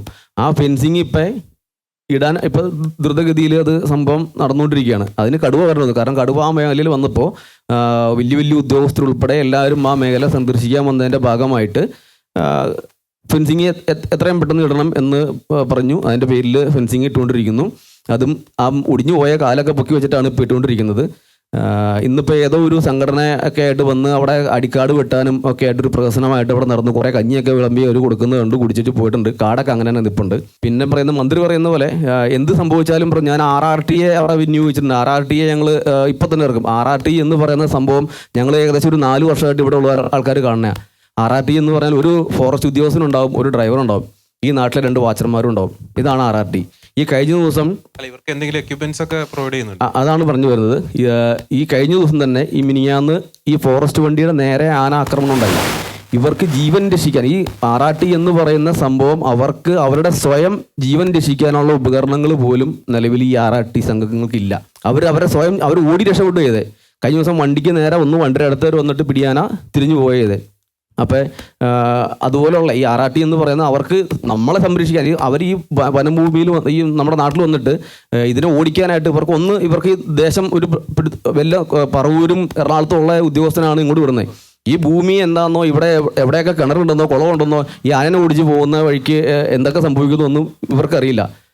പറയുമ്പം വലിയ RRT ആണ്. അതുപോലെ ഈ കൊച്ചിയിലിരുന്നും കോഴിക്കോടും തിരുവനന്തപുരത്തിരുന്ന പറയുന്ന ആൾക്കാരുണ്ട്, നിങ്ങൾ വനം കയ്യേറിയിട്ടല്ലേ, നിങ്ങൾ വനഭൂമി കയ്യേറിയിട്ടല്ലേ നിങ്ങൾ ഈ വന്യമൃഗ ശല്യം നേരിടുന്നതെന്ന്. അപ്പം അങ്ങനെയാണെങ്കിൽ ഈ കടലിൻ്റെ സൈഡിലുള്ളവരെല്ലാം ഒരു കടൽ കയ്യേറിയത് കൊണ്ടാണോ അവർക്ക് ഈ കടൽ ഭിത്തി വേണമെന്നും പറഞ്ഞുകൊണ്ട് അധികാരികളോട് പറയുന്നത്? അവർ വനത്തിൽ നിന്ന് വന്യജീവികൾ നമ്മുടെ പറമ്പിലേക്ക് വരുന്ന പോലെ കടൽ അതിൻ്റെ ഒരു വർഷക്കാലത്താകുമ്പോൾ അതിൻ്റെ ഭീകരതയോടുകൂടി അവരുടെ വീടുകളിലേക്ക് വെള്ളം കയറുന്നതിന് വേണ്ടിയിട്ട് അതിന് തടയിടാൻ വേണ്ടിയിട്ട് ഇവർ കടൽ ഭിത്തി വേണം എന്ന് പറയുന്ന അതേ സംഭവമാണ് ഞങ്ങളിവിടെ നാട്ടിൽ വന്യമൃഗം ഞങ്ങളുടെ പറമ്പിലേക്ക് വരരുത് എന്ന് പറയുന്നതിൻ്റെ ലോജിക്ക്. ഞാൻ മനസ്സിലാക്കുന്ന നമ്മുടെ കാടുകളിൽ ഏകദേശം ഒരു 6000-ഓളം ആനകളുണ്ടെന്ന് കഴിഞ്ഞ ദിവസം ഒരു ലേഖനത്തിൽ വായിക്കുകയുണ്ടായി. ഏകദേശം ഒരു 70 വർഷമാണ് ഒരു ആനയുടെ ഒരു ആയുർദൈർഘ്യമെന്ന് പറയപ്പെടുന്നു. ഈ കഴിഞ്ഞ കുറേ 10, 15 അല്ലെങ്കിൽ 40 വർഷങ്ങൾക്ക് മുമ്പ് നമ്മുടെ കാടുകളിൽ ആനകളുണ്ടായിരുന്നു. പക്ഷേ ഒരു കാലഘട്ടത്തിന് ശേഷം എങ്ങനെയാണ് ഇത് ക്രമാതീതമായി ഇങ്ങനെ പെരുകാനുള്ളൊരു കാരണം എന്താണ്? പെരുകാനുള്ള കാരണം നമുക്ക് സംവിധാനങ്ങളനുസരിച്ച് നമ്മുടെ സർക്കാർ തന്നെ പറയുന്നുണ്ട്. ആദ്യം പറഞ്ഞു നമ്മൾ 2 നമുക്ക് 2, പിന്നെ പറഞ്ഞു നമ്മളൊന്ന് നമുക്കൊന്ന്. ഈ സംവിധാനം മൃഗങ്ങൾക്ക് മനസ്സിലായിട്ടില്ലോ. അതുകൊണ്ടായിരിക്കണം മിക്കവാറും മൃഗങ്ങൾ കൂടാനുള്ള സാധ്യത. വളരെ രസകരമായിട്ട് ഈ വന്യജീവികളെ കൊണ്ടുവിടുന്ന കാര്യത്തെക്കുറിച്ചുള്ളതേ ജനവാസ മേഖലയിൽ വിടുന്നില്ല എന്നുള്ള സത്യമാകാം. പക്ഷെ ജനവാസ മേഖലയോട് ചേർന്നുള്ള വനത്തിൽ കൊണ്ടുവന്ന് വിടുന്നുണ്ടെന്നുള്ളത് സത്യമാണ്. കാരണം ഉദാഹരണം പറഞ്ഞു കഴിഞ്ഞാൽ ഇപ്പോൾ ഞാൻ പൂയംകുട്ടിയിൽ 5 വർഷം വികാരിയായിരുന്നു. പൂയംകുട്ടി പള്ളി കഴിഞ്ഞ് ഒരു 1/2 കിലോമീറ്റർ ചെന്ന് കഴിയുമ്പോൾ അവിടെ ഒരു ജംഗ്ഷനോട് കൂടി അവിടുത്തെ ജനവാസ മേഖല തീരുകയാണ്. വീണ്ടും ആ റോഡ് മുമ്പോട്ട് പോവുകയാണ്. അവിടെ പോയി ഒരു 2-3 കിലോമീറ്റർ ഉള്ളിൽ പോയൊരു പാമ്പിനെ വിട്ട് കഴിഞ്ഞാൽ 3-ാം ദിവസം പാമ്പ് ജനവാസ മേഖലയിലേക്ക് എത്തിക്കോളും. അല്ലെങ്കിൽ ഈ പിടിക്കുന്ന പാമ്പിനെയൊക്കെ ഇവർ അങ്ങോട്ടാ കൊണ്ടുപോകണമെന്ന് പറയട്ടെ, ഏതെങ്കിലുമൊക്കെ പാമ്പ് സങ്കേതങ്ങളിൽ ഇതിനെല്ലാത്തിനെയും കൂടെ നോക്കാൻ പോയാൽ അതിനുവേണ്ടി തന്നെ കിലോമീറ്ററുകൾ വേണ്ടി വരും. അതുപോലെ പാമ്പിനെ പിടിക്കുന്നുണ്ട്. ഒരുപക്ഷെ ജനവാസ മേഖലയെ കൊണ്ടുപോയിട്ട് ഇപ്പോൾ ഈ റോഡിലോ അല്ലെങ്കിൽ അപ്പുറത്തെ വീട്ടിലോ കൊണ്ട് വിടുന്നുണ്ടാവില്ല. വനത്തിനുള്ളിൽ ജനവാസ മേഖലയിലേക്ക് എത്താൻ കഴിയുന്ന രീതിയിലുള്ള സ്ഥലങ്ങളിലേക്ക് ഇതിനെ കൊണ്ടുവന്ന് വിടുന്നുണ്ടെന്നുള്ളത് നമ്മൾ മറച്ചു വയ്ക്കാൻ കഴിയുന്ന കാര്യമല്ല. ജനവാസ മേഖലയുടെ ആ ഒരു അതിർത്തി നിർണ്ണയിക്കപ്പെടുന്നതായ കാര്യമാണ് പ്രധാനപ്പെട്ട കാര്യം. ജനങ്ങൾക്ക് ഏറ്റവും ലാസ്റ്റായിട്ട് പ്രതികരിക്കാനുള്ള ഒരു അവസരം നമുക്കൊരു 10 മിനിറ്റുള്ള നമ്മുടെ പ്രോഗ്രാം വൈൻഡപ്പ് ചെയ്യാണ്. അപ്പോൾ ഇനിയും നിങ്ങൾക്ക് പ്രതികരിക്കാനുള്ളവർക്ക് പ്രതികരിക്കാം. നമ്മൾ പറഞ്ഞ കാര്യങ്ങളാണ് എന്ന് നമ്മൾ ചിന്തിച്ച് മടിച്ചിരിക്കേണ്ട ആവശ്യമില്ല. നിങ്ങളുടെ ശബ്ദം ലോകത്തെ കേൾപ്പിക്കാനുള്ള വലിയൊരു അവസരമാണ്, ജനലക്ഷങ്ങളിലേക്ക്, ലോകം മുഴുവനിലേക്ക് എത്തിക്കാനുള്ള അവസരമാണ്. അപ്പോൾ വളരെ പെട്ടെന്ന് നമുക്കൊരു 10 മിനിറ്റിനുള്ളിൽ ഇനി പറയാത്തവർ വളരെ പെട്ടെന്നൊന്ന് വൈൻഡപ്പ് ചെയ്ത്, കുട്ടികളായിക്കോട്ടെ, മുതിർന്നവരായിക്കോട്ടെ, സ്ത്രീകളായിക്കോട്ടെ, യുവജനങ്ങളായിക്കോട്ടെ, വളരെ പെട്ടെന്ന്. യെസ്. ഞാൻ ഇൻഷുറൻസ് രംഗത്ത് വർക്ക് ചെയ്യുന്ന ആളാണ്. എൻ്റെ പേര് KV മത്തച്ചൻ. ഇവിടെ വർഷങ്ങളായിട്ട് 40 വർഷമായിട്ട് ഈ ഏരിയയിലൊക്കെ കോട്ടപ്പടി പഞ്ചായത്തിലെ എല്ലാ ഭാഗത്തും സൈക്കിളിലും ബൈക്കിലുമായിട്ടൊക്കെ യാത്ര ചെയ്ത് സുഗമമായിട്ട് വർക്ക് ചെയ്തുകൊണ്ടിരുന്നു. ഈ അടുത്ത കാലങ്ങളിൽ ഈ റൂട്ടുകളെല്ലാം ഞാൻ ക്യാൻസൽ ചെയ്തു. കാരണം എപ്പോഴാണ് പുലി ആക്രമിക്കുന്നത്, എപ്പോഴാണ് ആന ആക്രമിക്കുന്നതെന്നും പറയാൻ നിവൃത്തിയില്ലാത്തതുകൊണ്ട് നേരത്തെയൊക്കെ 9 മണിക്കും 10 മണിക്കൊക്കെ ഇതിലെ സുഗമമായിട്ട് യാത്ര ചെയ്യാമായിരുന്നു. യാതൊരു ഭീഷണിയുമില്ല. ഇപ്പോൾ അതല്ല അവസ്ഥ. ഇതിന് പിന്നെ വന്നിരിക്കുന്ന ബുദ്ധിമുട്ട് ഈ സർക്കാർ ഭാഗത്തു നിന്ന് വരുന്നതായ രാഷ്ട്രീയക്കാരുടെ ഒരു ഒത്തുകളിയാണിത്. പല പാർട്ടികൾ ഇപ്പോൾ പറഞ്ഞു, 4 പ്രമുഖ രാഷ്ട്രീയ പാർട്ടികൾ ആരും ഇവിടെ വന്നിട്ടില്ല. അവരെല്ലാം ഒന്നാണ്. പറയുമ്പോൾ വലിയ വർത്തമാനങ്ങൾ പറയും. പ്രതിപക്ഷ നേതാവ് എന്നൊക്കെ പറഞ്ഞ ആളുകൾക്ക് ഒരു സഹായം കിട്ടിക്കഴിഞ്ഞാൽ, അല്ലെങ്കിൽ കാറ് മേടിക്കുമ്പോൾ ദൂരത്തിനെ പറ്റിയൊക്കെ വലിയ വലിയ ഘോരം പ്രസംഗിക്കും. പക്ഷേ അയാൾക്ക് സ്വന്തം പേരിലൊരു കാറ് കിട്ടിക്കഴിഞ്ഞപ്പോൾ പിന്നെ അയാൾ ഉണ്ടായിട്ടും ഇല്ല. ഇതൊക്കെയാണ് അവസ്ഥ. അപ്പോൾ ഈ നില തുടർന്നാൽ ശരിയാവില്ല. നമുക്ക് ഇവിടെ ഈ കരയുന്ന, ഞാൻ കുറേ വർഷം മുമ്പ് ഒരു ഓട്ടോറിക്ഷയുടെ ബാക്കിൽ ഒരു വചനം വായിച്ചു കേട്ടു, പാട്ട്. അതിൽ പറഞ്ഞിരിക്കുന്നത്, ചിരിക്കുന്ന ചുണ്ടിനറിയില്ല കരയുന്ന കണ്ണിൻ്റെ വേദന. അതാണ് ഇപ്പോൾ യഥാർത്ഥത്തിൽ നടന്നുകൊണ്ടിരിക്കുന്നത്. ഞാനൊരു ട്യൂഷൻ അധ്യാപകനും കൂടിയാണ്. അപ്പോൾ അതൊന്ന് പറയാൻ വേണ്ടിയാണ്. ഇപ്പോൾ ശരിക്കും ഇപ്പോൾ SLCയുടെ ടൈമൊക്കെയാണ്. അപ്പോൾ നൈറ്റ് ക്ലാസ് വർഷങ്ങളായിട്ട് ഞാൻ 2001 മുതൽ ട്യൂഷൻ സെൻറ്റർ നടത്തിയിരിക്കുന്ന വ്യക്തിയാണ്. അപ്പോൾ ഈ സമയത്ത് നൈറ്റ് ക്ലാസ് നടത്തുന്ന സമയമാണ്. അപ്പോൾ നമ്മൾ നൈറ്റ് ക്ലാസ്സിൻ്റെ കാര്യമൊക്കെ പറഞ്ഞു കഴിഞ്ഞപ്പോൾ കാരണവന്മാർ പറഞ്ഞ ഈ ആനയും പുലിയൊക്കെ ഇറങ്ങുന്ന സമയത്ത് രാത്രിയിൽ, അല്ലെങ്കിൽ രാത്രി എന്ന് ഉദ്ദേശിക്കുന്നത് രാത്രി 12 മണിക്കല്ല, ഈ 7 മണി, 6 മണി, 8 മണി ആ സമയം, 6, 7, 8 ആ സമയത്ത് നമുക്ക് കുട്ടികളെ വിടാനോ പഠിപ്പിക്കാനോ അല്ലെങ്കിൽ പഠിക്കാൻ വിടാൻ പോലും അവർക്ക് ധൈര്യമില്ല. അത് ഇപ്പം നേരിട്ടുകൊണ്ടിരിക്കുന്ന ഒരു സംഭവമാണ്. പിന്നെ RRT സംഘത്തിൻ്റെ കാര്യം പറഞ്ഞാൽ ആ ഒരു കാര്യം പറയാൻ വേണ്ടിയാണ് ചോദിച്ചത്. കഴിഞ്ഞ ദിവസം ഇവിടെ കടുവ ഇറങ്ങിയതുകൊണ്ട് CCF ഇവിടെ വരികയും ചർച്ചകളൊക്കെ നടത്തി. അതിനുശേഷം മന്ത്രി തന്നെ പറഞ്ഞു ഇവിടെ RRT സംഘത്തെ വിന്യസിച്ചിട്ടുണ്ട് എന്നെല്ലാം പറഞ്ഞ് ഭയങ്കരമായ പ്രസ്താവനയും കാര്യങ്ങളും വന്നു കഴിഞ്ഞപ്പോൾ വൈകുന്നേരം ഒരു 5 മണി ആയപ്പോൾ ഇതെന്താ സംഭവം, അങ്ങനെ RRT ഇത്രമാത്രം ശക്തമായ സംവിധാനം ഉണ്ടോ എന്ന് അറിയാൻ വേണ്ടി ഞാൻ ബൈക്കും എടുത്തുകൊണ്ട് ഒന്ന് പോയി നോക്കിയായിരുന്നു. പോയി നോക്കിയപ്പോൾ കണ്ട കാഴ്ച, ഇവിടെ നമ്മൾ ഭാവിയിൽ കഴിഞ്ഞാൽ ചെന്ന് കഴിഞ്ഞപ്പോൾ അവിടെ ഒരു മരത്തിൻ്റെ ചുവട്ടിൽ 2 പേര് ഇരിപ്പുണ്ട്. അപ്പോൾ ഞാൻ ചോദിച്ചു, നിങ്ങളാണ് അതെ, ഞങ്ങൾ വേറെ ഉള്ളവരൊക്കെ ഉണ്ടായിരുന്നു, അവരൊക്കെ പോയി എന്ന് വെച്ചു. അപ്പോൾ ഞാൻ നോക്കിയപ്പോൾ അവരുടെ 2 വടിയുണ്ട്. ഏത് ആനേനെയും കടുവേനെയും എതിർത്ത് നാട്ടുകാരെ രക്ഷിക്കാൻ വേണ്ടി അവർക്ക് കൊടുത്തിരിക്കുന്നത് 2 കപ്പക്കോലാണ് കൊടുത്തിരിക്കുന്നത്. ഈ കപ്പക്കോലും കൊണ്ട് വേണം ഈ കോട്ടപ്പടി പഞ്ചായത്തിലുള്ള മുഴുവൻ ആൾക്കാരെ രക്ഷിക്കാൻ വേണ്ടി 2 പേര്. RRT സംഘം വമ്പൻ സെറ്റപ്പ് എന്നൊക്കെ പറഞ്ഞ് മന്ത്രി പറഞ്ഞ കാര്യത്തെ പറ്റിയാണ് ഞാൻ പറഞ്ഞത്. ഞാൻ നേരിട്ട് കണ്ട കാഴ്ചയാണ്. അപ്പോൾ ഇതാണ് നമ്മുടെ ഗവൺമെൻറ് ജനങ്ങൾക്ക് നൽകുന്ന സുരക്ഷ. ഞങ്ങളെല്ലാവരും രാത്രി ജോലി കഴിഞ്ഞൊക്കെ തിരിച്ചു വരാൻ നേരത്ത് വീട്ടിൽ നിന്ന് ഒരു 7 മണിയാകുമ്പോൾ തൊട്ട് വിളി തുടങ്ങും. എല്ലാം അമ്മയൊക്കെ രാത്രി ഒരു 7 മണിയാകുമ്പോൾ തൊട്ട് വിളിക്കണ എന്തിനാണെന്നറിയോ, ചോദിച്ചിട്ട് എടാ മോനെ നേരത്തെ ഇറങ്ങട്ടോ, പണിയൊക്കെ കഴിഞ്ഞിട്ട് നിൽക്കണ്ട, എത്രയും വേഗം വീട്ടിലെത്ത്, ഇവിടെയൊക്കെ ആന വന്നു തുടങ്ങിയിട്ടുണ്ട്. നീ ഇങ്ങനെ എല്ലാം നോക്കിയൊക്കെ പയ്യെ വന്നു കഴിഞ്ഞിട്ടുണ്ടെങ്കിൽ ആനയുടെ മുന്നിൽ ചെന്ന് പെട്ട് കഴിഞ്ഞാൽ ഉണ്ടാവില്ല, ആളുണ്ടാവില്ല.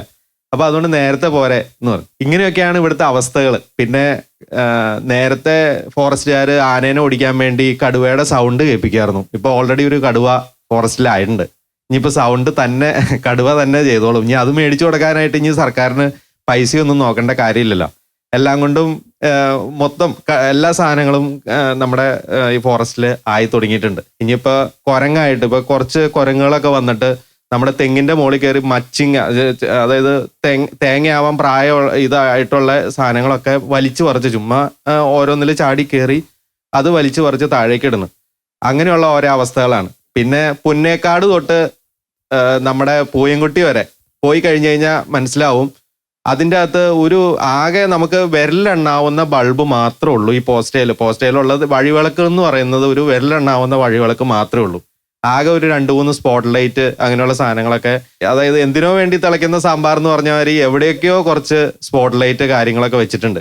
ഇതൊക്കെ ഒരു ആവശ്യം, ഇപ്പൊ എന്തെങ്കിലും ഒരു വളവിലോ ഇപ്പൊ നമ്മുടെ റോട്ടിക്കടെ പോകുമ്പോൾ ആ വളവിലൊക്കെ ഈ സാധനം നിൽക്കുവാണെങ്കിൽ ഒരു മനുഷ്യനും കൃത്യമായിട്ട് മനസ്സിലാവുന്നില്ല അവിടെ സാധനങ്ങളുണ്ടെന്ന്.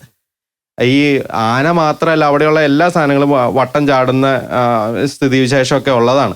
ഇപ്പൊ ഈ അടുത്തിടെയാണ് കുറച്ചിടെ അടിക്കാടൊക്കെ വെട്ടി കുറച്ച് കാണാവുന്ന രീതിയിലേക്ക് ആക്കി. അതായത് വേറെ ഒന്നല്ല, ഈ സാധനം നിൽക്കണ്ടെങ്കിൽ ആളുകൾ എങ്ങോട്ടെങ്കിലും തിരിച്ചു പോകാൻ വേണ്ടിയാണ് ഈ അടിക്കാട് വെട്ടാൻ നിൽക്കുന്നത്, അല്ലാണ്ട് വേറെ ആവശ്യത്തിനൊന്നുമല്ല. എന്തായാലും ഞങ്ങളുടെ ഒരു അവസ്ഥ എന്ന് പറയണത് വെറുതെ ഏതായാലും ഇത്രയും നാള് ജീവിച്ചു, ഇനിയും കുറച്ച് നാളും കൂടി ജീവിക്കാൻ പറ്റുമെന്നുള്ള ഒരു ചെറിയൊരു എന്താ പറയാ അങ്ങനെ വിശ്വാസമൊന്നുമില്ല. എന്നാലും ഇങ്ങനെ അങ്ങ് പോണം എന്നുള്ള ഒരു അവസ്ഥയിലേക്കാണ് ഞങ്ങൾ. എന്തായാലും നമ്മൾ കൊല്ലപ്പെടുമെന്നുള്ള ഉറപ്പാണ്. അത് എങ്ങനെയാണെന്നുള്ളതാണ് നമുക്കറിയാൻ പാടില്ലാത്ത. ആന ചവിട്ടി കൊല്ലുവാണോ, പന്നി കുത്തി കൊല്ലുവാണോ, കടുവ കടിച്ചു കയറി തിന്നുവാണോ? ഇപ്പം ആനയും പന്നിയാണെങ്കിൽ നമുക്ക് ശവടക്കിനെങ്കിലും എന്തെങ്കിലും ബാക്കിയുണ്ടോ? കടുവയാണെങ്കിൽ പിള്ളേർക്ക് തലയ്ക്കും ഭാഗത്ത് നിന്ന് പ്രാർത്ഥിക്കണമെങ്കിൽ കടുവയുടെ മുമ്പിൽ പോയി കണ്ടുവരും. അതാണ് ഇപ്പോഴത്തെ നമ്മുടെ അവസ്ഥ. എൻ്റെ പേര് പോൾ.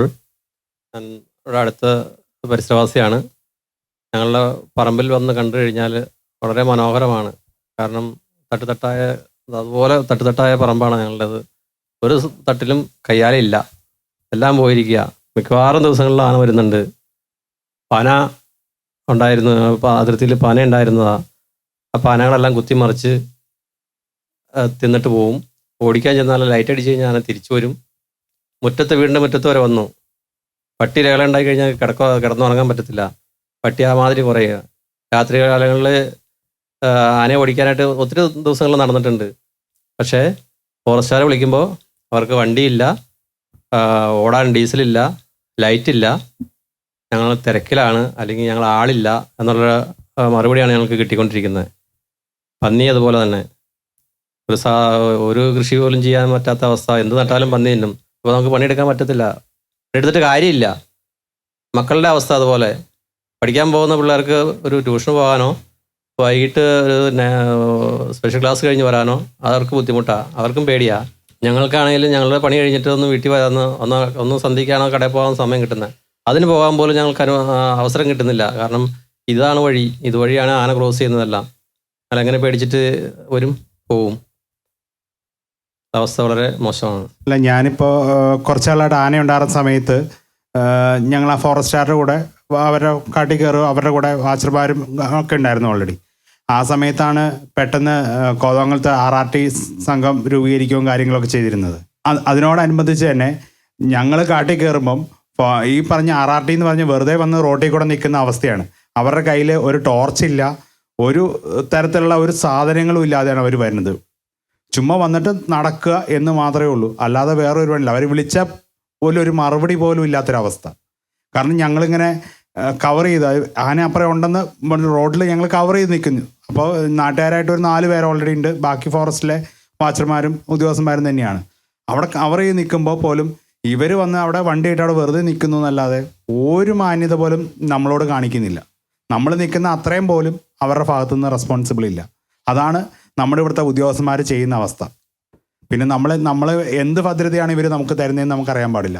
യെസ്, നമ്മൾ പ്രോഗ്രാം വൈൻഡപ്പ് ചെയ്യുമ്പോൾ ഞാൻ ശ്രീ സുജിമോനിലേക്ക് വരികയാണ്. നമുക്കിതിൻ്റെ ഒരു പ്രതിവിധി കൂടി ഒന്ന് പറഞ്ഞിട്ട് വേണം നമ്മൾ ഈ പ്രോഗ്രാം വൈൻഡപ്പ് ചെയ്യാൻ. നിരവധി ആശങ്കകൾ, പ്രതിസന്ധികൾ, കണ്ണീരോടുകൂടി തന്നെ നീറുന്ന നൂറുകണക്കിന് പ്രശ്നങ്ങൾ ജനങ്ങൾ അഭിമുഖീകരിക്കുന്നുണ്ട്.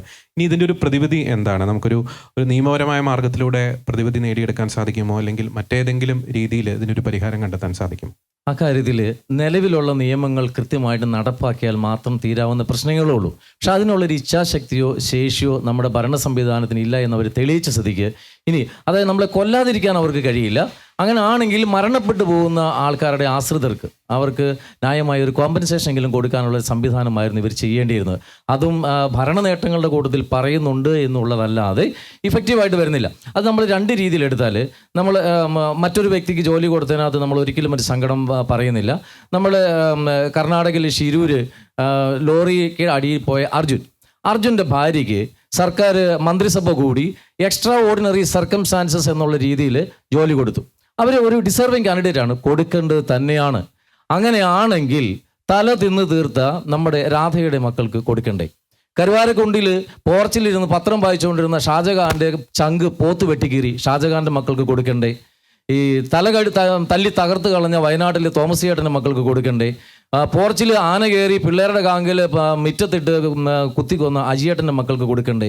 അതായത് ഭരണഘടനയുടെ കീഴിൽ ഒരു കാരണവശാലും വിവേചനം പാടില്ലാതെ പൗരനെ തുല്യമായിട്ട് കാണേണ്ടപ്പോൾ നിയമപരമായ അവകാശികൾക്ക് ജോലി കൊടുക്കാൻ ഇതൊരു എക്സ്ട്രാ ഓർഡിനറി സർക്കംസ്റ്റാൻസസ് ആയിട്ട് സർക്കാരിന് കാണാൻ പറ്റുന്നില്ല എന്ന് പറയുമ്പോൾ പ്രതികരണശേഷി ഇല്ലാത്തൊരു സമൂഹം അത് അംഗീകരിച്ചോളും എന്നുള്ള ഒരു സ്റ്റാൻഡിലാണ്. അപ്പോൾ സർക്കാർ എന്താണെങ്കിലും ആ ഒരു കാര്യത്തിൽ നിയമപരമായ അവകാശികൾക്ക് ജോലി കൊടുക്കാനുള്ളൊരു സംവിധാനം എന്താണെങ്കിലും ഉണ്ടാകണം. പിൻവാതിൽ നിയമനങ്ങൾ ഒരുപാട് നടക്കുന്നുണ്ടല്ലോ, അതിൻ്റെ ഒരു 10% ഇതിനു വേണ്ടി മാറ്റിവെച്ചാൽ മതി. 2, ഒരു മോണിറ്ററി ബെനിഫിറ്റ്. ഇപ്പോൾ 10 ലക്ഷം രൂപ ഇവർ കൊടുക്കുന്നുണ്ട് എന്ന് പറഞ്ഞാണ് ഇത് ചെയ്യുന്നത്. നമ്മൾ ഏതാണ്ട് എനിക്ക് തോന്നുന്നു 2013 മുതൽ ഞങ്ങളൊക്കെ ഇതിൻ്റെ പിന്നിൽ ശക്തമായിട്ട് നിലനിൽക്കുന്നുണ്ട്. 2016 മുതൽ റോബിൻസൺ ഞങ്ങളൊക്കെ സഹകരിച്ച് നീങ്ങുന്ന ആൾക്കാരാണ്. 2018 സംസ്ഥാന ഗവൺമെൻറ് 10 ലക്ഷം രൂപ വന്യമൃഗാക്രമണങ്ങളിൽ കൊല്ലപ്പെടുന്ന ആൾക്കാർക്ക് കൊടുക്കാമെന്ന് പറഞ്ഞ് ഉത്തരവിട്ടു. അത് കൊടുത്തു വന്നുകൊണ്ടേയിരുന്നു. അന്ന് കേന്ദ്ര ഗവൺമെൻറ് 5 ലക്ഷമാണ് കൊടുക്കാൻ പറഞ്ഞത്. പക്ഷേ 2023 കേന്ദ്ര ഗവൺമെൻറ് അത് 10 ലക്ഷമാക്കി. അപ്പോൾ കേന്ദ്ര ഗവൺമെൻറ് ഈ സംസ്ഥാനങ്ങൾക്ക് കൊടുക്കുന്നത് ഓരോ ഇൻഡിവിജ്വൽ കേസസ് എടുത്തിട്ട് അവർക്ക് 10 ലക്ഷം വെച്ചല്ല കൊടുക്കുക. അത് കേന്ദ്രം കൊടുക്കുന്നത് ഇങ്ങനെയാണ്: വൈൽഡ് ലൈഫ് ഹാബിറ്റാറ്റ് ഡെവലപ്മെൻറ്റ് ഫണ്ടിൽ നിന്നും, പ്രൊജക്ട് എലഫൻറ്റിൽ നിന്നും, പ്രൊജക്ട് ടൈഗറിൽ നിന്നും ഒരു ലംസം എമൗണ്ട് ഓരോ വർഷവും കൊടുക്കുന്ന കോടാനുകോടി രൂപയിൽ നിന്ന് ഇവർക്ക് കൊടുത്തിട്ട് തിരിച്ച് അത് കണക്കേൽപ്പിച്ചാൽ മതി. അങ്ങനെ 10, 10, 20. 2024 സംസ്ഥാന ഗവൺമെൻറ് വന്യജീവി ആക്രമണങ്ങളെ സ്പെഷ്യൽ ഡിസാസ്റ്റർ, സവിശേഷ ദുരന്തമായിട്ട് പ്രഖ്യാപിച്ചു. സവിശേഷ ദുരന്തമായിട്ട് പ്രഖ്യാപിച്ചപ്പോൾ അതിൻ്റെ പ്രൊസീഡിങ്സ് ഇറങ്ങിക്കഴിഞ്ഞപ്പോൾ 4 ലക്ഷം രൂപ കോമ്പൻസേഷൻ കൊടുക്കാമെന്നാണ് പറഞ്ഞിരുന്നത്. അതായത് 10, 10, 20, 4, 24 പ്ലസ് യുണൈറ്റഡ് ഇന്ത്യ ഇൻഷുറൻസുമായിട്ട് ബന്ധപ്പെട്ട് വനവാസികളിൽ ആരെങ്കിലും വനവുമായിട്ട് അതിർത്തി പങ്കിടുന്ന പ്രദേശങ്ങളിൽ വന്യജീവി ആക്രമണങ്ങളിൽ കൊല്ലപ്പെട്ടാൽ 1 ലക്ഷം രൂപ ഇൻഷുറൻസ് കൊടുക്കാനായിട്ട് MOU ഒപ്പുവെച്ചിട്ട് ഇൻഷുറൻസ് കമ്പനിക്ക് എമൗണ്ടും കൊടുക്കുന്നുണ്ട്. പക്ഷേ ഒരാൾക്ക് പോലും ഇൻഷുറൻസ് തുക മേടിച്ചു കൊടുക്കാൻ ഗവൺമെൻറ് തയ്യാറായിട്ടില്ല. അപ്പോൾ നമ്മൾ നോക്കുക, 10, 10, 20, 4, 24, 25 ലക്ഷം രൂപ നിലവിൽ ഉള്ള ഉത്തരവ് മാത്രം നടപ്പാക്കിയാൽ കിട്ടാം. മഹാരാഷ്ട്ര ഗവൺമെൻറ് 25 ലക്ഷം രൂപയാണ് കൊടുക്കുന്നത്. മധ്യപ്രദേശ് 2023 8.5 ലക്ഷം രൂപയായിരുന്നത് ഒറ്റ എക്സിക്യൂട്ടീവ് ഓർഡറിൽ 25 ലക്ഷം രൂപയായിട്ട് ഉയർത്തി. അപ്പം നമുക്കിവിടെ ഉത്തരവുകളുണ്ട്, 25 ലക്ഷം രൂപയുടെ നടപ്പാക്കാനുള്ള ശേഷിയില്ല. അപ്പോൾ ഞങ്ങൾ ഞാൻ വ്യക്തിപരമായിട്ട് മിനിസ്റ്ററെ വിളിച്ചിരുന്നു. അതുകൂടാണ്ട് നിയമസഭാ സമ്മേളനം നടന്നു കഴിഞ്ഞപ്പോൾ അവിടെ ചോദ്യോത്തര വേളയിൽ ഈ ദുരന്ത നിവാരണ നിധിയിൽ പെടുത്തിയിരിക്കുന്ന ഈ 4 ലക്ഷം രൂപ വെച്ചുള്ള സ്പെഷ്യൽ ഡിസാസ്റ്ററിൽ എന്തുകൊണ്ട് കൊടുക്കുന്നില്ല എന്ന് ചോദിച്ചപ്പോൾ മന്ത്രി നിയമസഭയിൽ ഒരു ഉളുപ്പുമില്ലാതെ എഴുന്നേറ്റ് വന്നിട്ട് പറഞ്ഞു, ഇപ്പോൾ കൊടുത്തുകൊണ്ടിരിക്കുന്ന 10 ലക്ഷം രൂപ 6 കുറച്ചിട്ട് അതിനകത്ത് ഇത് കൂട്ടി നമ്മൾ കൊടുക്കുകയാണ്. കേരളത്തിലുള്ള ഏതെങ്കിലും കർഷക സമൂഹം ചോദിച്ചിരുന്നോ വന്യമൃഗ ആക്രമണങ്ങളിൽ കൊല്ലപ്പെടുന്ന മരണങ്ങളെ വിശേഷ ദുരന്തമായിട്ട് പ്രഖ്യാപിച്ച് ഞങ്ങളുടെ മരണങ്ങളെ ഒരു വീരചരണമായിട്ട് പ്രഖ്യാപിക്കണമെന്ന് ഞങ്ങൾ ആരെങ്കിലും ആവശ്യപ്പെട്ടിരുന്നോ?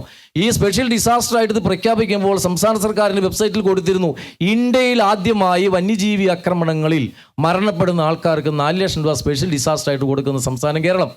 എന്നിട്ട് ഉള്ളതിനകത്ത് കുറയ്ക്കുകയാണ്. അതേസമയം കാണണം, സർക്കാർ ഉദ്യോഗസ്ഥന്മാർ ശമ്പളം കൂട്ടിക്കഴിഞ്ഞു കഴിഞ്ഞാൽ 1 വർഷമോ അതിന് മുകളിലോ അല്ലെങ്കിൽ തൊട്ട് ബാക്കിലുള്ള പേ കമ്മീഷൻ വന്ന മുതൽ എന്ന് മുതലാണോ മുൻകാല പ്രാബല്യത്തിൽ കൊടുക്കുകയാണ്. കർഷകൻ മരിക്കുമ്പോൾ കൊടുത്തുകൊണ്ടിരിക്കുന്നതിനകത്ത് പിടിച്ചിട്ട് ബാക്കി കൊടുക്കുന്നു. നിയമപരമായ അവകാശികൾക്ക് ജോലി കൊടുക്കുന്ന ഒരു കാര്യം സിമ്പിളായിട്ട് ചെയ്യാവുന്നതാണ്. നമ്മൾ കണ്ണൂർ തലശ്ശേരി ഇടവകയിലെ ജസ്റ്റിൻ എന്ന് പറഞ്ഞ ഒരു സഹോദരൻ ഭാര്യയോടൊപ്പം രാവിലെ പള്ളിയിൽ പോയപ്പോൾ അറിയാമല്ലോ, ആന ചവിട്ടി ബൈക്കോട് കൂടി അദ്ദേഹത്തെ കൊന്നുകളഞ്ഞു.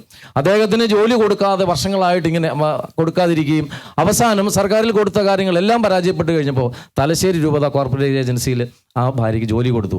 എന്തുകൊണ്ടാണ് ഈ മരണപ്പെടുന്ന ആൾക്കാരോട് പോലും നീതി കാണിക്കാൻ ഈ ഭരണകൂടത്തിന് കഴിയുന്നില്ല എന്നുള്ളത് കർഷക സമൂഹം ഒന്ന് തിരിഞ്ഞു നിന്ന് ചിന്തിച്ചാൽ ഇപ്പം ഇതിനകത്തിരിക്കുന്ന മുഴുവൻ MLA-മാരും മന്ത്രിമാരും പാസ് എടുത്ത് ഇനി നിയമസഭ കാണുകയുള്ളൂ. ഒന്ന് തിരിഞ്ഞ് ചിന്തിക്കണം. അതിനുള്ള ശേഷിയും ആർജവുമുള്ള ഒരു കർഷക സമൂഹം ഇവിടെ വളർന്നു വന്നു കഴിഞ്ഞാൽ ഈ പ്രശ്നങ്ങൾ പരിഹരിക്കപ്പെടും. വളരെ നന്ദി. നമ്മൾ ഈ ചർച്ച വൈൻഡപ്പ് ചെയ്യാണ്. തീർച്ചയായിട്ടും നീറുന്ന നൂറുകണക്കിന് പ്രശ്നങ്ങളാണ് ഈ ഒരു കർഷക ജനത പങ്കുവെച്ചത്. ഒരു കാര്യം ഭരണകൂടം മനസ്സിലാക്കുക, ഈ കടുവയ്ക്കും പുലിക്കും വയറിളക്കം വന്നാൽ അല്ലെങ്കിൽ ആനയെ ഉറുമ്പ് കടിച്ചാൽ BP കൂടുന്ന ഭരണകൂടം ഒരു കാര്യം മനസ്സിലാക്കുക, ഇവിടെ ഇരിക്കുന്നത് മനുഷ്യരാണ്, പച്ച മനുഷ്യരാണ്. ഈ നാടിന് വേണ്ടി, ഈ നാടിൻ്റെ ഉന്നമനത്തിന് വേണ്ടി ചോര നീരാക്കി അധ്വാനിക്കുന്ന കർഷക ജനതയാണ്. നിങ്ങളെ വോട്ട് ചെയ്ത് ജയിപ്പിച്ചു വിട്ടത് കടുവയല്ല, കാട്ടുപന്നിയല്ല, കാട്ടാനയല്ല, മറിച്ച് ഈ മനുഷ്യരാണ്. ഈ രീതിയിൽ കാര്യങ്ങൾ മുന്നോട്ട് പോവുകയാണെങ്കിൽ ഒരുപക്ഷെ നാളെ വോട്ട് ചോദിച്ച് നിങ്ങൾ ഇവരുടെ അടുത്ത് എത്തിക്കഴിഞ്ഞാൽ നിങ്ങളെ ഇവർ കാട്ടിലേക്ക് ഓടിച്ചു വിടുന്ന കാലം വിദൂരമല്ല എന്നൊരു ഓർമ്മപ്പെടുത്തലോടുകൂടി പ്രോഗ്രാം വൈൻഡപ്പ് ചെയ്യുകയാണ്. കാരണം അത്രമേൽ ഒരു ഗതികെട്ട അവസ്ഥയിലാണ് മലയോര മേഖലയിലെ, വനാതിർത്തി മേഖലയിലെ കർഷക ജനത കടന്നുപോയിക്കൊണ്ടിരിക്കുന്നത്. പരിഹാരം കണ്ടേ തീരൂ, പരിഹാരം തീർച്ചയായിട്ടും നടപ്പാക്കിയേ തീരൂ എന്ന ഓർമ്മപ്പെടുത്തലോടെ ഞങ്ങൾക്കും ചിലതൊക്കെ പറയാനുണ്ട്. ഈ പ്രോഗ്രാമിൻ്റെ ഇന്നത്തെ എപ്പിസോഡ് വൈൻഡപ്പ് ചെയ്യുന്നു. എല്ലാ പ്രിയപ്പെട്ട പ്രേക്ഷകർക്കും നന്ദി.